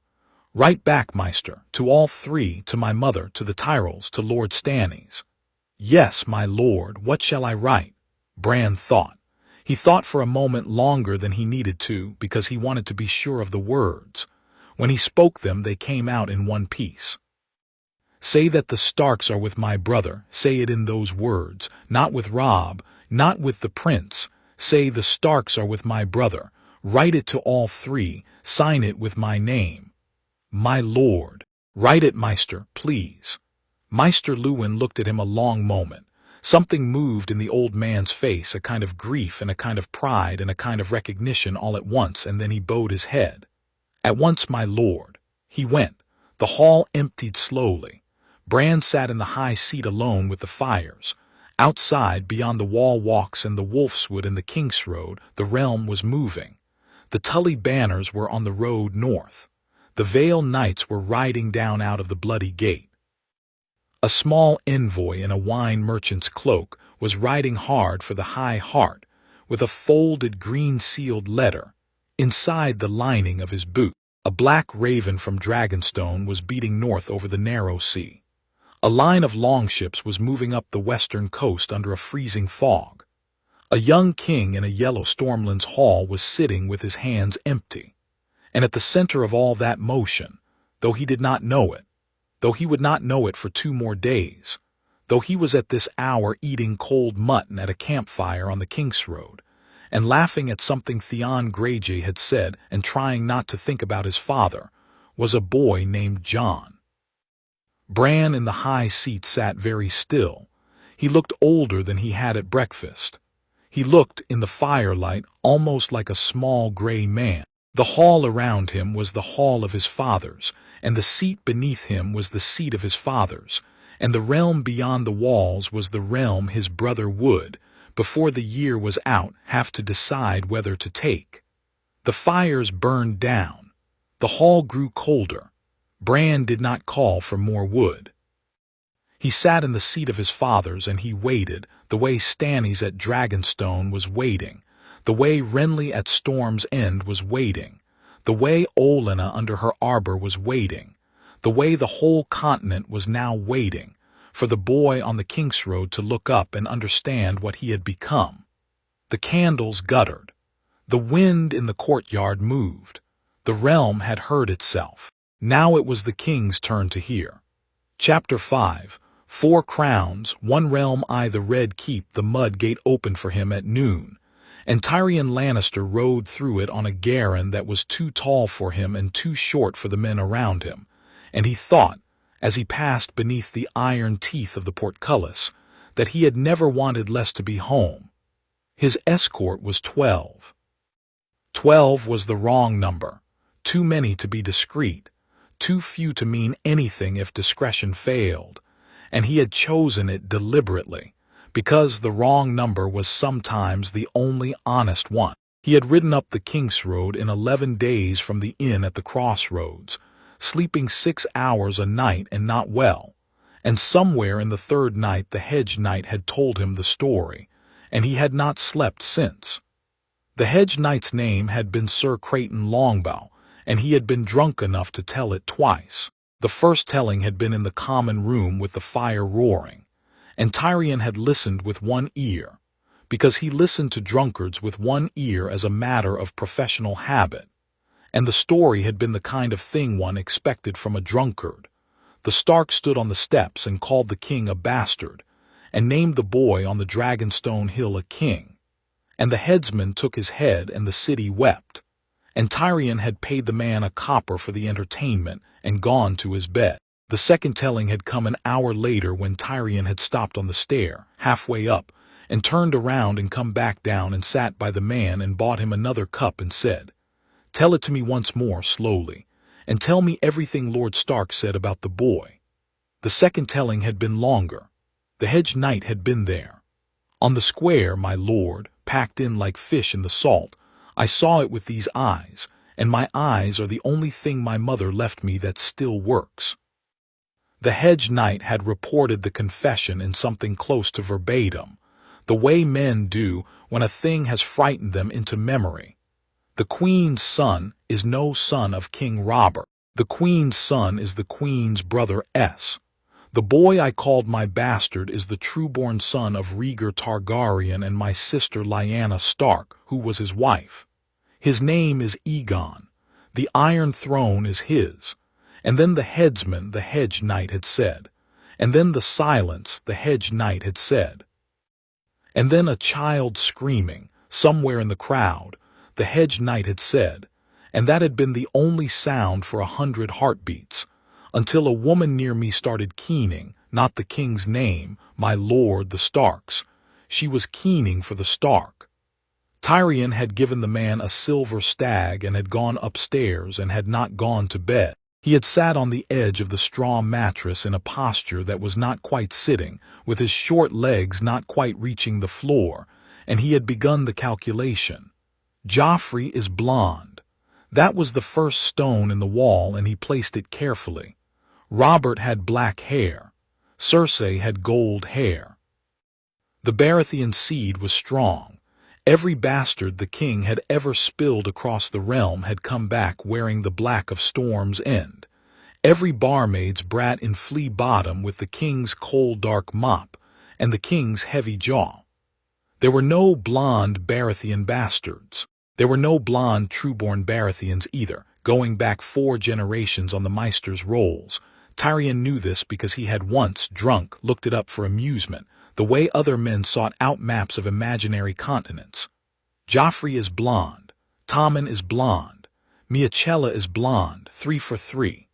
The seed had not weakened in any of Robert's other progeny, the boy in the smithy and the street of steel, the girl in the brothel by the river, all dark, all dark, all dark. He placed the second stone. James sleeps in the Red Keep when he should sleep in the White Sword Tower. Tyrion had known this for a decade and had not allowed himself to know it. James' bed in the tower was made every morning by a steward who had told Tyrion once, in a moment of confidence over wine, that the sheets were never warm. He sleeps elsewhere, my lord. He does not say where. Tyrion had laughed and changed the subject and remembered for 10 years. He placed the third. Cersei's hatred of any whisper of bastardy. Other queens were merely jealous of their lord's byblows. Cersei went white. Cersei went still. Tyrion had seen her, at 12, slap a serving girl across the face for using the word bastard in the wrong room. The girl had been a foundling. The word had been about herself. Cersei had slapped her anyway and then sent her north to the wall in everything but name. Why, Tyrion had asked his sister at the time, and Cersei had said, because the word is filth in any mouth. He had thought it was cruelty. He had thought it was a child being a child. He had not thought what he thought now, which was, because you cannot stand to hear the word your own children would bear if anyone ever spoke their true paternity aloud. 3 stones. The wall stood. Tyrion sat on the bed and looked at the wall and recognized it. The way a man recognizes a face he has been refusing to see in every mirror of every brothel and every great hall for 10 years of his life. It is true, he told himself in the quiet of the inn, and the Stark told it dying, which means he believed it, which means he had proof, or near enough to proof that he was willing to die rather than carry it as a lie. Which means, he drew the which means out a long way, which means my family will lose. That was the calculation he had been making for 11 days as he rode south. He made it again now beneath the portcullis, with the smell of the Blackwater in his nostrils and the cry of the gulls overhead. My family will lose. The realm will not let Joffrey wear that crown, not when half the lords already suspected the queen of incest and were waiting only for permission to say it aloud. Permission has now been given, on a temple step, by a man whose word was good enough to die on. My father will fight anyway, because Tywin Lannister does not lose, and because Tywin Lannister cannot lose, because to lose is to admit that the Lannisters were ever something other than the lions of legend. He will fight, and he will fight well, and he will lose, and he will take half the realm down into the dark with him before he goes. Unless, Tyrion thought, unless someone in the family is willing to do the arithmetic. He passed beneath the second portcullis. The smell of King's Landing rose around him like a damp embrace, fish guts and smoke, and the deep brown river stink that no breeze had ever dispersed in living memory. And he rode up the hook toward the Red Keep, and his back hurt, and his thighs hurt, and his head hurt, and he thought, I have come home to tell my sister that her son is not a king and her secret is not a secret, and she will scream at me, and I will leave the room, and that will be the easiest conversation I have today. The Tower of the Hand was empty of its proper master and full of its improper one. Tywin had taken the rooms by proxy, in the form of a quartet of his captains, and they bowed to Tyrion in the corridor and stepped aside, and Tyrion did not bow back. He went up the spiral. He had grown up on this spiral. He had broken a tooth on this spiral at 8, falling, while his sister laughed. Cersei was in the solar that had been their mother's. She had not been their mother's in 20 years, but the room belonged to her in the way a room belongs to whoever last shouted in it, and Cersei shouted in this one often. She was standing at the window when he came in. The window faced east, toward Blackwater Bay, toward Dragonstone. Tyrion noted the orientation and noted that she had probably not. She turned when she heard him. "Brother," she said, "sister, you took your time. I rode 11 days. I am told this is fast for a man of my legs. Father wanted you here in 8. Then father should have given me longer legs." The exchange was the kind of exchange they had been having since they were 9. And ordinarily it would have lasted half an hour and ended with a laugh from one of them and a thrown cup from the other. But Cersei did not laugh and did not throw, and Tyrion did not press the bit. He came into the room and shut the door behind him and stood with his back against it, because the door of his sister's solar was the only piece of furniture in King's Landing he trusted at his back. "You have heard," he said. "I have heard a great many things. You have heard what the Stark said on the steps. I have heard a treason said on the steps by a dead man, whose tongue should have been cut out before the rest of him. You should have cut it out then. Your son had the chance." "My son," Cersei said, "is 14 years old and was advised by a half-mad eunuch and a coward of a Grand Maester, and a sister of mine who was not in the city to advise him. The fault for the speech is not my son's. I did not say it was. I said you should have cut the tongue." She looked at him then properly for the first time. Her eyes were green and dry. He had expected red. The red would have been easier. "Do you believe it?" she said. He had thought about this on the ride. He had thought about the 7 or 8 different ways the conversation might go, and the 7 or 8 different lies he might tell to keep her from screaming, and he had chosen, somewhere around Hayford, to tell none of them. "I came home to tell her," he had said to himself, "and if I cannot tell her then I cannot tell anyone, and if I cannot tell anyone then I am no use here. And if I am no use here, I should have stayed at the inn with the hedge knight and drunk myself into a grave." "Yes," he said. The silence that followed was not the silence he had expected. He had expected an explosion. He had braced for the cup, the slap, the shriek that brought guards.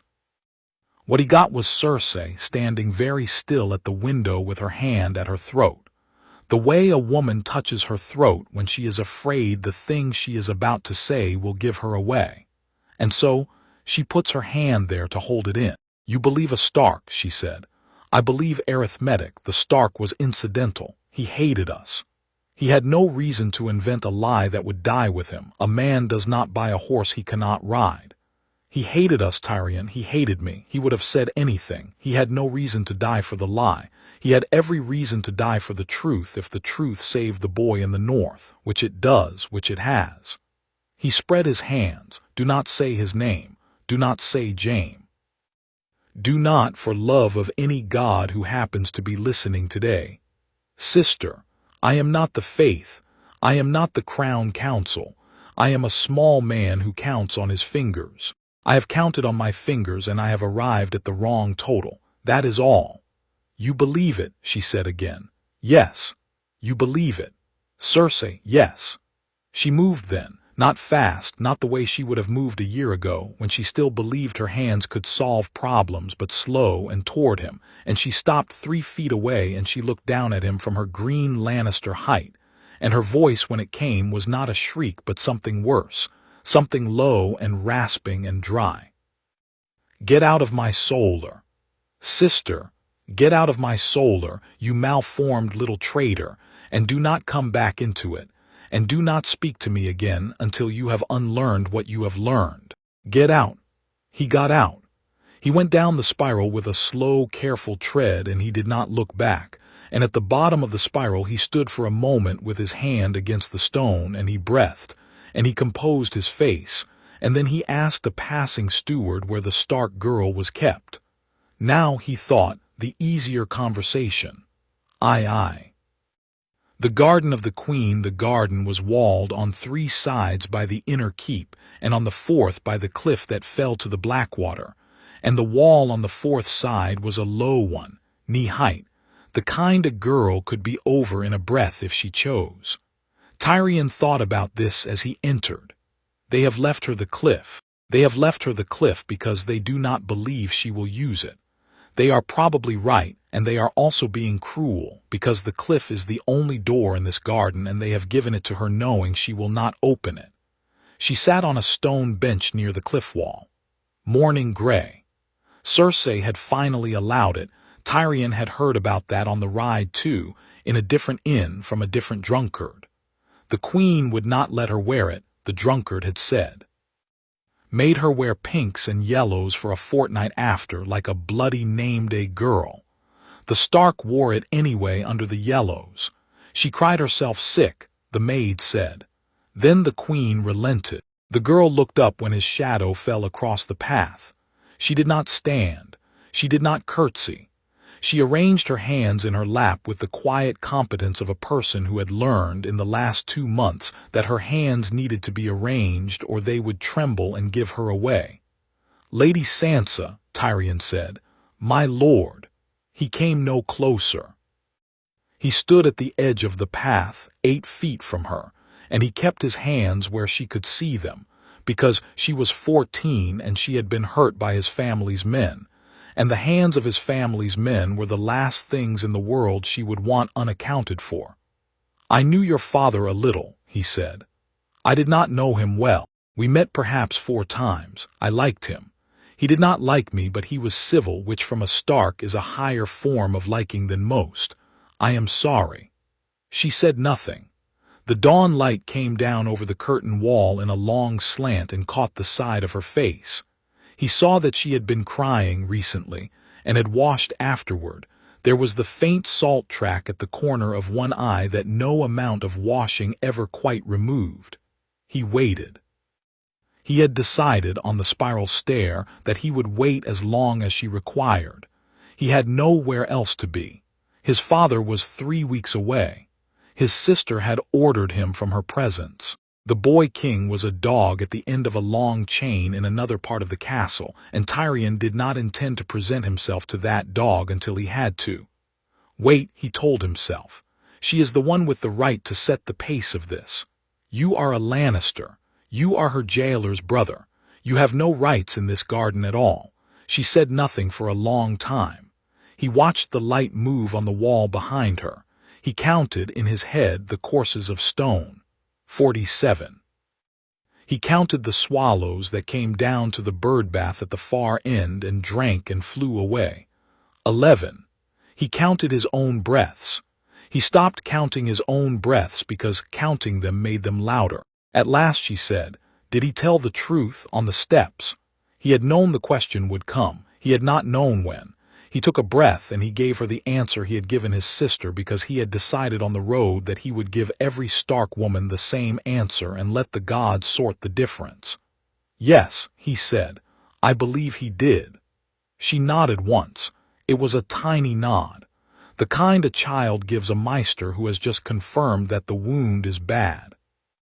She looked at her hands in her lap and she said, then my brother who I thought was a bastard is a king. Yes. She was silent again. He let her be. He had been preparing, in some corner of his mind, a small speech about what this meant for her, about how it changed the calculus of her hostagehood, about the ways in which the realm would now arrange itself around her brother, and how she might be a piece in that arrangement rather than a piece in his sister's. But he saw, watching her face, that none of the speech was wanted, and most of it was wrong, because she was not yet at the place where the calculations began. She was still at the place where the words sat in her mouth and refused to be swallowed. My brother, who I thought was a bastard, is a king. She had said it aloud. She was tasting it. She was finding that it did not, in fact, taste of triumph, that it tasted of distance, that the boy who had not been allowed to sit at the high table at Winterfell was now a boy who would not be allowed to sit at any table she could reach. He saw, watching her, that this was not the conversation he had thought it was.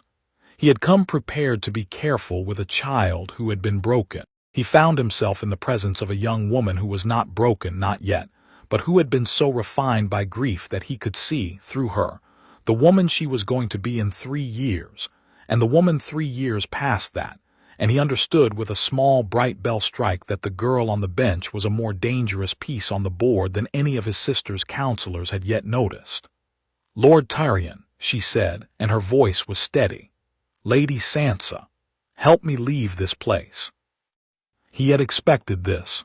He had not expected it so directly. He let his face show nothing, and he gave her the answer that was honest, because he had decided, in the spiral stare, that he was done with the other kind. "I cannot get you out today," he said. "I cannot get you out this month. The gates are watched by men loyal to my father and my sister, and the river is watched by my sister's men, and the Kingsroad is watched by my father's. To get you out would require either bribing 40 men or killing 12, and either way the Queen would know within an hour that you had gone, and within a day she would know who had moved you, and I would be dead, which I have nothing personal against in principle, but which would be of no use to you whatever." She had not flinched, but he said, "I can get a message to your mother. The Queen's ravens go where the Queen sends them. My father's ravens go where my father sends them, but I am a Lannister too, in case the realm has forgotten, and I have my own birds in a tower no one watches, because no one has ever watched a tower of mine. Tell me what to write." She thought. She thought for what felt to him like a long time, although it was probably the space of 3 breaths. He saw her composing it. He saw her face go through the shapes of 3 different letters and discard them. He saw her settle on a 4. She spoke slowly, and he listened, and he did not interrupt, and what she said was this: "Mother, I am alive. They have not hurt me in any way that will not heal. The Queen has let me wear gray. The little Lord of Lannister has come, and he says he believes what father said on the steps. I believe it too. Tell Robb. Tell Jon. I do not know which of them to call brother now, and I do not know which of them to call king, and I do not care which I call which. Only please, please come for me, or send someone for me. Or do not, if it costs you the war, do not buy me at the price of the realm. I will wait. I am learning to wait. Your daughter, Sansa." He kept his face very still while she dictated. When she was done, he committed it to memory in the order she had given it, because to take out parchment in this garden would have been to take a knife to his own throat, and he said, "Word for word, my lady. I will write it tonight, and it will fly before dawn. Thank you, my lord. Do not thank me. I have done nothing yet. Thank you anyway." He bowed to her, a low bow, the bow he gave to queens, and he turned to go, and he stopped at the arch in the garden wall, and he looked back. She was looking at the swallows. She is 14, he thought. She has watched her father die. She has been engaged to the boy who killed him. She is composing a letter to her mother in a walled garden in a city that hates her, and she has just told her mother not to buy her if the price is the realm. I should have come here a year ago. I should have come here 10 years ago. I should have been the kind of uncle who is in a girl's life before her father dies on a temple step, and I was not. And now I am the kind of uncle who slips letters under doors at midnight, and this is what I have made of 40 years on this earth." He went. Aye. Joffrey's court, the throne room, had been polished for the occasion. This was the first thing Tyrion noticed in the back of the hall, where he had positioned himself behind a column on the western side. The Iron Throne itself had been buffed, actually buffed, by some poor wretch with a rag, until the blades caught the torchlight in patterns they had not caught for years. The floor had been swept. The banners had been rehung. The herald wore a tabard that had been let out at the shoulders to fit a man 2 stones heavier than the last man to wear it, which suggested that the previous herald had displeased the queen sometime in the last fortnight and was now elsewhere. Joffrey sat on the throne with his crown set straight and his small body composed into what he no doubt believed was royal stillness, and was in fact, to Tyrion's eye, the stillness of a child who had been told that if he wriggled he would be slapped. Cersei sat to his right in a chair of carved oak. She wore crimson and gold, and her hair was unbound, which was a choice. The queen did not unbind her hair for state occasions ordinarily, and Tyrion understood the choice without needing to ask. She is showing them the gold. She is putting the family color in the air. If they cannot stop saying the word incest, she will at least make them say it while looking at her hair. The High Septon stood to the queen's right on the dais. He was not the High Septon Tyrion remembered.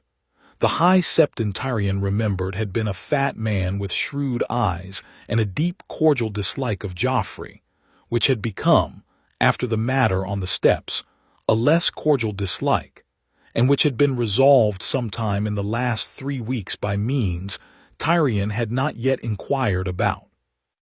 The new High Septon was a thin man with watery eyes and a deep cordial fondness for the queen, and his crystal crown sat on his head as though it had been measured for someone else and put on him by mistake. Jon Snow stood among the lords on the floor. Pycelle wheezed near the throne. The small council was arrayed in a rough crescent, Littlefinger smiling at no one in particular, Varys folded into his sleeves, the empty chair where the hand should have stood unfilled, Tywin's chair, by absence, and Cersei's 2 cousins from the rock standing as ornamental swords. The herald cleared his throat.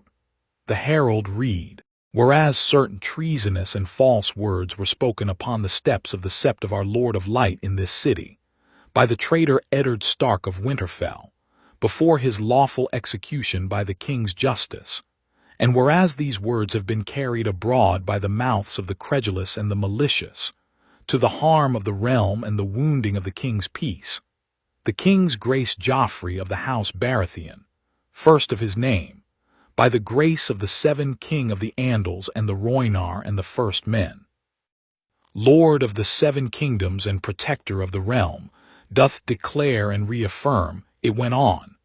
Tyrion did not listen to the middle. The middle was the standard porridge, the king the true-born son of Robert Baratheon, of his lawfully wedded queen, of the blood of the stag and the lion conjoined, of Stefan and Cassana and Tywin and Joanna, of etc., etc., etc. He listened instead to the silence inside the applause. The applause came at the appointed point. The court applauded. The court was required to applaud. The court had been told before entering the hall that the applause would be observed, and which lords applauded warmly, and which lords applauded with the wrists alone, and which lords merely tapped their fingertips together, were already being noted by a clerk Cersei had stationed in the gallery whom Tyrion had spotted on the way in. So the lords applauded. But the silence inside the applause was where Tyrion did his counting. He counted the lords whose applause did not reach their eyes. There were 43 lords on the floor. He counted 26 whose eyes did not move with their hands. Of those 26, 11 were river lords whose loyalty had been compromised before the proclamation, and Tyrion set them aside. Of the remaining 15, 4 were crownlanders whose holdings sat squarely between the city and Dragonstone. Tyrion marked those 4 with particular interest. because they were the men who would have to choose first when Stannis moved, and they were applauding now with the stiff wrists of men who had already chosen and were waiting only for the noise to die. He counted the lords who would not meet his eye. 8. 2 of them looked at him directly and looked away. 3 of them looked at the floor. 3 of them looked at the king and kept looking at the king with the bright fixed gaze of a man who knows that if he looks anywhere else his face will betray him.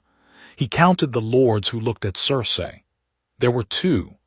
They were the 2 who were sleeping with her, Tyrion suspected, although he could not prove it and did not in this hour particularly care. He counted the women in the gallery. 11. Of the 11, 3 were weeping discreetly into kerchiefs, and Tyrion could not tell whether the weeping was political or merely the kind of weeping that came to women in halls full of lions when a child sat where a king should sit. The proclamation reached the part about Stannis. Whereas the king's grace doth charitably note that his uncle Stannis Baratheon, Lord of Dragonstone, has not been seen in this court since the late king's sorrow, and may be understood by all generous hearts to be deranged with grief at the loss of his royal brother, Tyrion smiled, in spite of himself, in the dark behind his column. Deranged with grief. That was the wedge. That was Cersei's preferred wedge. Whereas the king's grace doth further note that his uncle Renley Baratheon, Lord of Storm's End, has not seen fit to disturb the peace of this realm with any declaration whatsoever, and is therefore presumed by his sovereign nephew to be that loyal subject which his birth and breeding require him to be, and Tyrion stopped smiling. Cersei, he thought, do not write Renly's declaration for him. You are about to write Renly's declaration for him. The herald reached the end. The court applauded again. Tyrion counted again. The numbers were worse. Up on the throne, Joffrey's interior was very small and very red. Tyrion could not, of course, see inside the boy's head, but he had grown up with that mouth and he could read it, the tightness at the corners, the small wet movement of the tongue against the inside of the cheek, the way the eyes flicked once toward the gallery where the Stark girl was not. And Tyrion thought, he wanted her here. He wanted her maid to listen. Cersei said no on pain of, and Tyrion guessed on pain of being locked in the solar, which had been Cersei's favored threat when the boy was 8, and which still worked, evidently, at 14. Joffrey wanted to kill Sansa. Joffrey wanted to kill the lords who were not applauding warmly. Joffrey wanted to kill Tyrion, possibly, although Joffrey had not noticed Tyrion behind the column yet, and Tyrion intended to keep it that way for as long as the gods would permit. Joffrey's interior was small and red and full of the names of people who could not, in this hour, be killed, and the smallness of it was the smallness of a room with the windows shut and a fire in the grate and no door. Cersei looked down the hall once. Her eyes passed over the column behind which Tyrion stood. They did not stop. He believed she had seen him anyway. He let the ceremony end without him. He slipped out the small door behind the Iron Throne, the door the dwarfs and the cupbearers used, the door no king had ever walked through and no hand ever would, and he went to write a letter to a woman in a castle 200 leagues to the north, dictated by a girl in a garden, and he did not look back. IV. Storm's End. The raven came to Storm's End at the 3rd hour after dawn. The Maester brought it up to the Lord Solar himself, because the seal was the king's, and the king's seal was no longer the kind of object one trusted to a steward. Renly Baratheon broke the seal with a fruit knife. He read it once at standing, and he sat down halfway through the second reading, in the chair by the fire that had been his brother's chair, in the room that had been his brother's room, in the castle that had been his brother's castle, until Robert had become king and forgotten he owned a castle at all. Laura stood at his elbow. The fire was low. The morning was the kind of gray Stormlands morning that suggested rain by noon and a gale by dusk, and Renly thought, yes, that sounds about right. He read the proclamation a 3rd time. He put it down on the small table. A few weeks ago, he thought, I would have laughed. He could see the man he had been a few weeks ago with absolute clarity. The man a few weeks ago would have read this proclamation and would have laughed for a full half-minute. The loud, bright laugh that had made him popular at his brother's court. And then he would have called for his good horse and his second-best armor, and ridden for King's Landing in 3 days. And on the way he would have composed in his head the precise sequence of bows and witticisms that would land him at the small council table within a fortnight. He would have played the game. He would have played it well.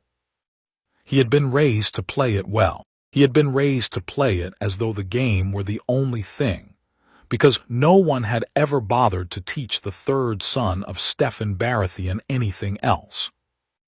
The man a few weeks ago would also, somewhere in the long ride up the King's Road, have begun to compose a different sequence, a quieter sequence, the sequence by which a charming younger brother of a dead king becomes, over the course of 2 or 3 years, the natural regent, the natural Lord Protector, the natural and obvious choice when the strain becomes too great for the boy on the throne. The man a few weeks ago would have begun to think about how Margaery Tyrell, the loveliest girl in the Reach and the most politically expensive, might be brought to court as a companion for the Queen Mother.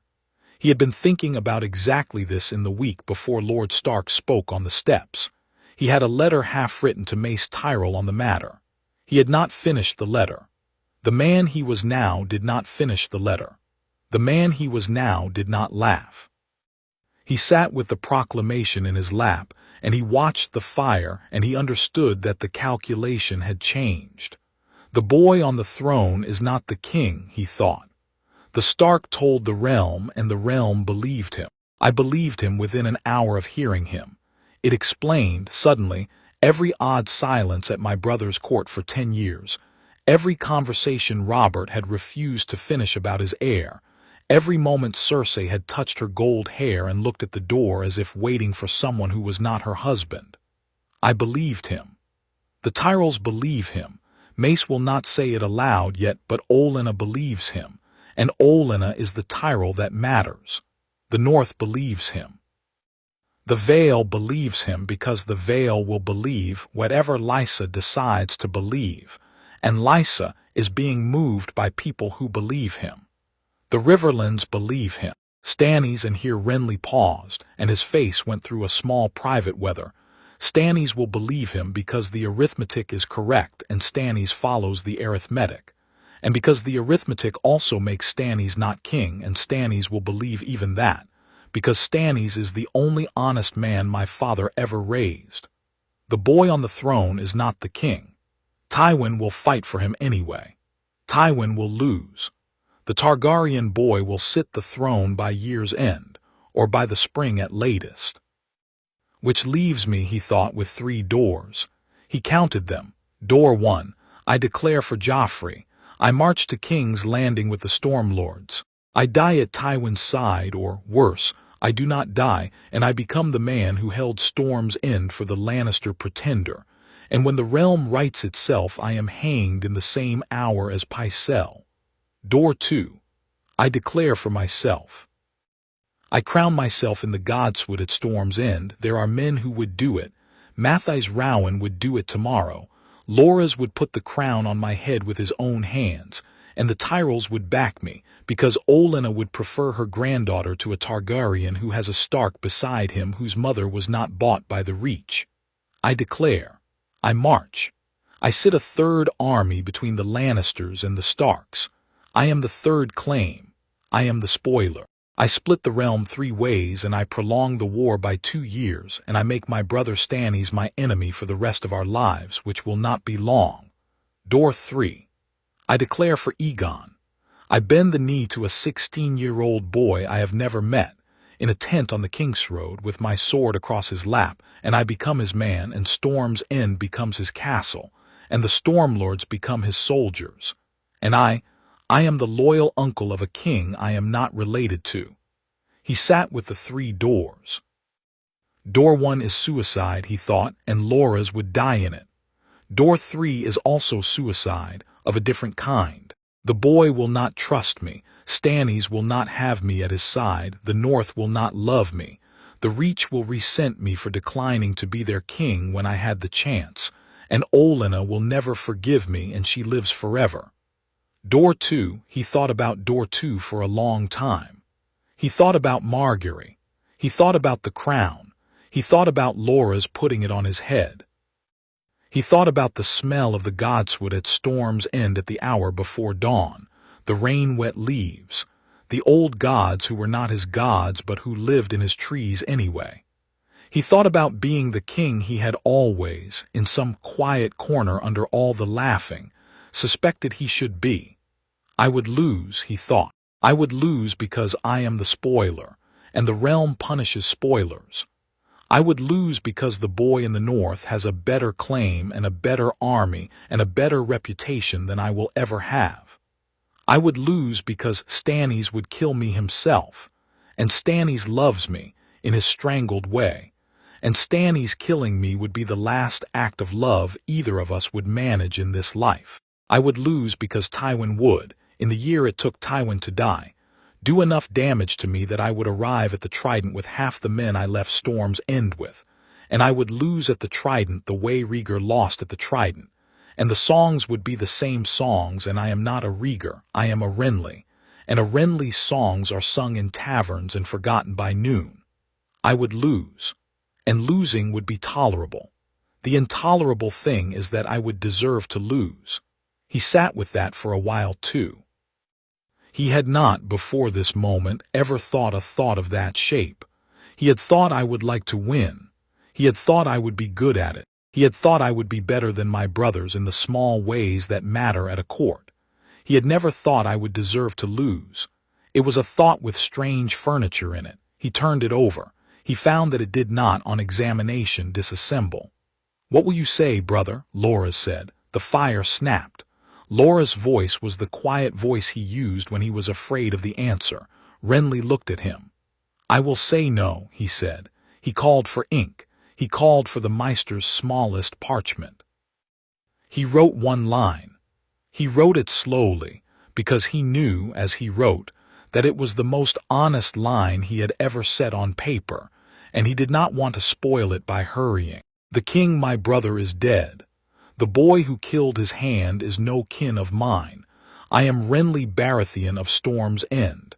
I do not declare for the Lannister pretender, and I do not declare for the Targaryen, and I do not declare for myself. I declare for the realm. Let the realm choose." He signed it. He sealed it with the stag. He gave it to the Maester. The Maester carried it down to the rookery, and the Maester sent it back by the same raven that had brought the proclamation, because Renly had specified that he wanted the same bird used, on the theory that a bird that had carried Cersei's proclamation in one direction could decently carry his refusal in the other. He sat by the fire afterward with Laura's hand on his shoulder, and he understood that he had made the choice that committed him to nothing and to everything, and that this was the choice of a man who had no good options and had finally noticed. "I do not know what to do with the fact," he thought, "that this is the most honest letter I have ever written." The rain came at noon, as predicted. Dragonstone. The painted table had not been repainted in 100 years, and the paint had been laid on, originally, in pigments the Maesters of the day had ground from cuttlefish ink and lapis and the rust of old swords, and so the realm on the table had darkened over a century to the colors of dried blood and dried sea and dried smoke, which was, on the whole, an appropriate palette for what was about to be decided over it. Stannis stood at the table. He had been standing at it, on and off, for 3 days. He had eaten at it. He had slept beside it on a pallet of folded sailcloth.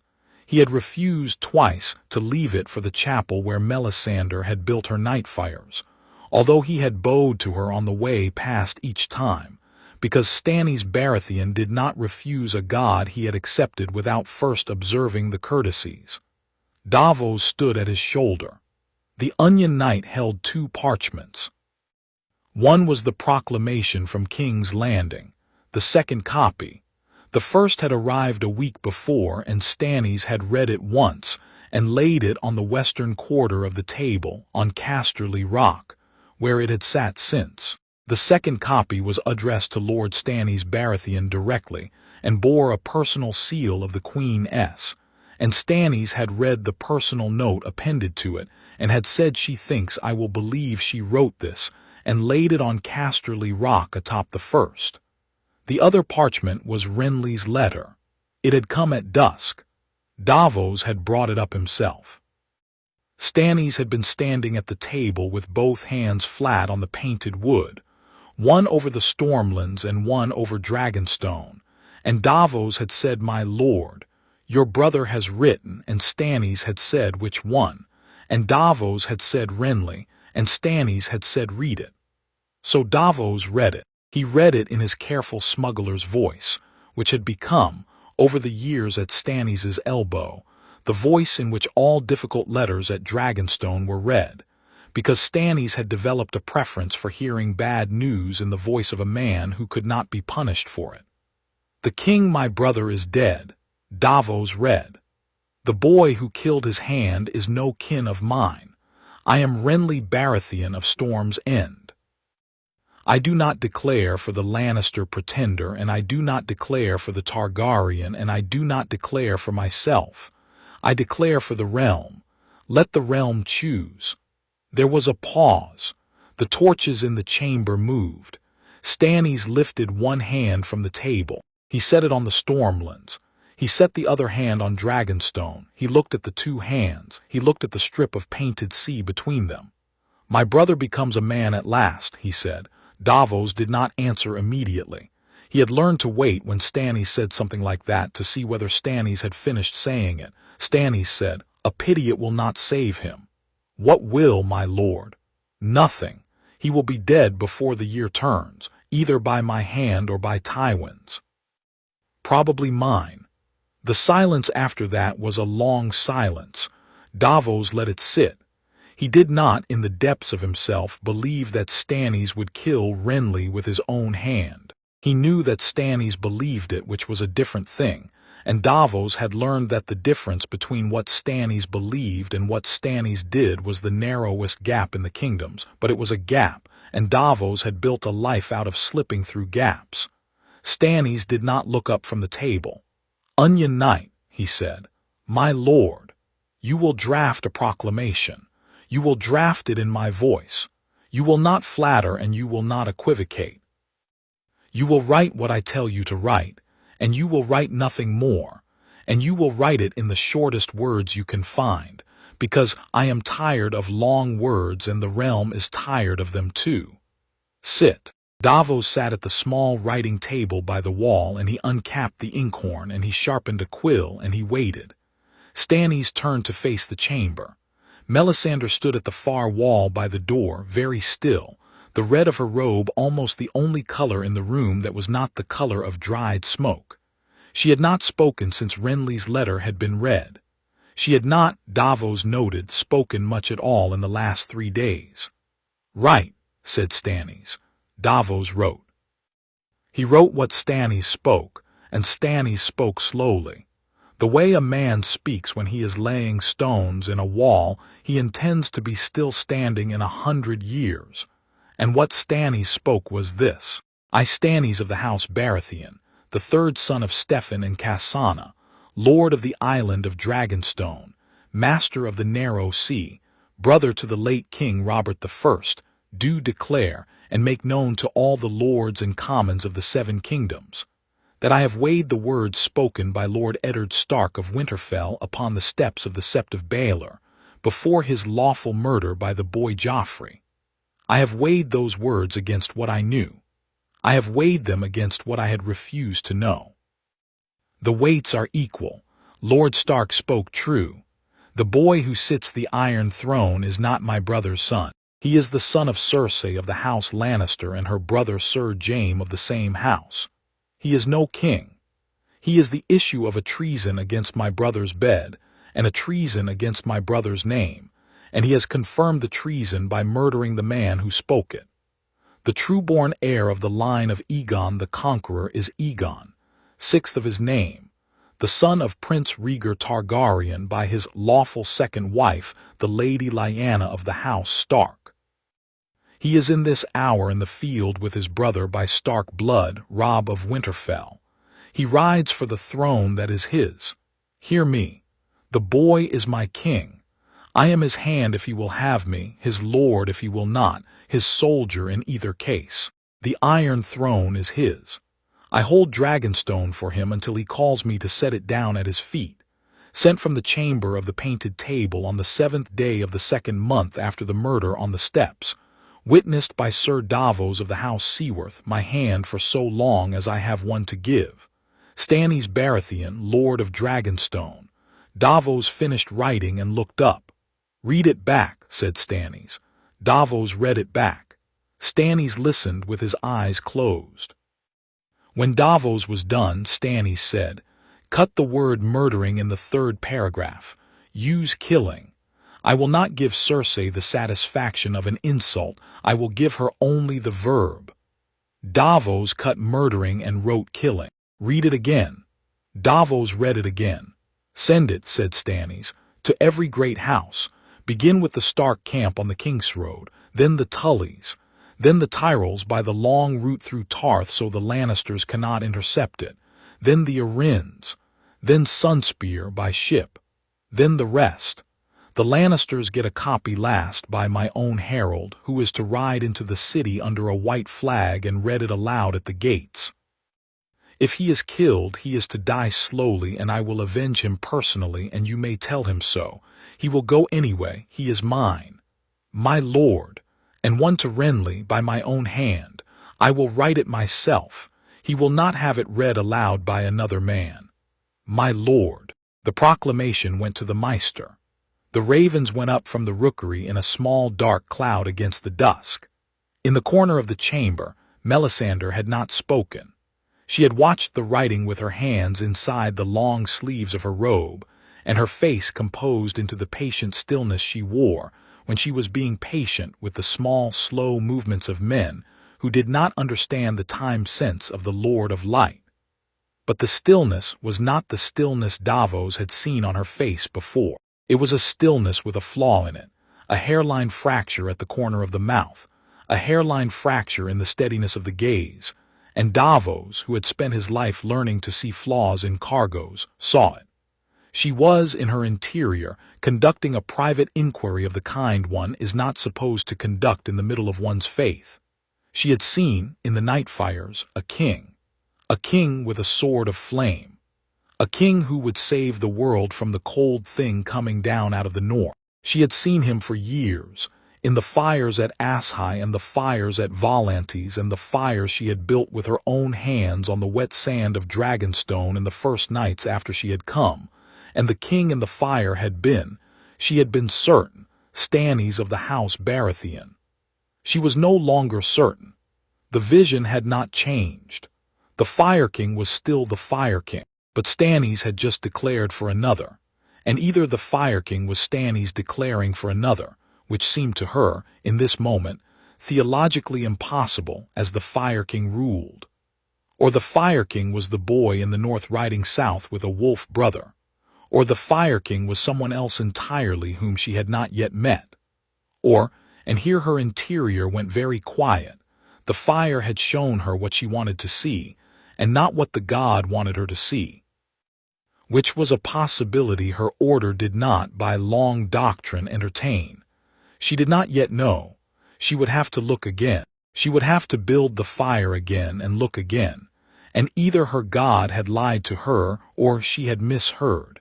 And either possibility was the kind of possibility that a priestess of our lore was not supposed to entertain in the presence of mortals. She said nothing.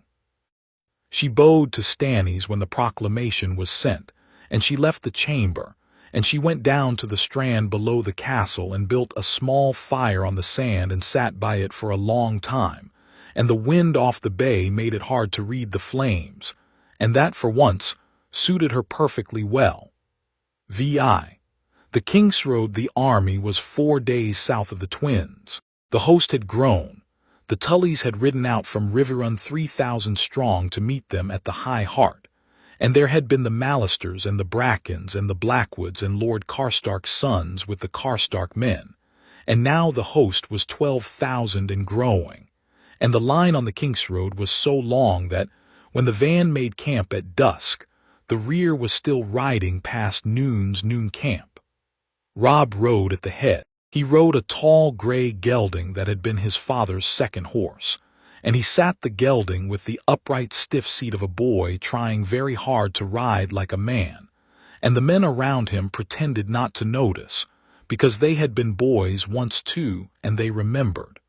Jon rode half a length behind him. He rode on Robb's right hand, half a length back, on a black palfrey that had been given to him 3 days ago by Lord Karstark with a small bow and a phrase about the king's first horse, and Jon had nearly given it back, because he was not the king. He was a boy named Jon Snow until very recently, and a boy named Aegon for less than a month, and a boy who had nearly become a black brother of the Wall a season before that, and the word king still tasted in his mouth like a coin he had not earned. He had wanted to ride beside Robb. Robb had said number, not yet brother. Robb had said, the first morning, with his quiet voice in the cold under a riverland's oak, when you ride in front you ride for the throne. You are not for the throne yet, you are for our father's grave. Ride a half-length back. When the throne business begins, you ride in front and I drop back. Until then you ride with me, but behind me. The bannermen need to see that I have not given you to the throne yet. I have not lost you yet. Jon had nodded. He had not trusted himself to speak. He had ridden a half-length back, and he had been riding a half-length back for 9 days now, and on the 7th day he had realized that he no longer felt the half-length as a slight. He felt it as the distance Robb was holding open between him and a country he had not asked to govern. On the morning the chapter found them, they were riding through a stretch of road where the trees pressed close on both sides, and the wind was northern, a true wind from over the neck, and Jon felt it on the back of his neck the way he had felt it 1,000 mornings at Castle Black, and without thinking he turned in the saddle and shrugged his cloak forward over the front of his shoulders, and let the cloak's back form a long sail behind him to catch and break the wind off his neck. Robb noticed. Robb noticed everything Jon did with horses. Jon was the better rider, and Robb had decided quietly to learn from this. "What are you doing, brother?" "Wall trick." Jon's voice was lighter than it had been in days. "Cloak catches the wind behind you instead of being snapped by it. The lining heats from your back instead of the cloth being torn off your shoulder. You can ride 3 hours longer at the wall in a north wind if you wear the cloak like this. Try." Robb tried. Robb fumbled the shrug and the cloak twisted, and the back of it caught between his arm and his sword hilt and bunched. Jon laughed.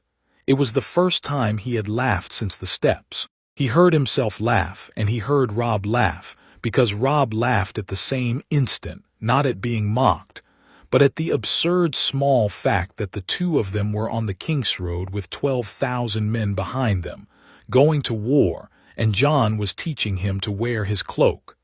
They laughed once, together. The men nearest them on the road heard the laugh, and the men did not look because they were good men, but the laugh went down the line of horses in the way a laugh goes down a line. It lifted the heads of the men 3 ranks back without their knowing why, and somewhere a rider whistled, and another rider whistled back, and that was the brotherhood of the chapter, all of it, contained in a sound that lasted perhaps 3 breaths. Robb rearranged the cloak. He did it correctly the second time. "Now you teach me one," Jon said. "Court etiquette. Robb, brother, when you ride into a hall in the south and a lord introduces his lady, you bow first to her, not to him. Northmen bow to the lord. Southerners bow to the lady. The lord understands and is flattered for his lady. The lady understands and is grateful. The lord's other men see and they go home and they say the Targaryen has manners, which is half a battle in the south because the south remembers the Targaryens who did not. You bow to her first, then to him, not deep, just the head. You will need to do this perhaps 3,000 times in the next year. Practice. That is your court etiquette. That is the first of 40 things. We will do the others tomorrow. Mother of mercy, I will pray for you. They rode on. The wind moved. Catelyn rode somewhere behind them, 3 horses back, by the standard she had set for herself, because 3 was the distance from which she could watch the boy without seeming to watch him. She had been keeping the distance for 9 days. She had set out from Riverrun resolved to speak to him on the second morning. She had not spoken to him. She had drafted opening lines in her head. John, I owe you number Egon. I have called you by another name for 15 years, number boy. Boy, I number my lord. My king, my no. Number every opening line dissolved on contact with the boy's face, which was from 3 horses back the face she remembered from Winterfell, the dark Stark face, the long Stark eyes, except that the face was also now, she could see, when the light caught it sideways, the face of a man who had been killed 20 years ago by her father-in-law's banners on the Trident, and Catelyn Tully Stark had no opening line that could be spoken to a face like that. She rode 3 horses back. She watched. She drafted, she discarded. He noticed her this morning. He turned in the saddle once, looking for Robb perhaps, or looking for the wind, or looking for nothing, and his eyes passed across her and stopped and went and came back. He nodded to her, a small nod, the kind a son might give a mother in a hallway when both were in a hurry and would speak later. She nodded back. The conversation had not yet happened. The nod was not the conversation. The nod was a promissory note against the conversation. She thought, I will speak to him at the cookfire tonight. I will. I have rehearsed enough opening lines that one of them will come if I open my mouth. She did not that night speak to him, but she sat closer to the cookfire than she had on the previous nights. She sat at 1 remove from him instead of 3. She watched him eat. He ate the way Ned had eaten, slow, deliberate, finishing each bite before reaching for the next, the way a man eats who has gone hungry once and remembered. The same hands, the same set of the jaw, the same stark hush. Tomorrow, she thought, tomorrow at the cookfire, I will sit beside him, I will say his name. I have not yet decided which of his names. The name will come. The fire crackled. A raven called somewhere above the camp, the long, lonely call of a bird that had ridden the whole way from Riverrun on someone's shoulder and was now considering whether to keep going south. Jon looked up at the call. Catelyn looked at Jon looking up. Robb looked at his mother looking at Jon, and Robb did not say anything, because Robb had been raised by Catelyn Tully Stark and had inherited her gift for the long necessary silences. The night closed over the camp. VII. Sunspear Doran Martell sat in his chair. The chair had been built to ease him. It had been built by a Norvoshi craftsman who had spent 6 years making it and had been paid in a sum of gold. No Meister had ever entered into the household ledger, because the chair had no other purpose than to ease the bones of one man, and that man's bones were not easing. They were past easing. The gout had spread from his feet to his knees and from his knees to his hips, and the bandages on his legs were changed twice a day. And the changing was a thing he no longer permitted his daughter to witness, because his daughter had to one day rule Dorne, and a ruler of Dorne should not have to remember her father's legs. Oberyn stood at the window. The window opened on the water gardens far below, and at this hour the gardens were full of children. The bastard daughters Oberyn had brought home from the cities of the east, and the cousins, and the orphans Doran had quietly adopted into the household, and the laughter of the children came up through the heat shimmer in a thin silver thread of sound that did the work of music in the chamber.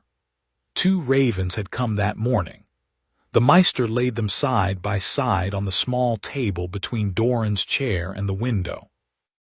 The seals were undamaged, the seal wax intact, the parchments dry.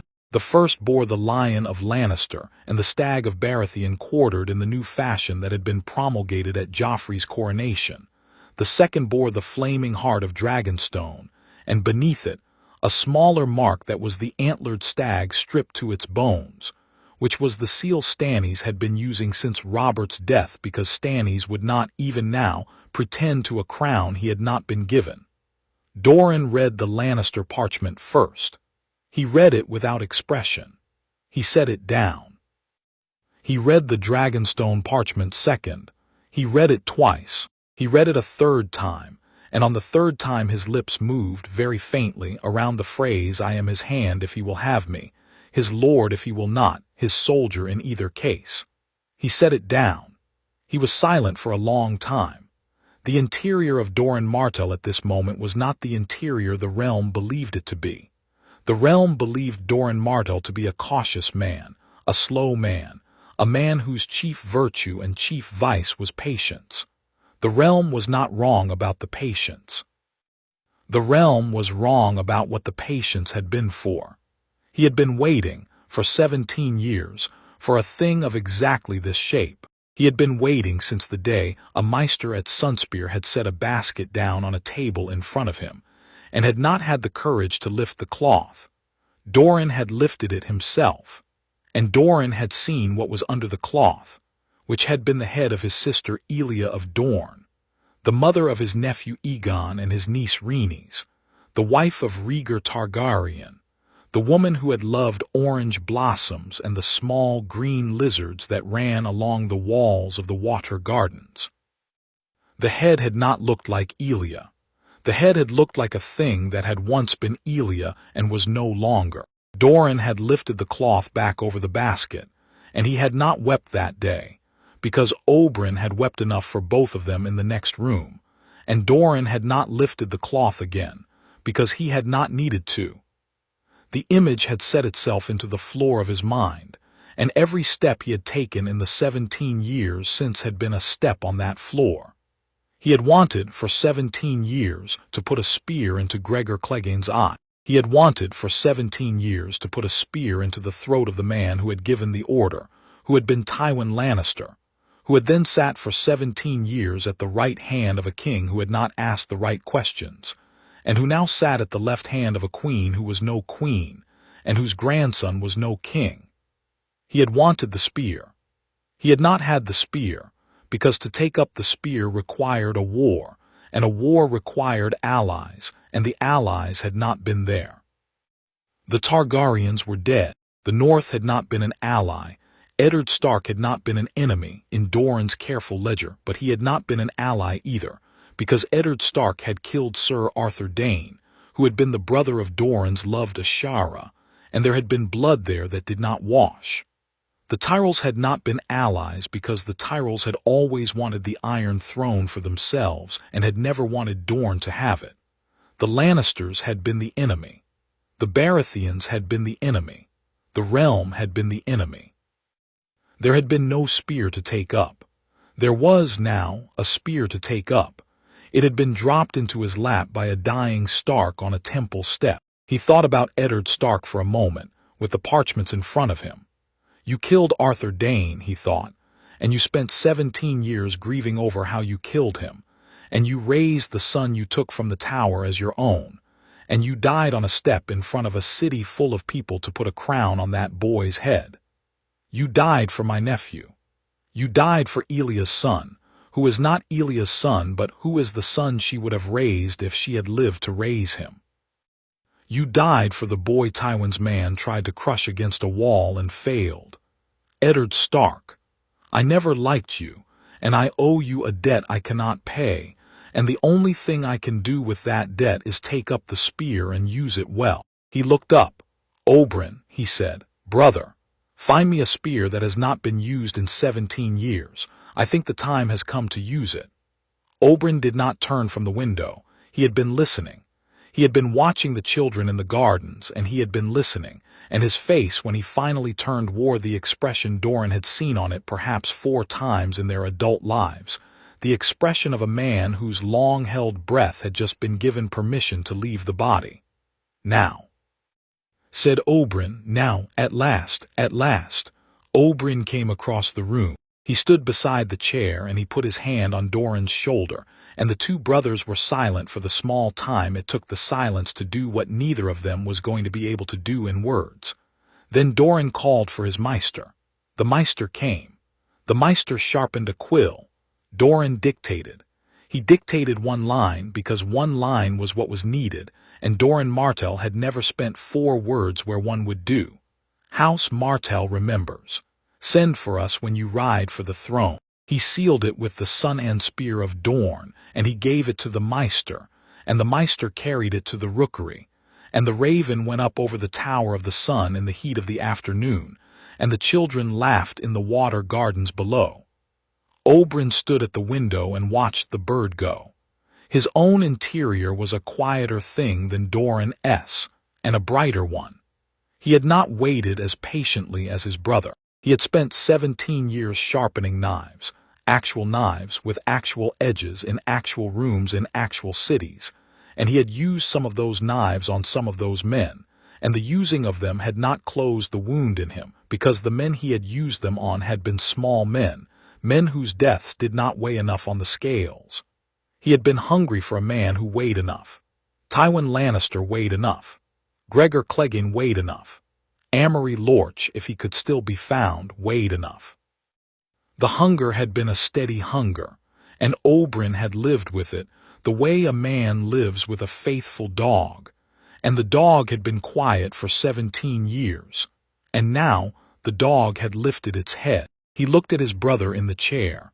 "I will go to the Boneway," he said. "I will raise the Marcher houses. I will be at the High Hermitage in 12 days. "Yes," said Doran, "and then I will go to wherever the boy is." "Yes." Oberyn smiled then. The smile was not the smile he wore at courts. The smile was the smile of a man who had finally been given permission to be the thing he had spent 17 years pretending not to be, and Doran, who loved his brother, looked away from the smile, because the smile was a private thing. The raven went on northward in the slow, hot air over the desert. The children kept laughing. The realm now stood as 4 claims, and an honest map of it, if a maester at Oldtown had thought to draw one that evening, would have shown the claims in 4 colors. In gold, the claim of Joffrey of the House Baratheon, so called.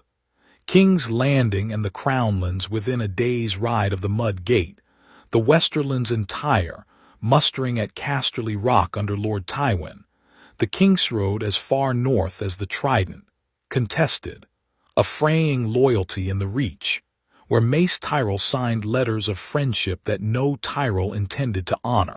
In white and gray, the claim of Robb Stark and Aegon Targaryen, conjoined on the Kingsroad and at the Twins and at the High Heart.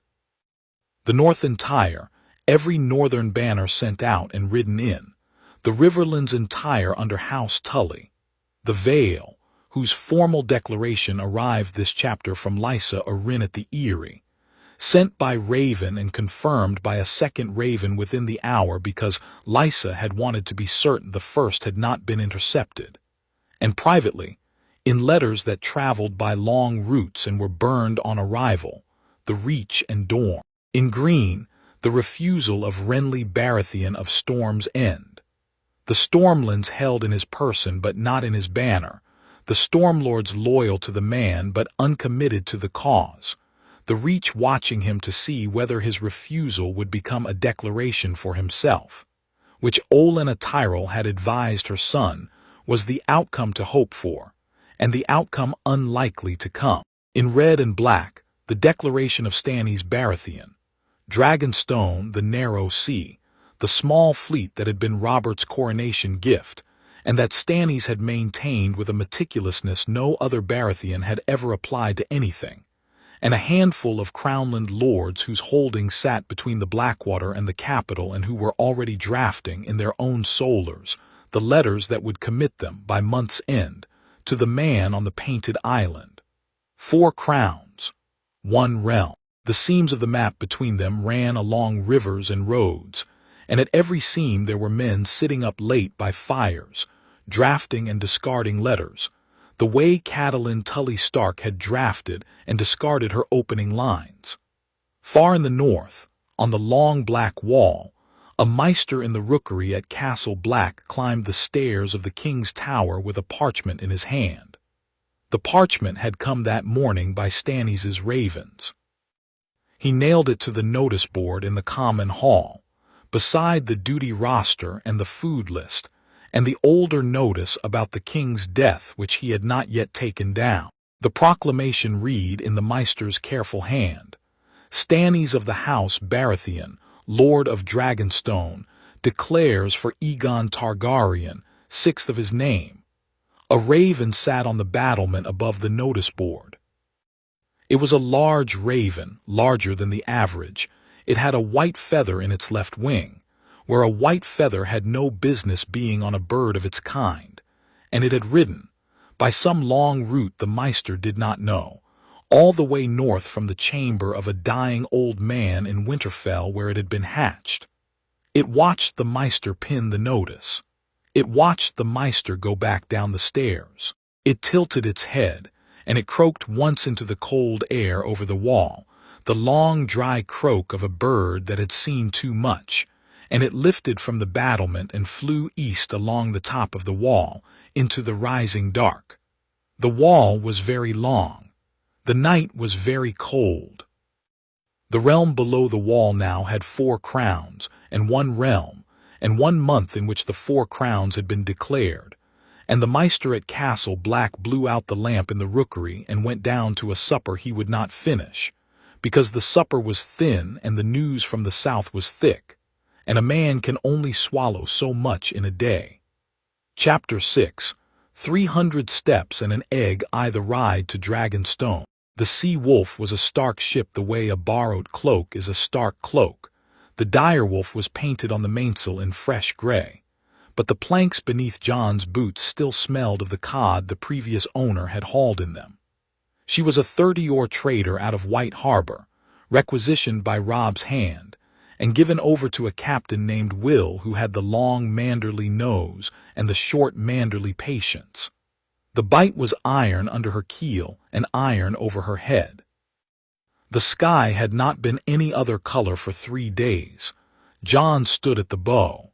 He had been standing at the bow for the better part of 2 hours, and the spray had made of his hair a thing the wind owned. He did not move. He had discovered on the first morning out of salt pans that if he stood very still and looked at the water did the work of thinking for him. It moved. He did not. That was the bargain. I have never been on the sea before. It was a small fact, and he turned it over in his hand like a coin. 15 years at Winterfell, 2 years on the wall, and the only water he had known was river water and meltwater and the black tarn at the foot of the weirwood. He had crossed the Trident once at a ford, and that had been the whole of his maritime career. Now the sea was under him, and the sea did not care who his father was. Father. He let the word sit in his mouth without choosing which of the two it meant. He had practiced in the last fortnight doing this. He was getting better at it. Some words now would hold 2 men at once, and he could carry them without dropping either. Father. Eddard at the steps of Baelor with his head on a butcher's block. Rhaegar at the Trident with a ruby falling out of his breastplate. Both. Father. He breathed in salt and breathed out the word. Robb had not come. That was the thing that lay under everything else this morning, the cold floor of the cold house. Robb has the Riverlands to hold. Robb has the twins to flatter and the Vale to court and the Reach to make pretend it is not on our side. Robb cannot leave the host. The host is what we are. He had told himself these things in Robb's voice and in Catelyn's voice, and in the voice of the maester who had drawn up the contingency lists, and he had believed each of them, and none of them had made the dock at Salt Pans warmer. Robb had embraced him on the quay. Robb had pressed his forehead against Jon's forehead and said, "Come back a king, brother," and the word brother had still been the word brother, and that was the only thing about the embrace that Jon had been able to feel without flinching. Catelyn had watched him bored. She had stood 20 paces back from the gangway, in a gray cloak that the wind had not quite finished arranging, and she had watched. She had not come closer. She had not spoken. Her hands had been folded in front of her like a septa's at prayer, and her eyes had been the eyes Jon had known all his life, and a thing under them he had not yet learned to read. He had looked at her across the 20 paces. She had looked back. He had inclined his head, the small inclination one gives to a lady of great house whose name one does not yet have leave to use. She had inclined hers in return, exactly as much, no more, and then she had turned and gone. That conversation is still to be had. He filed it. He filed it under the heading of things that would not be done on water. He turned from the rail and walked the length of the deck. The sailors made room for him without seeming to. He had noticed this, the way men's bodies opened a corridor for him without their faces admitting they had. 2 weeks ago he had been Jon Snow, and men had walked through him as if he were a draught. Now the air around him had shape. He did not yet know whether he liked the shape or whether the shape liked him. Below deck's ghost was a long white silence in the corner of the captain's spare berth. The wolf had made Captain Will nervous on the first day. That's not a dog, my lord. That is a something, and I'd rather it was not on my ship. And Jon had simply walked Ghost into the cabin and shut the door, and the matter had ended.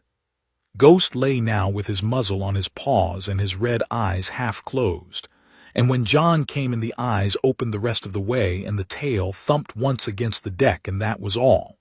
He knows we are going somewhere strange. He has decided to allow it. Jon sat on the edge of the cot and put his hand into the white ruff and worked his fingers through the fur. He had been composing a sentence. He had been composing it since salt pans. He composed it again now into the wolf's neck. Lord Stannis, I thank you. He turned it over. He inspected its joints. Lord Stannis was wrong. The man had named himself a king's man, and to call him lord was a small slap that Stannis would feel and would file. I thank you was wrong. One did not thank a man for declaring one's right. One acknowledged it, and a thanks would sound like a beggar's. He tried again. Sir Stannis, you have done me honor. The man was no sir. He was a lord and a brother to a king, and honor was a word for tourneys. My lord of Dragonstone, the realm is in your debt. Better. Worse. The realm was not in anyone's debt yet. Debts were paid on thrones, and there was no throne. He gave up. He had given up on this sentence 50 times in 5 days, and it kept coming back to him, and he kept giving up on it, and the giving up was beginning to feel like the answer. I will say what occurs to me when I see his face. I will let him make of it what he will. That is the only honest thing I can promise. He laid his palm flat on Ghost's flank and felt the slow drum of the wolf's breathing, and he held to that drum for a long minute. And then he stood up and went back to the deck. The wind had shifted. Will was at the steerboard squinting south, and he gave Jon a nod that was a sailor's nod, equal across the rail, captain to passenger, and Jon was grateful for it. There were not many places left in the world where a nod was just a nod. A man came up to him then. He was an old sailor, scant of teeth, with a beard that the salt had turned the color of a fish's belly. He had been mending a net at the foot of the mast for an hour. He held the wooden needle in one hand and his cap in the other, and when he was 3 paces from Jon he stopped, and he went down on one knee. He went down slowly, the way old men do, with one hand on the deck to steady himself. "My prince," he said. Jon's first impulse was a Stark impulse. "Get up, man, the deck is wet." His second impulse was sharper and quieter. "He has chosen this. Let him choose it." He waited a beat. Then he stepped forward and put his hand under the old man's elbow and lifted, and the old sailor came up with him, light as bone. "What's your name?" Jon said. "Mern, my prince, Mern of Sisterton, these 40 years out of it." "Mern." Jon held the elbow a moment longer than he needed to. "Why did you kneel?" The old man looked at him.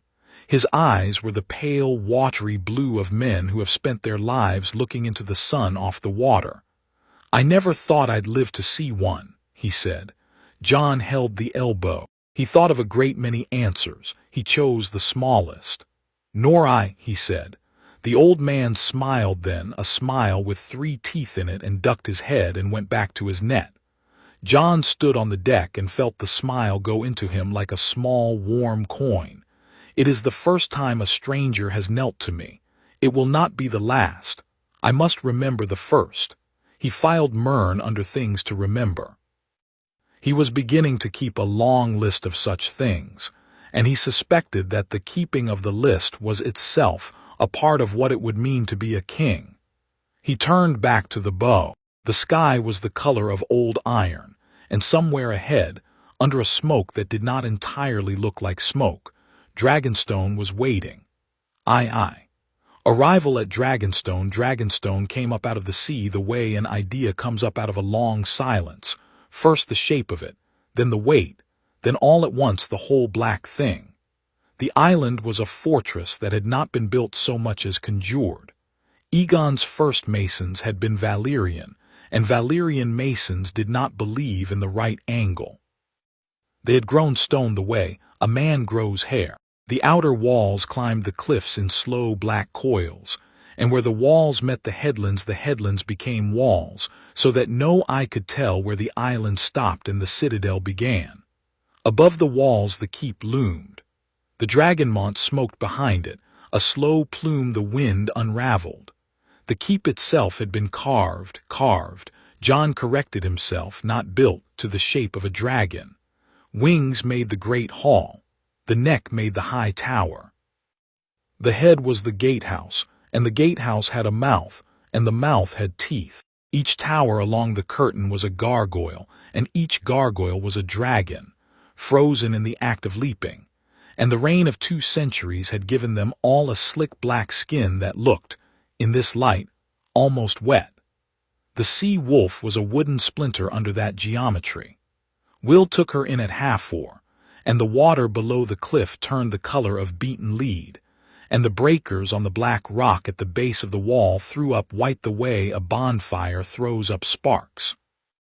Jon stood at the bow and let his face go still. Brutal, he thought, beautiful. The two are not separable here. Whoever built this place knew that.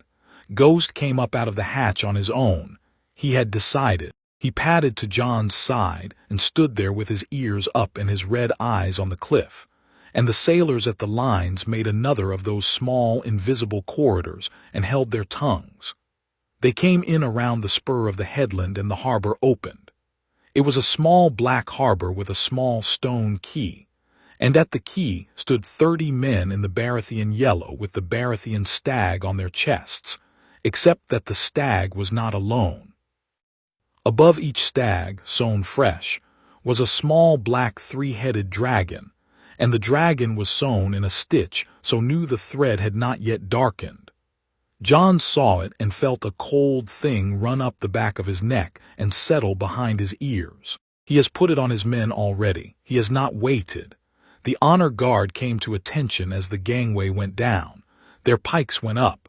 Their feet stamped once hard on the stone. The sound was the sound a single great drum makes, and the cliffs took it and gave it back, and the whole harbor for one beat was a drumhead. A man came forward from the rank. He was not tall. He was not richly dressed. He wore a dark wool cloak with no fur and a doublet of plain brown, and on his cloak was the only badge Jon saw that was not the new dragon stag, a small embroidered onion, 4 onions in fact, stitched in the corner near the throat. He came down the quay alone. He stopped at the foot of the gangway and he took off his cap. He held the cap in both hands in front of him, the way a man holds a cap at a funeral. "My king," he said. His voice was rough and warm, and the "my" was a thing he meant. Jon stepped down off the gangway onto the stone of Dragonstone, and the stone was the first piece of land his foot had touched as a Targaryen named in public, and he marked the moment with the smallest part of his mind and went on. "Not yet," he said. "Don't make a habit of it, Sir Davos, until the realm has agreed with you." The smuggler, honest smuggler, Jon corrected, that is the title here, looked up. His face was the face of a man who had been a sailor for 30 years and a knight for less than 5, and the two of them sat on his face like two coats one over the other. He smiled. The smile was small and lopsided, and it did not quite reach the eyes, but it was a true smile, and Jon liked it. "The realm will agree with me, my king," Davos Seaworth said. Jon let it go. He had thought he would correct the man a second time, and he had decided, in the breath between, that 2 corrections in a row would be a lecture, and a king did not lecture a man who had brought onions to a starving fortress. "I will let the title stand from him. I will not let it stand from everyone. From him it is a courtesy, from others it would be a wager." He filed this. He was filing a great deal. "Sir Davos." He extended his hand. Davos looked at it a moment as if he were not certain what to do with it, and then he took it. The knight's hand was hard and short, 2 fingers worth of bone at the tips, the fingertips, of course. Stannis took them for the smuggling, and Jon shook it once firm. "Walk with me up," Jon said. "I, my king." They turned together to the steps. The steps. 300 of them, Davos said as they began. They had been cut from the black stone of the island in the year of Aegon's landing, by masons who had come on the dragon's back, and no mason since had been able to fit a new one to match. The treads were broad enough for 2 men abreast, and worn into a slight cup in the middle, where 250,000 boots had passed in 2 centuries. They climbed the cliff in a slow zigzag that doubled back on itself 9 times. At each turn there was a small landing, and on each landing a gargoyle, and each gargoyle was a different dragon, winged, coiled, screaming, sleeping. Jon counted them as he climbed because counting kept his lungs honest. The wind off the sea was at their backs at first, and then at the 3rd turn it came at them sideways, and Jon's cloak became a creature with its own opinions. He let it have them. He kept his pace even. Davos kept beside him without comment, and Ghost flowed up the steps behind them, soundless on the black stone. Halfway up, Davos spoke. "The king has been waiting for you, my king, since the Lord Stark." He stopped. He started again. "Since your lord uncle's words at Baelor's. He has not slept entire nights since. He sleeps in the chair at the painted table. I bring him bread in the morning. He eats the bread. That sounds like Lord Stannis as he has been described to me." "Aye, he is as he has been described." Davos's eyes went sidelong. "I will say a thing to you now, my king, that I will not say again. The king is a hard man and he is a just man, and the two are the same thing in him. He does not separate them. He will not flatter you. He will not warm to you. He will weigh you. If you would have his sword, give him the weighing. He will not give it twice." Jon climbed 3 more steps before he answered. "Sir Davos, I thank you." "Don't thank me, my king. I am only telling you the weather." They came at last to the top. The wind there was a steady cold pressure that went through the cloak and the doublet and the linen as if the cloth had been nothing at all. Jon stopped at the head of the steps and turned, and below him the harbor and the sea wolf were a small toy in a basin of black, and beyond that the sea went on iron and iron and iron until it became the sky. He turned back. The gatehouse stood open, and in the mouth of the dragon-shaped gatehouse, between the carved black teeth, a man was standing. Stannis Baratheon was a tall, lean thing in a black wool cloak. His hair, what was left of it, was cropped close to the skull. His beard was a tight rim along the underjaw. His eyes were the blue of the Baratheons, and they were exactly as deeply set as the legend said they were, and his mouth was a line that did not learn other shapes. He was not in armor. He was not in finery. He wore black wool and a leather belt and a longsword that had no jewel in its pommel, only a small cabochon of unworked obsidian. He stood inside the dragon's mouth as if he had grown there. Jon walked the last 20 paces toward him. Davos fell a step behind. Ghost stayed at the head of the stair. Jon stopped 4 paces from Stannis Baratheon. He did not kneel. He bowed his head, the small bow, not the deep one, and he straightened, and he met the blue eyes. He had composed the sentence, and he had discarded the sentence, and now in the moment the sentence chose him, and he said, "My lord of Dragonstone, I came when I could." Stannis' jaw worked once. He did not smile. He inclined his head, the same small inclination Jon had given Catelyn on the dock at Salt Pans, no more, no less. "You came faster than I expected, Aegon Targaryen," he said. "Come inside. The wind off this rock will kill a man it dislikes, and I have not decided yet whether it likes you." He turned and went into the keep, and Jon followed, and the black teeth closed over them as they passed through the gate. Aye. The meeting, Jon and Stannis, the chamber of the painted table, was a long, low hall with a vaulted ceiling and 4 narrow windows. The windows showed the sea. The ceiling showed the soot of 200 years of torches. The floor was flagged in black stone polished by feet, and in the middle of the chamber, filling it, was the table. It had been carved in the shape of Westeros. Aegon the Conqueror had ordered it cut from a single great slab, a slab so great that Jon could not, even now, understand how it had been quarried, much less raised to this island, much less carried up to this hall. The wall ran along one edge in white limewash gone gray. The shape of the neck pinched the table at its waist. The Dornish marches were a knot of carved hills at the table's south end. The cities were small painted dots of bronze and red. King's Landing was a fat ruby at the mouth of the Blackwater. Storm's End was a black tower of obsidian no taller than a child's thumb. Dragonstone itself was a chip of green-black volcanic glass set into the sea off Cracklow Point, and the chip was where Jon and Stannis came to stand. Davos had withdrawn at the door. Jon had asked it of him with a glance. Davos had given the glance back. "As you wish, my king. I will be on the other side of this door if you should not be," and had closed the door with the soft click of a man who had spent his life closing doors quietly.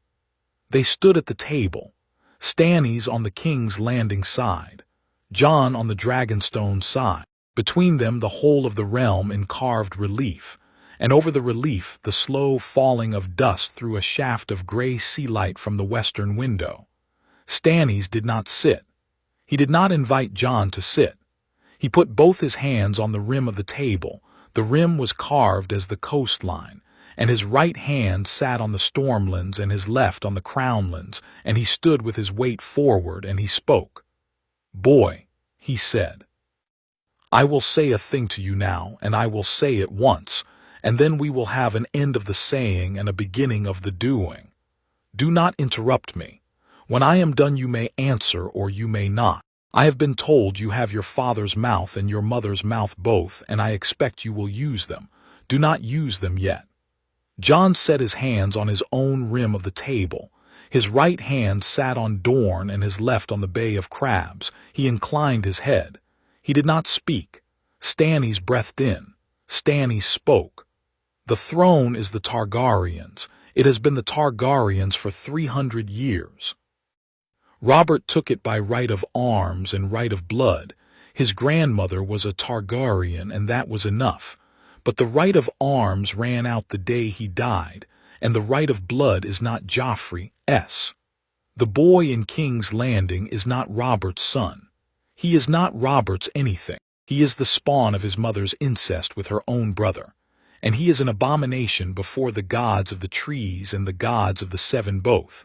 And when I take him, I will burn him alive. I will burn the girl Miachella. I will burn the boy Tommen. I will burn the queen and her brother and her father, and I will burn them in that order, and I will burn them so that the smoke of them rises so high that the people of Lannisport may see it, and know what their lord paid for his little plot. I tell you this so that you understand what kind of man I am. I am not a kind man. I am a just man. The two are not the same, and I will not pretend they are." His jaw worked. He went on. "I have only one quarrel with the Targaryen claim, and it is this. I do not know who you are. Eddard Stark stood on the steps of the Sept of Baelor and called you Aegon, son of Rhaegar and Lyanna, and Eddard Stark was the most honest man I ever met, more honest than my brother Robert, who was honest only when it pleased him, and more honest than my brother Renley, who has been honest about nothing except his own pretty face. I believe Eddard Stark. I do not believe Eddard Stark enough. I have been lied to too often.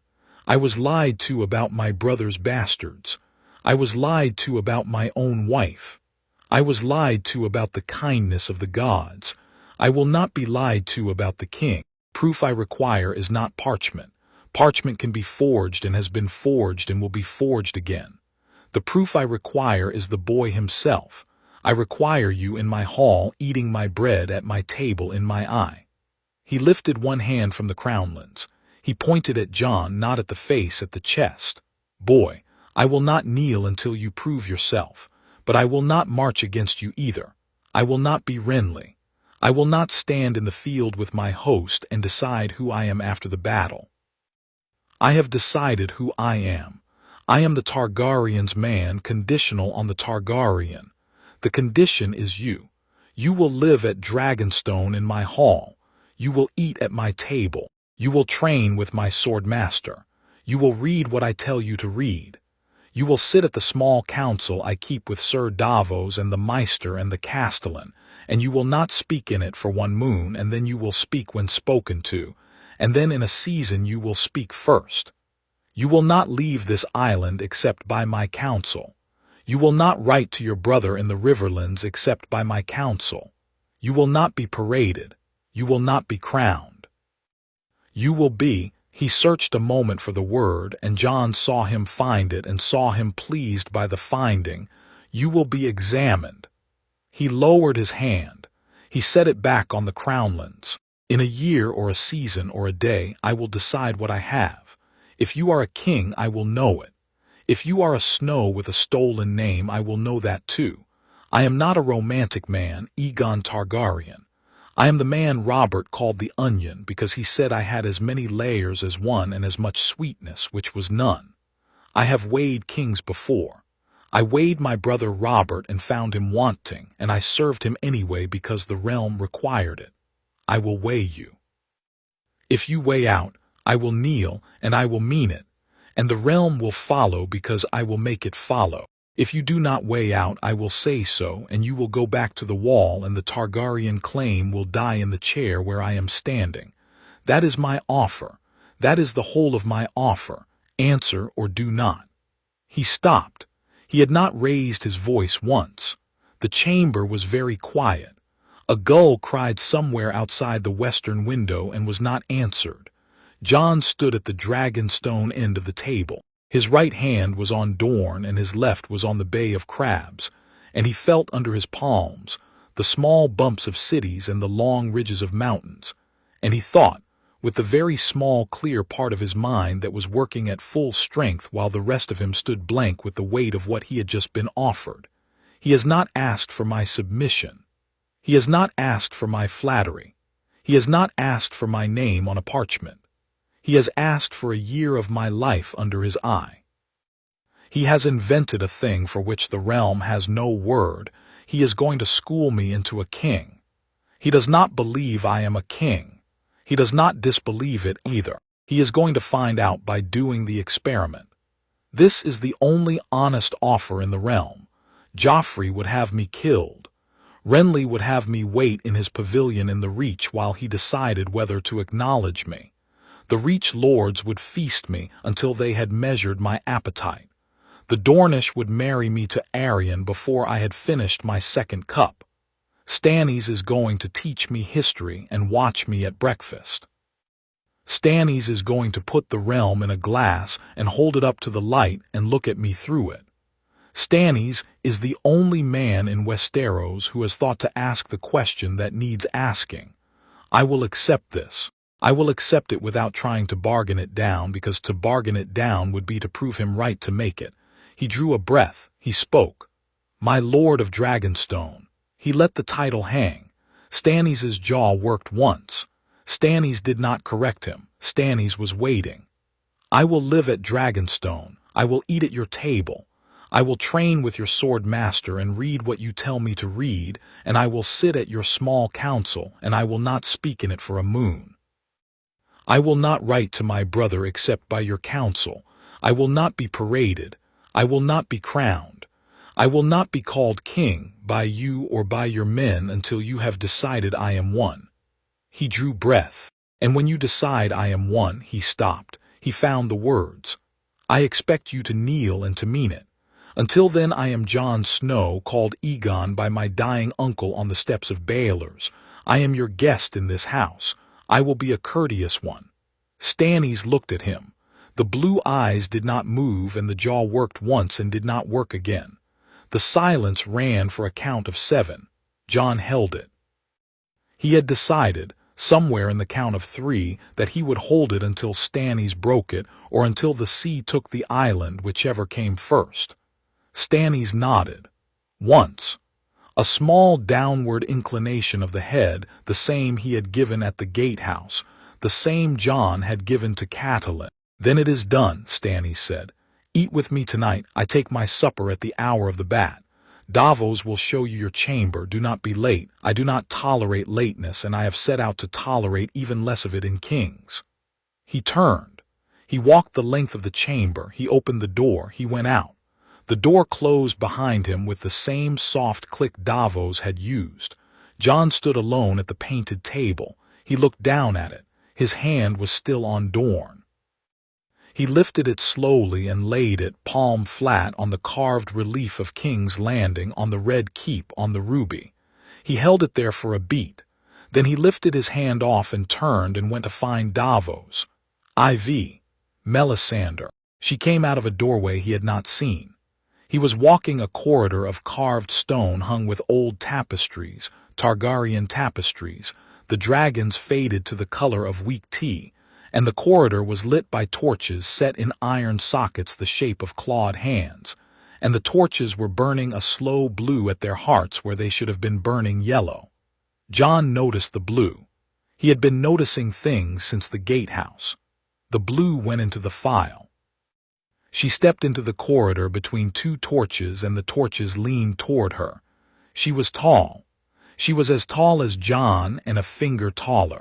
She wore a gown of so dark a red that in the blue torchlight it was almost black, and the gown moved with her the way smoke moves with a draft. Her hair was the color of new copper, and it had been combed until it threw the light back. At her throat was a choker of dark gold with a single ruby the size of a thumbnail, and the ruby was glowing, not reflecting, glowing with a slow inner pulse like a heart. Her eyes were the color of the ruby, and they did not glow. They only watched. They watched him. I have been waiting for you, Aegon Targaryen, she said. The voice was low and accented and not unkind. The accent was the accent of Asshai or of Lazar, or of somewhere south of any place Jon had heard a man speak from, and the consonants in his name were not the consonants Robb said them with. Jon stopped walking. Ghost, who had been padding at his hip, did not stop. The wolf came forward another 3 steps, and then he stopped also, and the white head lowered, and the lips drew back, and a sound came out of the wolf's throat that Jon had heard him make perhaps 4 times in his life. The sound was a low, continuous note that lived between the teeth. The wolf did not move. The red woman looked down at the wolf. She did not flinch. She looked at the wolf with mild interest, the way one looks at a piece of furniture that has been moved since one was last in the room. You are warded, she said to Jon. The beast wards you, that is well. There are not enough men in this castle who are warded, and the ones who are not warded are very loud at night. Jon found his voice. He did not raise it. I am called Jon, he said. Your name is one of many things you do not know, she said. She smiled. The smile was small. Lord Snow. When you have finished playing the bastard, find me in the chamber of the brazier. It is 2 flights down from the painted table and along the eastern gallery. I have things to show you that your uncle would not have understood. Jon's hand had moved to Longclaw's hilt without his asking it. He took the hand off. He left it open at his side. What things? She smiled wider. The ruby at her throat pulsed once brighter and then went back to its slow pulse. Eggs, she said. She turned. She walked back through the doorway she had come from. The doorway closed. Jon saw it close, saw the seam of the stone where the door had been, saw the seam vanish, and the torches went back to burning yellow at their hearts. Jon stood in the corridor. Ghost's growl wound down by slow degrees and stopped. The wolf came back to his hip. Jon laid a hand on the head and waited for his own breathing to slow. I do not trust her, he thought. I do not trust her. He thought a beat later, and the second thought was the one that bothered him. He had been a Stark too long. The Starks did not trust strangers, and the Starks did not trust foreigners, and the Starks did not trust women with red eyes, and the Starks had a long list of reasons for each of these, and the reasons were on the whole the right reasons. He had grown up inside that list. He had taken it for granted as the shape of the world. Now the list was still there. He could feel it like a fence, but he had been a Targaryen for a fortnight, and somewhere in him a small new voice had been listening, and the small new voice had heard the word eggs and had stood up. Targaryens listen to red women, the small new voice said. Targaryens listen to fire. Targaryens go to the brazier when they are called. Targaryens go mad, the Stark voice said back, immediate. Some go mad. Some make dragons. The two are not unrelated. He stood in the corridor with the wolf and the two voices, and he let them argue, and he did not yet pick a winner. He had time. He had been promised a year by the man at the painted table, and a year was a long time in which to listen to two voices. He went on down the corridor. The library Stannis had Davos show him. The library at Dragonstone was in the high tower, 3 flights up from the painted table and 1 flight down from the rookery, and the door to it was a small black door with no hinge that Jon could see, and Davos had to lean on its shoulder first to make it open. Inside was darkness and a smell. The darkness was the darkness of any room that has been windowless for a century. The smell was the smell of old vellum and old wax and old cedar, and under those a fourth smell that was the smell of the sea, because at Dragonstone there was no room without the sea in it. Davos lit 4 long tapers from the candle he had carried up, and the 4 tapers showed the room, a long low chamber with a barrel ceiling, every wall floor to ceiling in shelves, every shelf packed with books and scrolls and bound rolls of parchment, and at the center of the room a long table of black wood with 2 chairs. His Grace has set out the books he wishes you to begin with, my king, Davos said. He set them out himself. He was particular.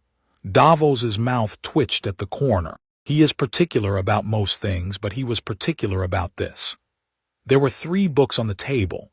Davos bowed and left, and the door closed with its soft click, and Jon was alone with the 3 books and the 4 tapers and the smell.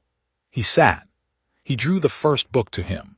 It was The Conquest of Aegon by Grand Maester Ithilmur, the long version, the one written in the reign of Jaehaerys, before the histories had been smoothed and short. Jon opened it and the spine made a small dry sound, and the first page was an illuminated capital A as tall as his hand, and the A was a dragon, and the dragon's wings made the legs of the letter, and the body of the letter was the dragon's body, and the eye of the dragon was a real ruby set into the vellum, no larger than a grain of rice.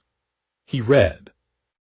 He had been a poor student in the Maester's Keep at Winterfell. He had hated Latin and he had hated arithmetic, but he had always read history, because history was what the bastards were not in. He read now slowly, paragraph by paragraph, and he made himself not skip, because Stannis would ask, and he had decided already that Stannis was a man who would notice the skipping. He read of Aegon at Dragonstone, the same chamber he had stood in 3 hours ago. He read of Aegon planning the landing, of Aegon with Visenya and Rhaenys and the 3 dragons named Balerion, Hagar, Meraxes. He read of the field of fire, 8,000 dead, the harvest of the Reach burned standing, the smell of cooked men carried on the wind as far as Golden Grove. He read of Harrenhal melted in a night. He read of the king in the north who knelt at the steps of his great hall and lifted up the crown of his fathers and laid it before Aegon and said the words I am descended from, Jon thought. Torrhen Stark. He knelt to keep his people alive. Robb has not yet had to decide whether he will do the same. Robb may yet have to. He read of the painted table, commissioned by his grace in the 2nd year of his reign, that he might think on his kingdom whole rather than in parts. Jon thought of his hand on the ruby of King's Landing. He read on. He set down the conquest of Aegon and drew to him the 2nd book. It was thicker. It was the lineages and histories of the great houses of Westeros, with the particulars of the House Targaryen, set down by Grand Maester Mallion in the year 308 after Aegon's landing. He opened it to the Targaryen pages.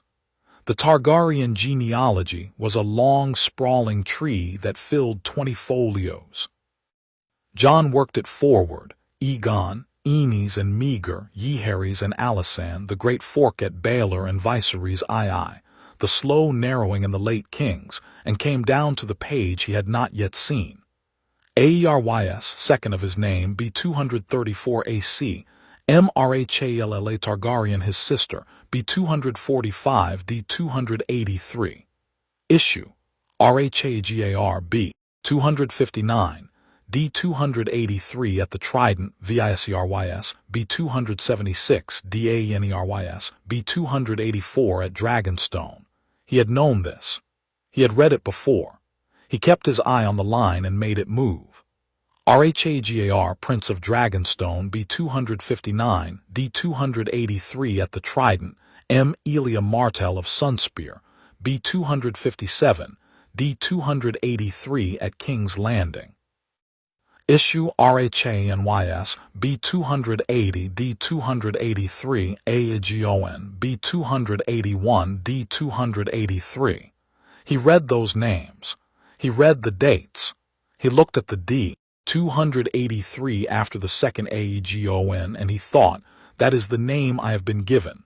That is the boy whose name I have. He died at the mountain's hand, and I have his name and his number.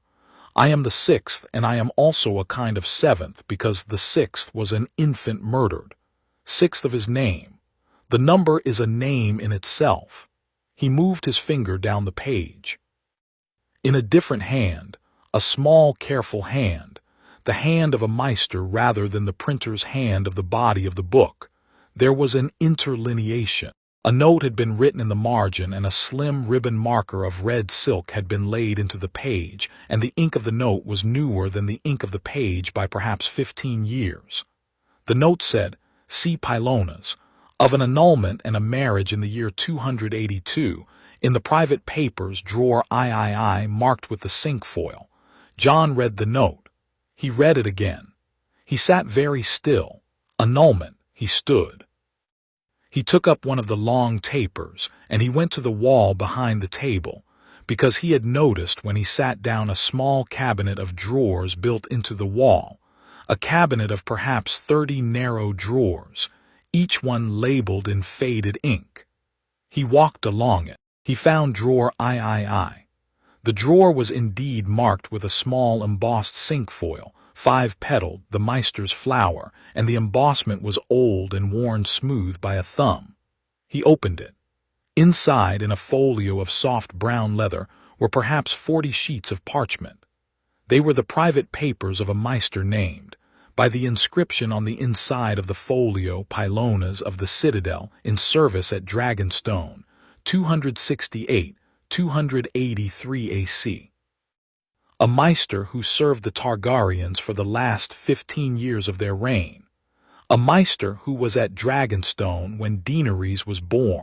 A maester who, by the dates, would have been at Dragonstone when Rhaegar was prince here, when Rhaegar rode out, when Rhaegar did not come back. Jon turned the sheets. They were notes, small notes in the same careful hand on a variety of subjects. A list of supplies.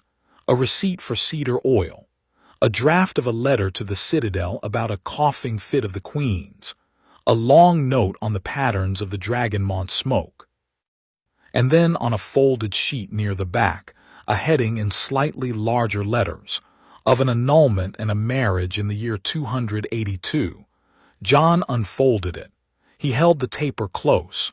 He read, The note was 3 pages, and it was as careful as a maester's note can be. It said the following in summary, in Pylona's small voice, that in the spring of 282 AC, the High Septon Maynard had been brought, in secret, to a holdfast in the western riverlands, a place the note named only as the Tower in the mountains, near the Prince's Pass. That the High Septon had been brought there by Prince Rhaegar, who had sent 2 knights of the Kingsguard with him as escort. That at this tower the High Septon had ratified 2 things. First, an annulment of the marriage of Prince Rhaegar Targaryen to Princess Elia Martell of Sunspear, on the grounds, set out at length in the note, that the marriage had been entered into under duress of state, and had been completed under duress of body, the princess having been ill from her first delivery. And second, the marriage of Prince Rhaegar Targaryen to the Lady Lyanna of House Stark, daughter of Lord Rickard. That a record of both rights had been entered in the High Septon's private register at the great Sept of Baelor, sealed with the Septon's own seal in white wax. That a second record, a fair copy, sealed identically, had been sent, by Rhaegar's own hand, to Dragonstone to be kept private until such time as the prince might call for it, and that Pylonas had received the copy himself, on a wet evening in the 8th month of 282 AC, and had laid it at the back of his own private drawer, and had not spoken of it, because Rhaegar had asked him not to.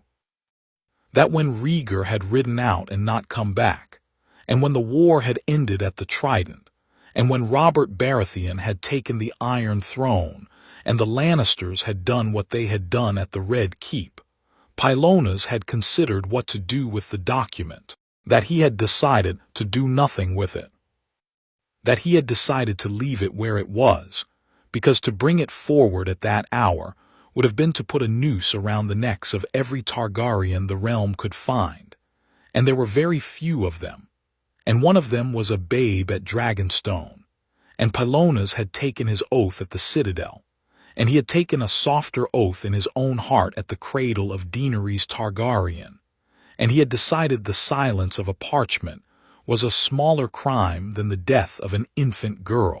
That Pylonas had died in the winter of the same year, of a fever that had taken half the household, that he had not removed the document, that the document was, at the time of writing of this present note, which was dated 282 AC, the 11th month, still in the place in which he had left it. Drawer III, marked with the cinquefoil.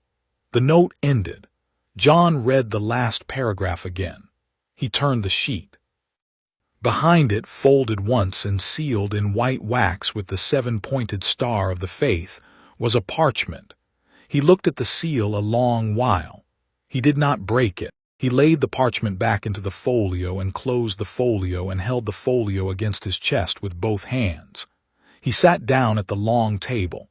He put the folio on the table. He laid both hands flat on top of it. He sat very still. The marriage was real. He thought it slowly. He thought it carefully. He inspected each word as he passed it. The marriage was ratified by the High Septon of the Faith, with his own seal, with a fair copy in the keeping of a Targaryen maester. The marriage was not a rumor. The marriage was not a wish my Uncle Eddard whispered to spare a dying sister. The marriage was a thing the High Septon of the realm of Westeros set his seal to. I am not only Aegon's son. I am Aegon's legitimate son. I am not a bastard at all. I am not even technically a Snow. I am the rightful prince of Dragonstone, born to a married prince and his lawful second wife. I am the king. He sat very still for a long time, and the 4 tapers burned down by a thumbnail's worth, and the smell of the cedar of the shelves came forward, and at some point Jon noticed that his hands had not moved off the folio and that the folio had grown warmer under them, the way a body grows warmer in a bed, or it had not. Perhaps it was only his hands. He did not lift them to check. He thought, finally, the smaller thought that took him out of the largeness, I will not show this to Stannis tonight. I will sit with this for a day. Stannis would respect that. Stannis would do the same. I will eat his bread, and I will go to bed, and I will rise, and I will think on it. And then in the morning I will bring it to him in his solar, and I will lay it on his table, and I will say nothing while he reads it. He will be a man for whom this is also news. I will give him the courtesy of his own silence. He picked up the third book because Stannis had set out 3 and he had read 2. The third was small. It was bound in pale green linen, faded almost to gray, and the spine read in plain hand, The Lives of 4 Kings by Grand Meister Keith. Jon opened it. He read the first paragraph. He read the second. He understood by the fourth what Stannis had done to him. The Lives of 4 Kings was the dry, detailed history of Daeron the Young Dragon, Baelor the Blessed, Aegon the Unworthy, and Daeron the Good. The first had wasted 10,000 men to take Dorne and 1,000 more to lose it. The second had starved himself to death praying. The third had been a king the way a slop bucket is a wine cup. The fourth had been good, and the realm had been good with him. And the realm had been good for so brief a time that the goodness was a kind of accident. This is the cure for any boy's enthusiasm for kingship, Jon thought. Stannis has fed me a tonic. He has fed me 3 things in this order: the histories that show the throne winning, the genealogies that show the family, and the kings that show the work. He has shown me what I will gain, what I am, and what I will spend in spending myself on it. He has done it on the first day. He is a teacher. He is a hard teacher. He is a fair teacher. I have been given a fair teacher, and I did not know I would be. He read for an hour. He read until his eyes hurt. He closed the small green book. He laid it on top of the folio with the parchment in it. He sat in the dark of the library with the 4 tapers burning low, and he listened to the sea outside the stone, and he did not move for a long while. Then he rose. He took the folio. He took the small green book. He left the genealogy and the conquest on the table for the next day's reading. He blew out 3 of the 4 tapers and carried the last in his free hand, and Ghost rose from the floor at his feet. Jon had not noticed when Ghost had come in, and the wolf and the boy went out of the library and down the spiral. V.I. The chamber of eggs. She was waiting in the eastern gallery, by a brazier of cold black iron, and the brazier held a small white flame that did not seem to require fuel. Lord Snow, Melisandre said. He had come after all. He had eaten Stannis's bread at the hour of the bat. He had sat at the small table, Stannis, Davos, the Castellan, the Maester, a dry little man named Cresson, very old, who had watched Jon over his spoon with the eyes of a man who had known many things and was now mostly enduring them. And the conversation had been short and severe, and Stannis had said almost nothing, and Davos had said the few necessary things, and Jon had said still less. After supper he had gone to his chamber. He had laid the folio in the bottom of his trunk under his spare doublet. He had laid the small green book on the table beside the bed. He had lit a candle. He had sat with the candle for an hour. Then he had taken the candle and gone out, and his feet had taken him without consulting him to the eastern gallery, and the small new voice in him had not even bothered to argue with the Stark voice this time, because both voices had agreed that the thing called eggs was not a thing to be put off until morning. "Come," she said. She took up the brazier in one hand. The metal did not seem to burn her, though it should have, and she led him to a small door he had not seen, and the door opened on stairs, and the stairs went down. The stairs were of volcanic stone. They were narrow and they spiraled tight, so tight that Jon had to put one hand on the central pillar to keep from listing. The pillar was warm under his hand. The air was warm. The air had been cool at the top of the stair, and within 10 turns it was warm, and within 20 it was warmer than the day, and Jon thought, this is wrong. We are descending. The deeper one goes, the colder it should grow, and he thought, not here. Here the rule is the other rule. Dragonstone had its own laws. He filed the law. The smell came up. It was not one smell. It was 3 at least: sulfur, the first, a hot mineral edge that caught at the back of the throat; salt, the second, the wet salt of sea caves; and a third smell that he had no name for and would not find a name for, a dry smell, something between the smell of a forge gone cold and the smell of a great cat's breath. He had never been near a great cat. He knew it was a great cat anyway. The blood in him knew. They came at the bottom into a low round chamber. The chamber had been hollowed from the living rock of the island, and the walls of it bore the marks of tools, but the tools had been very large tools, or the masons had been very strange masons. The ceiling was domed. In the center of the floor was a circle of black flagstones, and at the center of the circle was a chest of black iron. The chest was not large. It was perhaps the size of a small barrel. It had 3 locks and 2 hinges. The hinges were dragons, the locks were dragons. The lid bore the Targaryen sigil in incised lines that had once been gilded and were now only lines. Melisandre set the brazier into a sconce on the wall. She turned to Jon. "I cannot open it," she said. "Only one of the blood can. The locks are not locks. The locks are recognitions. Put your hand on the lid." Jon set his candle down on the flagstones. He went to the chest. He looked at the lid. He looked at the dragon locks. He laid his hand flat on the lid. For a beat nothing happened. Then the 3 locks slid open with 3 small dry clicks in sequence, top, middle, bottom, as if a finger he could not see were drawing them. The hinges gave a long, low sigh that was not quite the sound of metal. The lid rose by itself a finger's breadth and then stopped. Jon lifted the lid the rest of the way. The inside of the chest had been lined in red velvet. The velvet had rotted to gray lint in 2 centuries, and it lay in the bottom in soft drifts like the fall of an old snow.